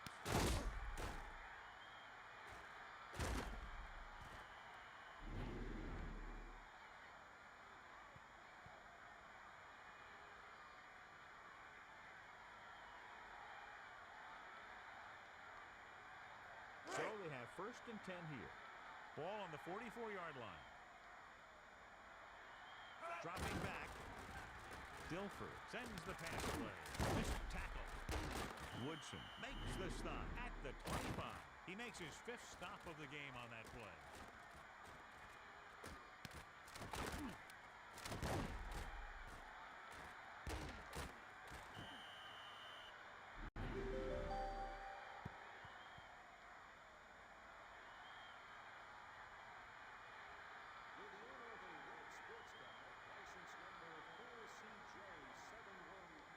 First and 10.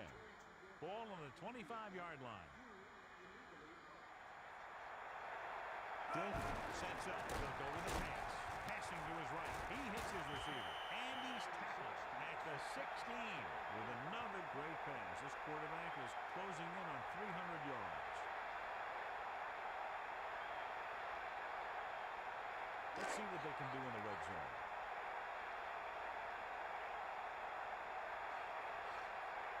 The Seahawks line up with 2 tight ends. Juke move. So they just hand it off to him and let him do his thing. Yeah, he knew where he wanted to go, and he got there. Now has 3 rushing touchdowns.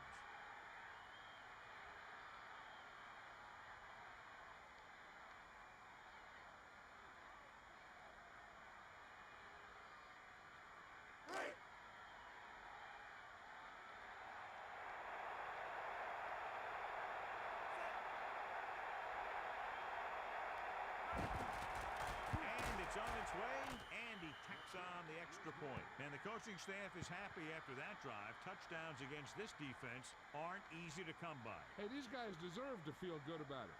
Now it's the defense's turn to come out and do its job.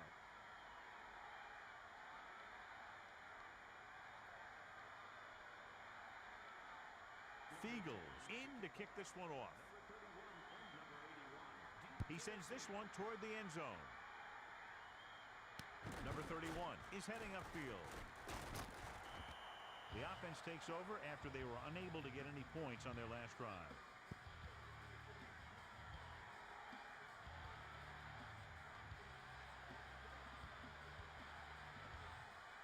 So they have 1st and 10 here.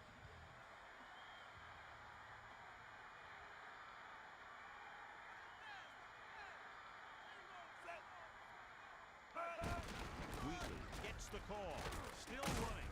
Robertson pulls him down at the 35. A good mix of run plays and pass plays is important. It helps you keep the other team honest out there.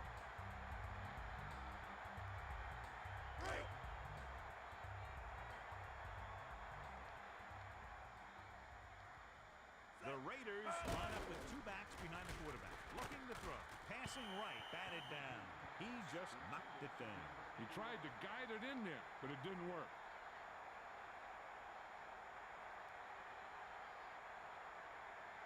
Third down and 4 coming up on this one. Gannon gets set. Wheatley onto the left. Breaks free of the defender. Evans brought him down for his 3rd tackle. When you have a guy who can carry the ball for over 100 yards a game, you have half of what you need on offense to get to the Super Bowl. Less than a yard to go. Ball on their own 38. Number 9 is just about ready to punt this one away. Williams looks like he's ready for the return. Williams looks this punt into his hands. They'll head back onto the field looking to duplicate their last drive when they were able to get the ball into the end zone, basically through their passing game. So they have 1st and 10 here. Dilfer sets up. Back to pass. Passing to his right. The defender broke that play up. They put pressure on the quarterback that time. He really had to rush that throw. That was a situation where the defensive line made the job easy for the defensive backs. So it's 2nd and 10.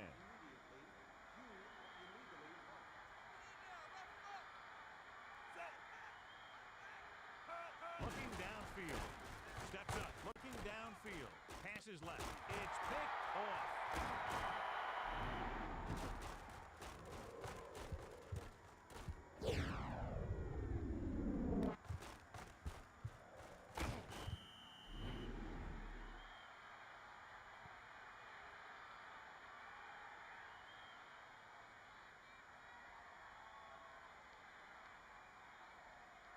They're just about in field goal range.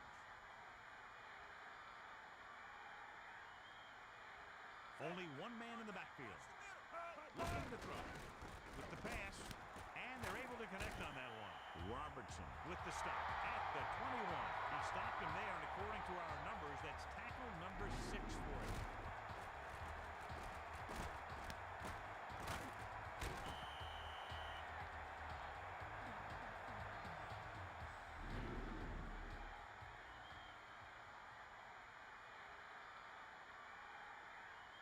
First and 10. Ball on the 21-yard line. Gannon under center. Brown moves in motion. Dropping back. Passing to his right. And this pass is completed. The quarterback did a real good job finding his target with that pass. That was quite a throw. This guy's been blessed with a golden arm.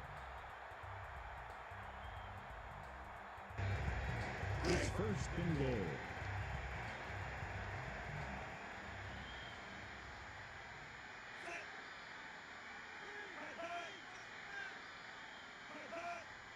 Looking to throw. Gannon passes left. Knocked down. He was lucky to get that one off. The defense was all over him. He saw the rush coming, and he tried to force it in there. Obviously, it didn't work. Second and goal. Ball on the 7-yard line.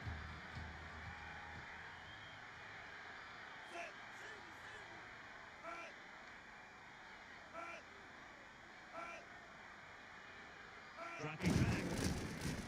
Throws over to his right. He was out of bounds. You know, as a receiver, you have to be aware of so many things.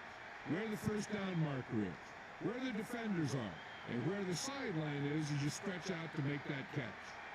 Third down now and goal to go.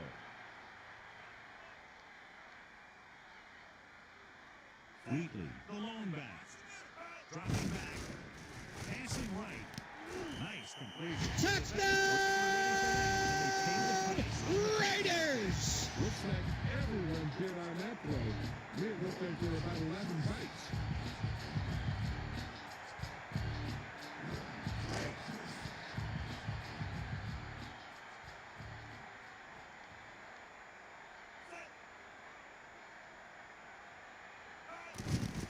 And it's up. And he tacks on the extra point. And so the offense puts together a very nice touchdown drive. John, I think that drive is exactly what the offensive coordinator was looking for and hoping for. Big players make big plays, and that scores touchdown. There's some critical linemen out there. They're the biggest guys in the field, and without them, no one gets into the end zone. Janikowski will be kicking off. He gets the kick away. Williams fields it cleanly. The last drive ended with an interception.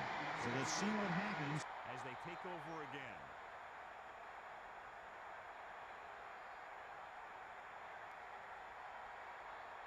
So they have first and 10 here. Nickelback in this time.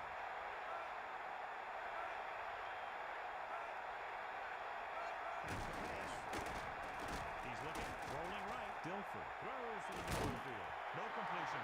He just couldn't bring that one out. I think he just took his eyes off that one.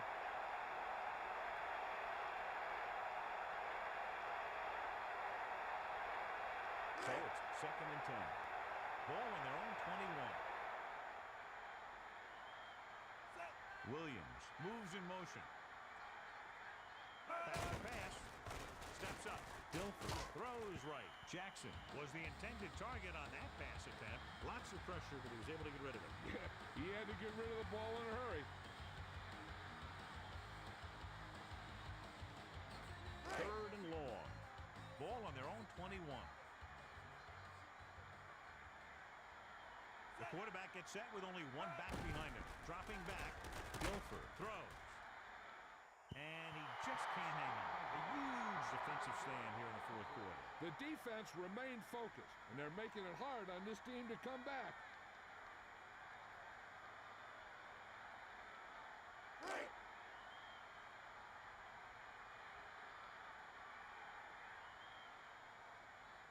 Fiegels is back to punt.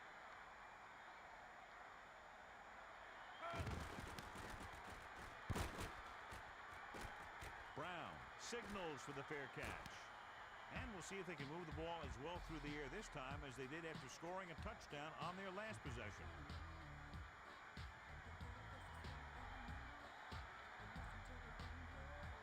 So they have first and 10 here.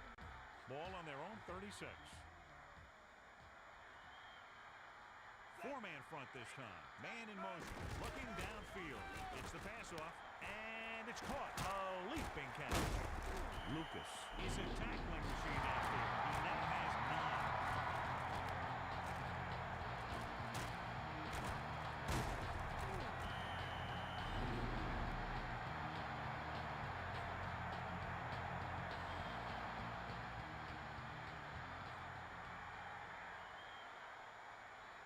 9. Under a yard to go. Ball on their own 46.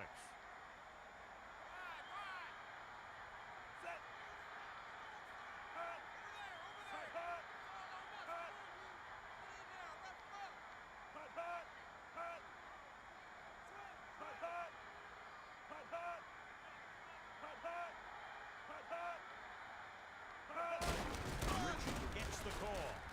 Running free. He's starting to make his presence felt out there.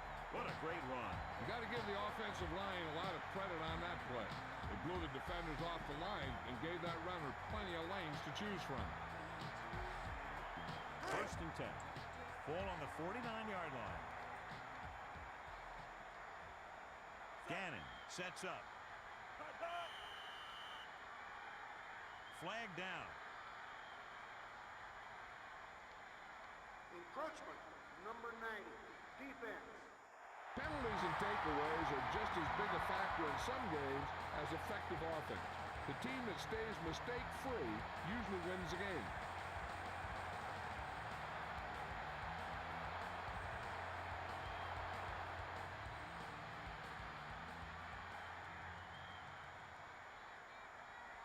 First and 5.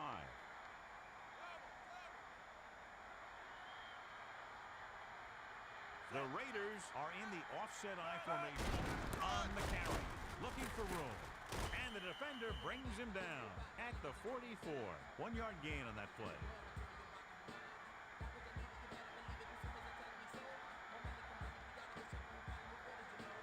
They're just about in field goal range.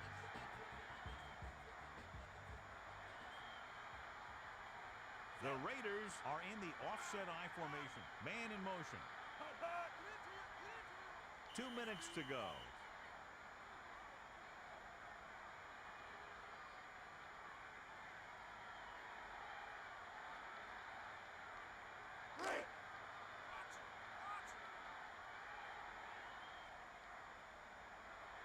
The Raiders line up with 2 backs behind the quarterback.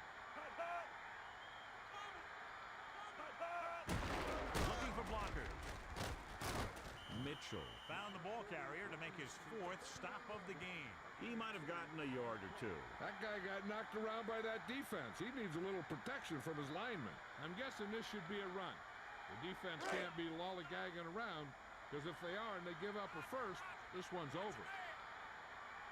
4 linemen and 3 linebackers lined up defensively.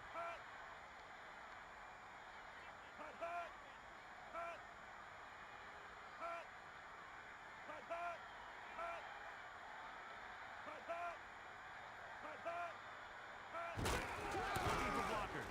Richie looking for blockers. He put the hit on him, and he now has 7 tackles. John, they're going to keep grinding it out on the ground. Yeah, and once you establish a lead like this, the last thing you want to do is make a mistake that will open a door for the other team.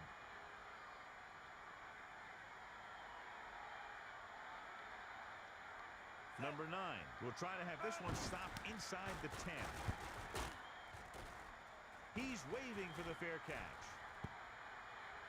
The offense couldn't get anything going on their last drive, going 3 and out.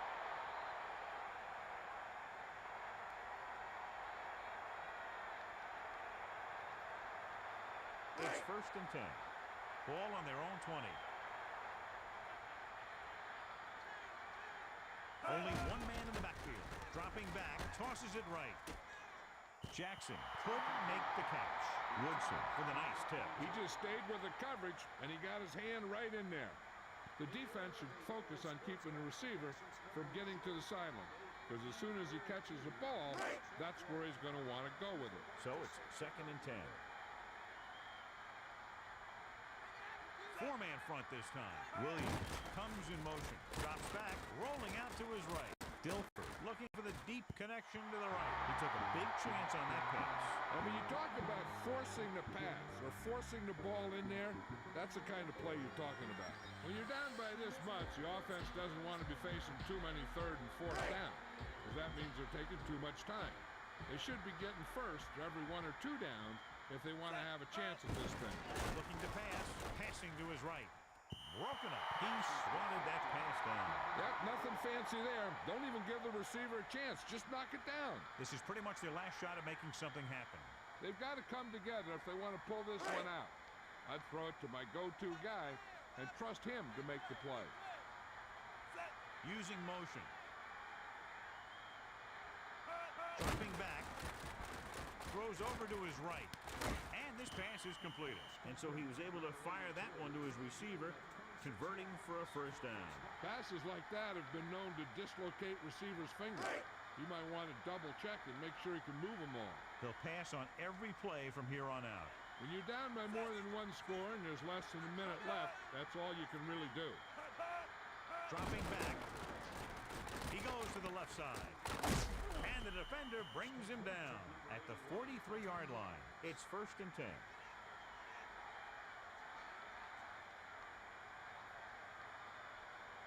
And this is the 5th play of this drive.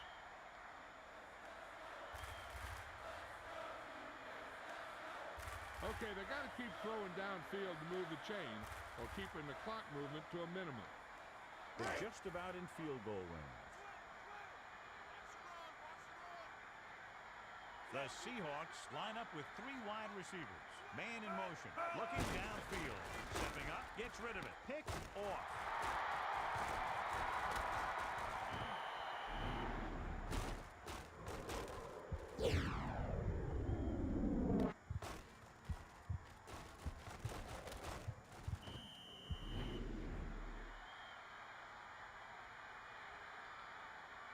And they'll be taking a knee here.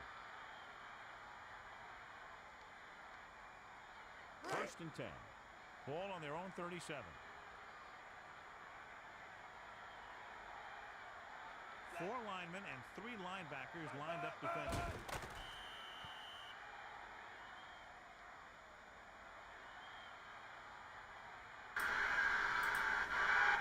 This one is just about in the books.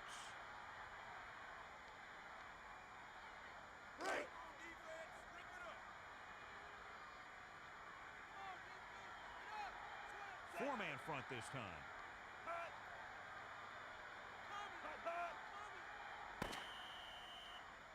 So here's how each team has done protecting the ball, or lack thereof, perhaps. That signals the end of the game. The final score is Oakland 41, Seattle 21. A reminder to join us next week for another exciting NFL game. This has been a presentation of EA Sports. And this is Al Michaels for our entire crew saying good night.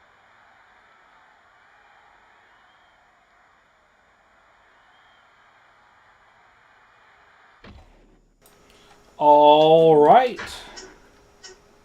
Check it out. 5 interceptions versus Gannon's 5 touchdowns. A huge stark difference. 317 yards passing, 41% completion, 73% completion. Sacked 2 times, sacked once. Rushing 3.9 yards per carry, but 29 carries, right? Sean Alexander, 4.7 yards per carry, 3 touchdowns, and only 38 yards rushing. All right. 2 drops here, no drops by the Raiders. Pass deflections, 5, 9, 10, 11, 12, 13, 14, 15, 16, 17, 18 pass deflections versus 3, 4, 5, 6, 7 pass deflections. Just swatting everything that Trent Dilfer throws out there. Crazy the game was that close with all those picks. Yeah, it was pretty much a blowout, Jeffrey. It was pretty much a blowout until it wasn't.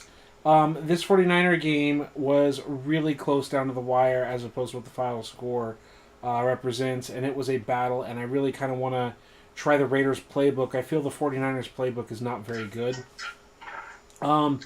So we are going to do a few things here. We're going to save, and while Jeffrey, one of the key ideas is we are trying to play a 7-team franchise. And that is to say, in our Discord, and let me make sure that I copy you in the Discord. Here, let's go to the chat.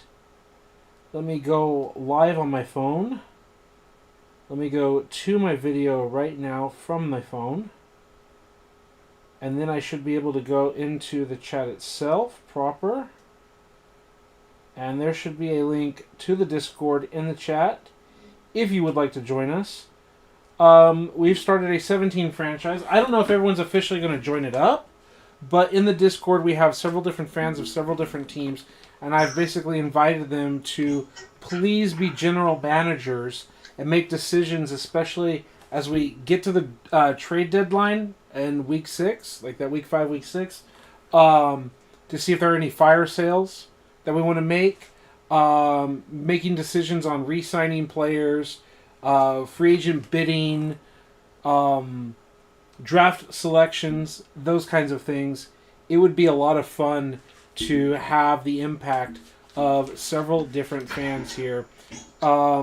Bill Callahan, basically, Jason here in the chat is in charge of the Raiders. Denny is going to be in charge of the Steelers. I've asked Vic Vids. He hasn't been as active on his channel recently, but Vic's Vids is a Browns fan, so I've asked him to take care of the Browns. Patrick taking care of the Texans, even though I'd also like them as well. Retro Rewind Sports and his channel asking him to take care of his Seattle Seahawks.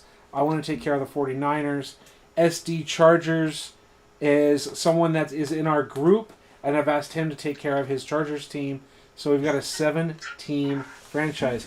And if it goes well, or if someone's not interested, Jeffrey, if you want to take over one of those teams and someone declines or is not available, and you want to pick up one of those teams, that'd be more than welcome to as well. Just getting the feedback, especially and specifically when we start getting to those important points. We'd like to maybe schedule Sundays or whatever day is best for everyone to potentially get on and make decisions, especially in the Discord and the chat when we go live.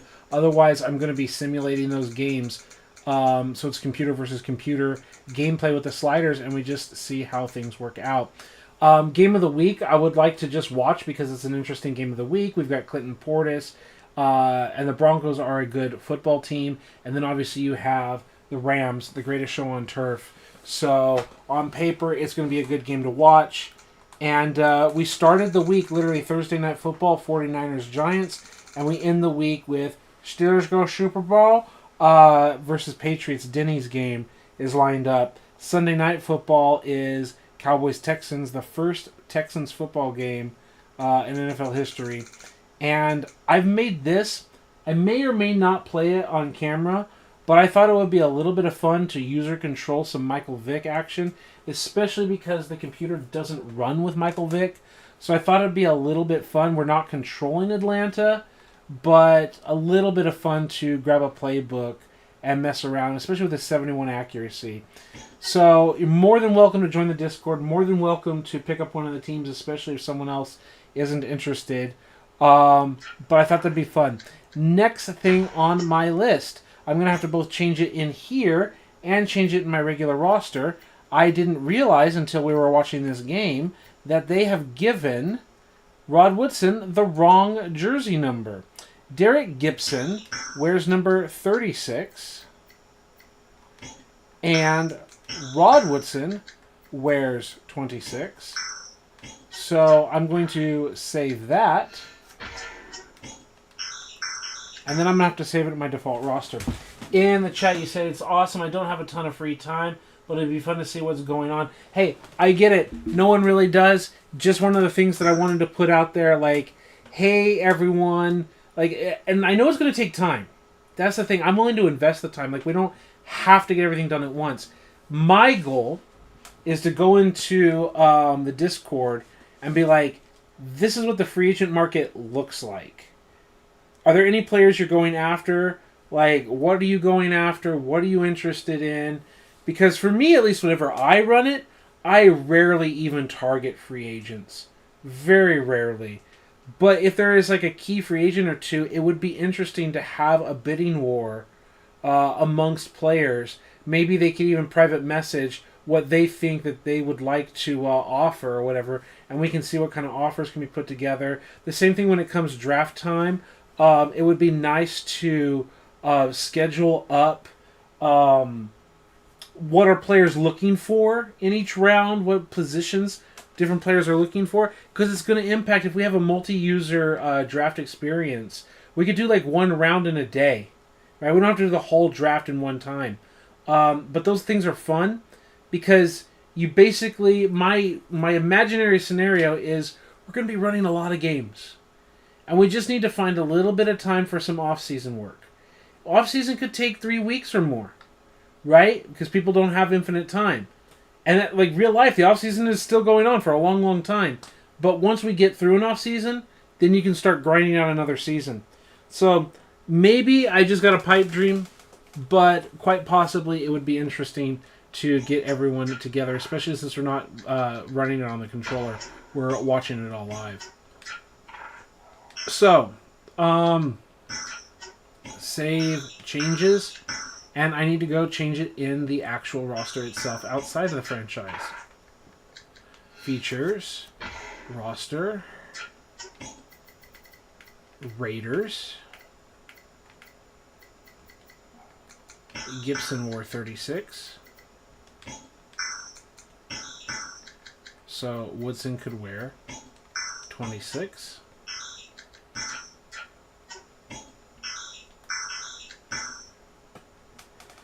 All right, reading the quote. Oh, that's weird. I just don't want to slow the whole thing down. You wouldn't, man, due to inactivity. But if we can take it pretty slow, I should be able to find some time. That's what I'm thinking. Like, I don't have a rush. And one of the reasons, Jeffrey, I'm not in a rush is there's NCAA 06.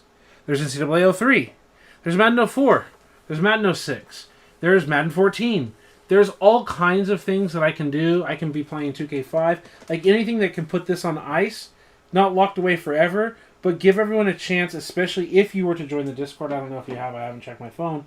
But if we were to do such a thing, it would be fun to just kind of lay it out, lay some ground rules. We're not, like, fighting over each other, but if there's some bidding going on, we can have some bidding. And just kind of see how it kind of pans out. If we've got multiple players making decisions, it's one thing to go in and just say, like, oh, I control the whole league and no one else is bidding but the computer, right?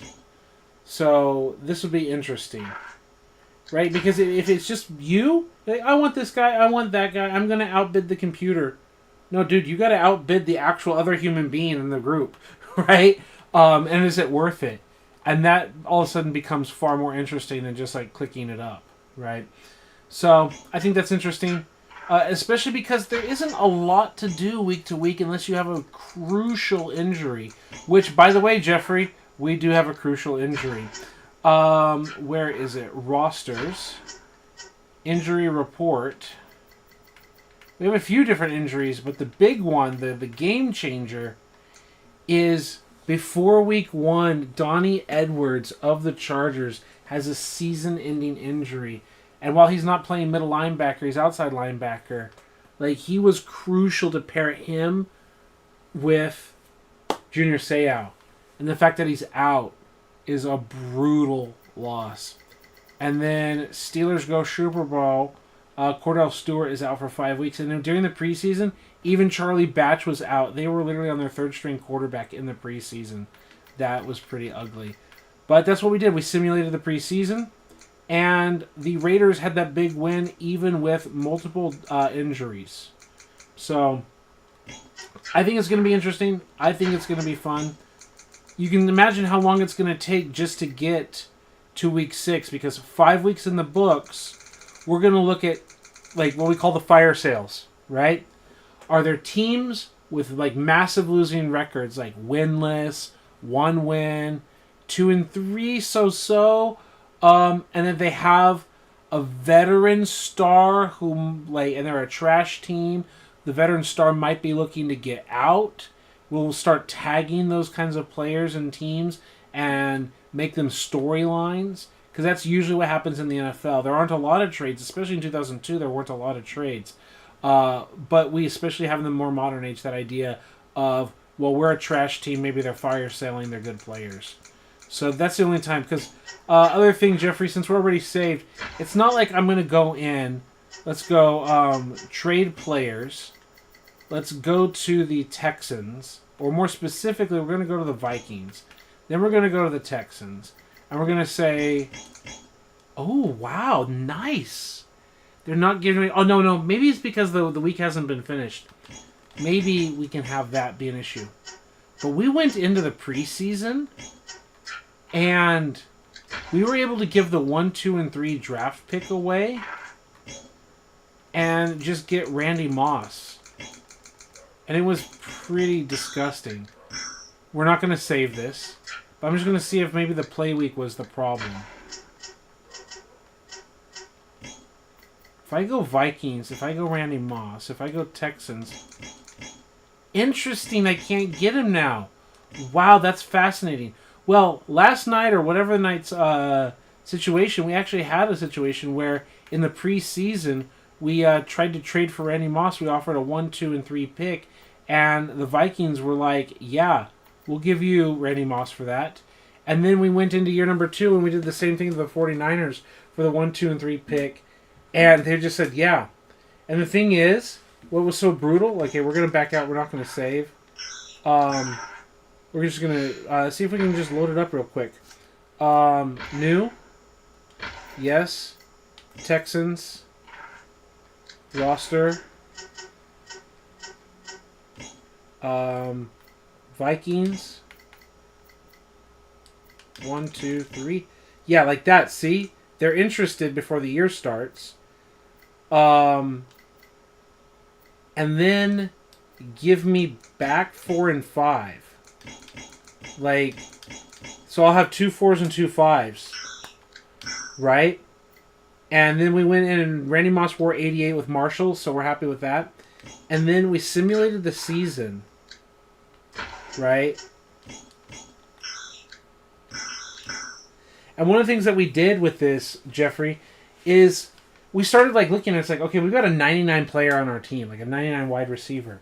And I think we won like 8 games or 9 games just by having Randy Moss on our roster. Yes. And we had like the number 21 overall pick. And let's simulate the season. Who knows what this one's going to be? If there's injuries, we don't have no idea. But we had the number 21 pick, and we like saw what the Vikings took, and they took like 70 overall wide receiver and all these other guys that were just like 70, 71 overall. I'm like, would you rather have a 99 Randy Moss or a 70 overall like rookie with that draft pick? So here's one of the things is I'm giving up the 2nd and I'm giving up the 3rd, but I'm getting the 4th and the 5th back. So they're not like a direct swap in the same round kind of swap, but you're basically, we're going to have 6 draft picks as opposed to 7 draft picks. So we're basically losing one specific draft pick, and that is to get Randy Moss. And then we started drafting, like actually drafting. Come on, game. And even in that 4th, 5th round, with the 2 4th-round picks and the 2 5th-round picks, we were still taking guys that were like 67 overall, 68 overall. And the first-round players were 71 and 70... yeah, 70 and 71 overall. It was like, okay, we've lost like 3 points of overall by going to the 4th and 5th round, but it was so jank. I'm like, I would rather have Randy Moss than a number 1 pick that's a 71 overall. Right? So we go like this. We simulate the entire playoffs. Steelers go Super Bowl. Sheepers blow Super Bowl. Okay, advance to offseason.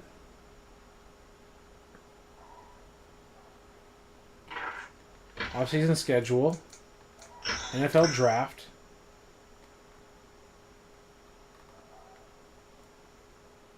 I don't know if the computer is actually going to just cut all my players or if they're going to legitimately make decisions.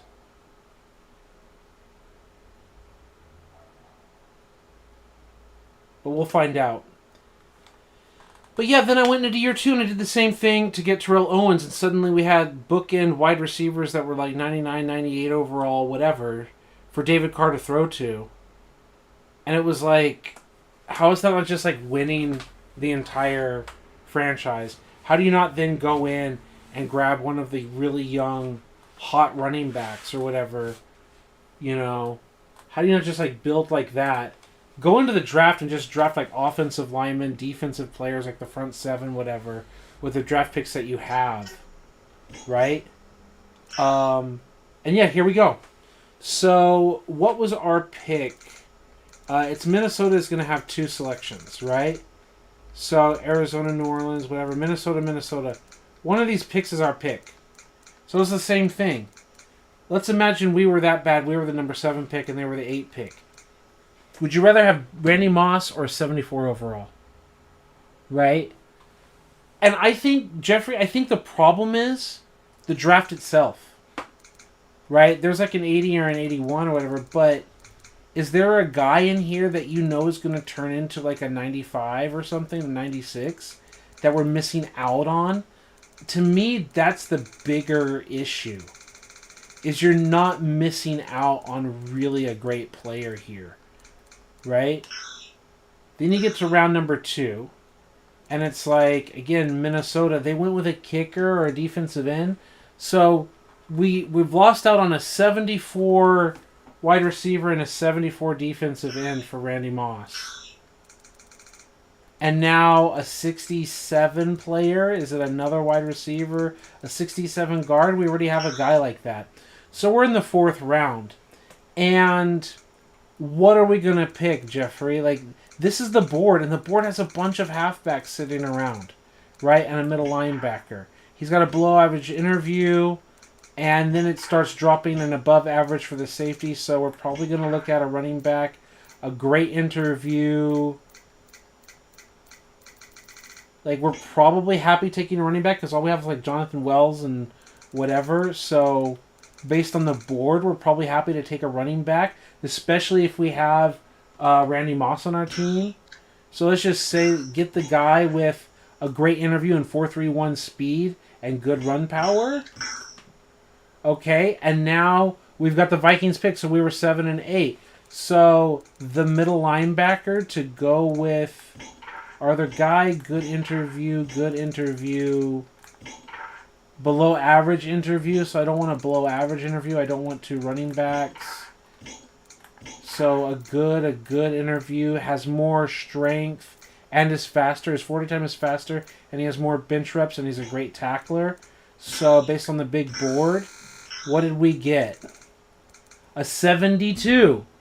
Like, oh no, we missed out on a 70-something, and we ended up getting a 70-something and a 67? Like, that was, like, how did we not win that trade? Right? We're up next again. There's another middle linebackers, halfbacks. Wow, this draft is just middle linebacker and halfback loaded, right? So, like, other positions are corners and outside linebackers. Average, above average. Okay. Good strength, good speed at that corner position. 6 foot tall, 4.35, 16 strength, above average. Above average, tackling? That might be our guy. A good, whatever. I think this 6 foot, 4.35, all that. I think that's probably a good selection. And then the outside linebacker, let's make some comparisons. Good interview, good tackling. Especially at an outside linebacker. Good and above average. How did we do? 65, 62. Like, what did we miss out on? Like, by picking a 62. Another halfback? No. The guard? No. A quarterback? A 63 instead of a 62? I mean, that's debatable if which one guy was better, especially as they develop. So, maybe missed out something here? Like, what did we miss out on? Anything? I don't think we blew that pick. Right? Another middle linebacker? Like, how many middle linebackers do we need? Right? Okay. And now we're, like, in the 6th round or whatever. And there's other positions, so we simulate the rest of the draft. Signed draft picks. So we ended up with a 72, a 67, a 65, and a 62. Right? Let's just do a standard 4-year deal, a standard 4-year deal,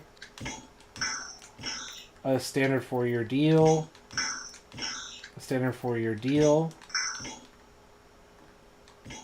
Coaching options, management.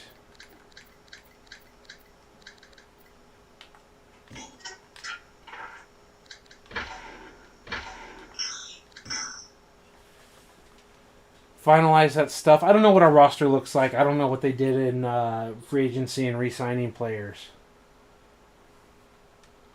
I mean, how did we not completely win that trade? And it's just cheesy. Start new season. Schedule, skip past it. Rosters. View roster. All NFL. All wide receivers. Marvin Harrison's down here. Owens is 7 years pro.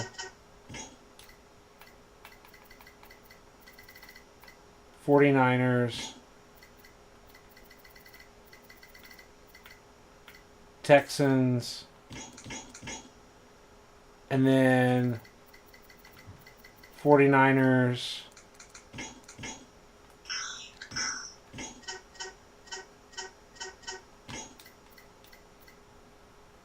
And now we've got Owens and Moss with a young Jabbar Gaffney at third string. Whatever. Like, that's our team now. Wow, Moss Felda at 92. Wow, he must have played injured. Yeah, 26 receptions. Yeah, he must have been injured in the simulation, so that sucks. That's unfortunate for us. But Wells in here, Carr. I don't know if Carr had injuries. Why don't we have a rating here? Did it not load my default roster? No, it didn't. I don't know what's going on with that position. But yeah, we're just like, how are we not super loaded? Like, and we're not just doing that. Right? Like, you get my point. So, that kind of cheese is not what we're looking for when you have a multiplayer franchise, right? There's going to be very specific house rules as to what players legitimately belong on the block. We can believe in a scenario where, what is it? Moss joined the the Patriots in 2007. He was 2 years with the Raiders, which is 6-5. Okay, so 2005. The game starts in 2002, 2003, 2004. So at the end of 3 seasons, maybe Moss can be on the board. Right? Like, there's certain players who are like, okay, maybe player X is on the board. Right? That's the kind of thing that we're looking at. So, hopefully, this is going to be a lot of fun for everybody. And it's going to take time. It's going to be a slow burn. We're going to have a lot of games. It's going to take multiple nights just to get through week number 1 because we've only got through 2 games and we've got a lot more games to go through. So it literally might almost take a week at a time. It might take 16 weeks to get through the season. Who knows? Or at least maybe we'll get 2 weeks in a real life week or something like that. It might take us 8 weeks, like 2 months, just to get through the season. Who knows? We'll find out. Thank you for being here. Obviously, you're more than welcome to be there. I hope it's enjoyable for everyone. And we really feel like we are accomplishing something as we're going to get closer and closer to the real-life NFL season, where obviously we're going to be watching real football. Thank you for being here. Thank you, everyone, for being here. And I'll see you all next time.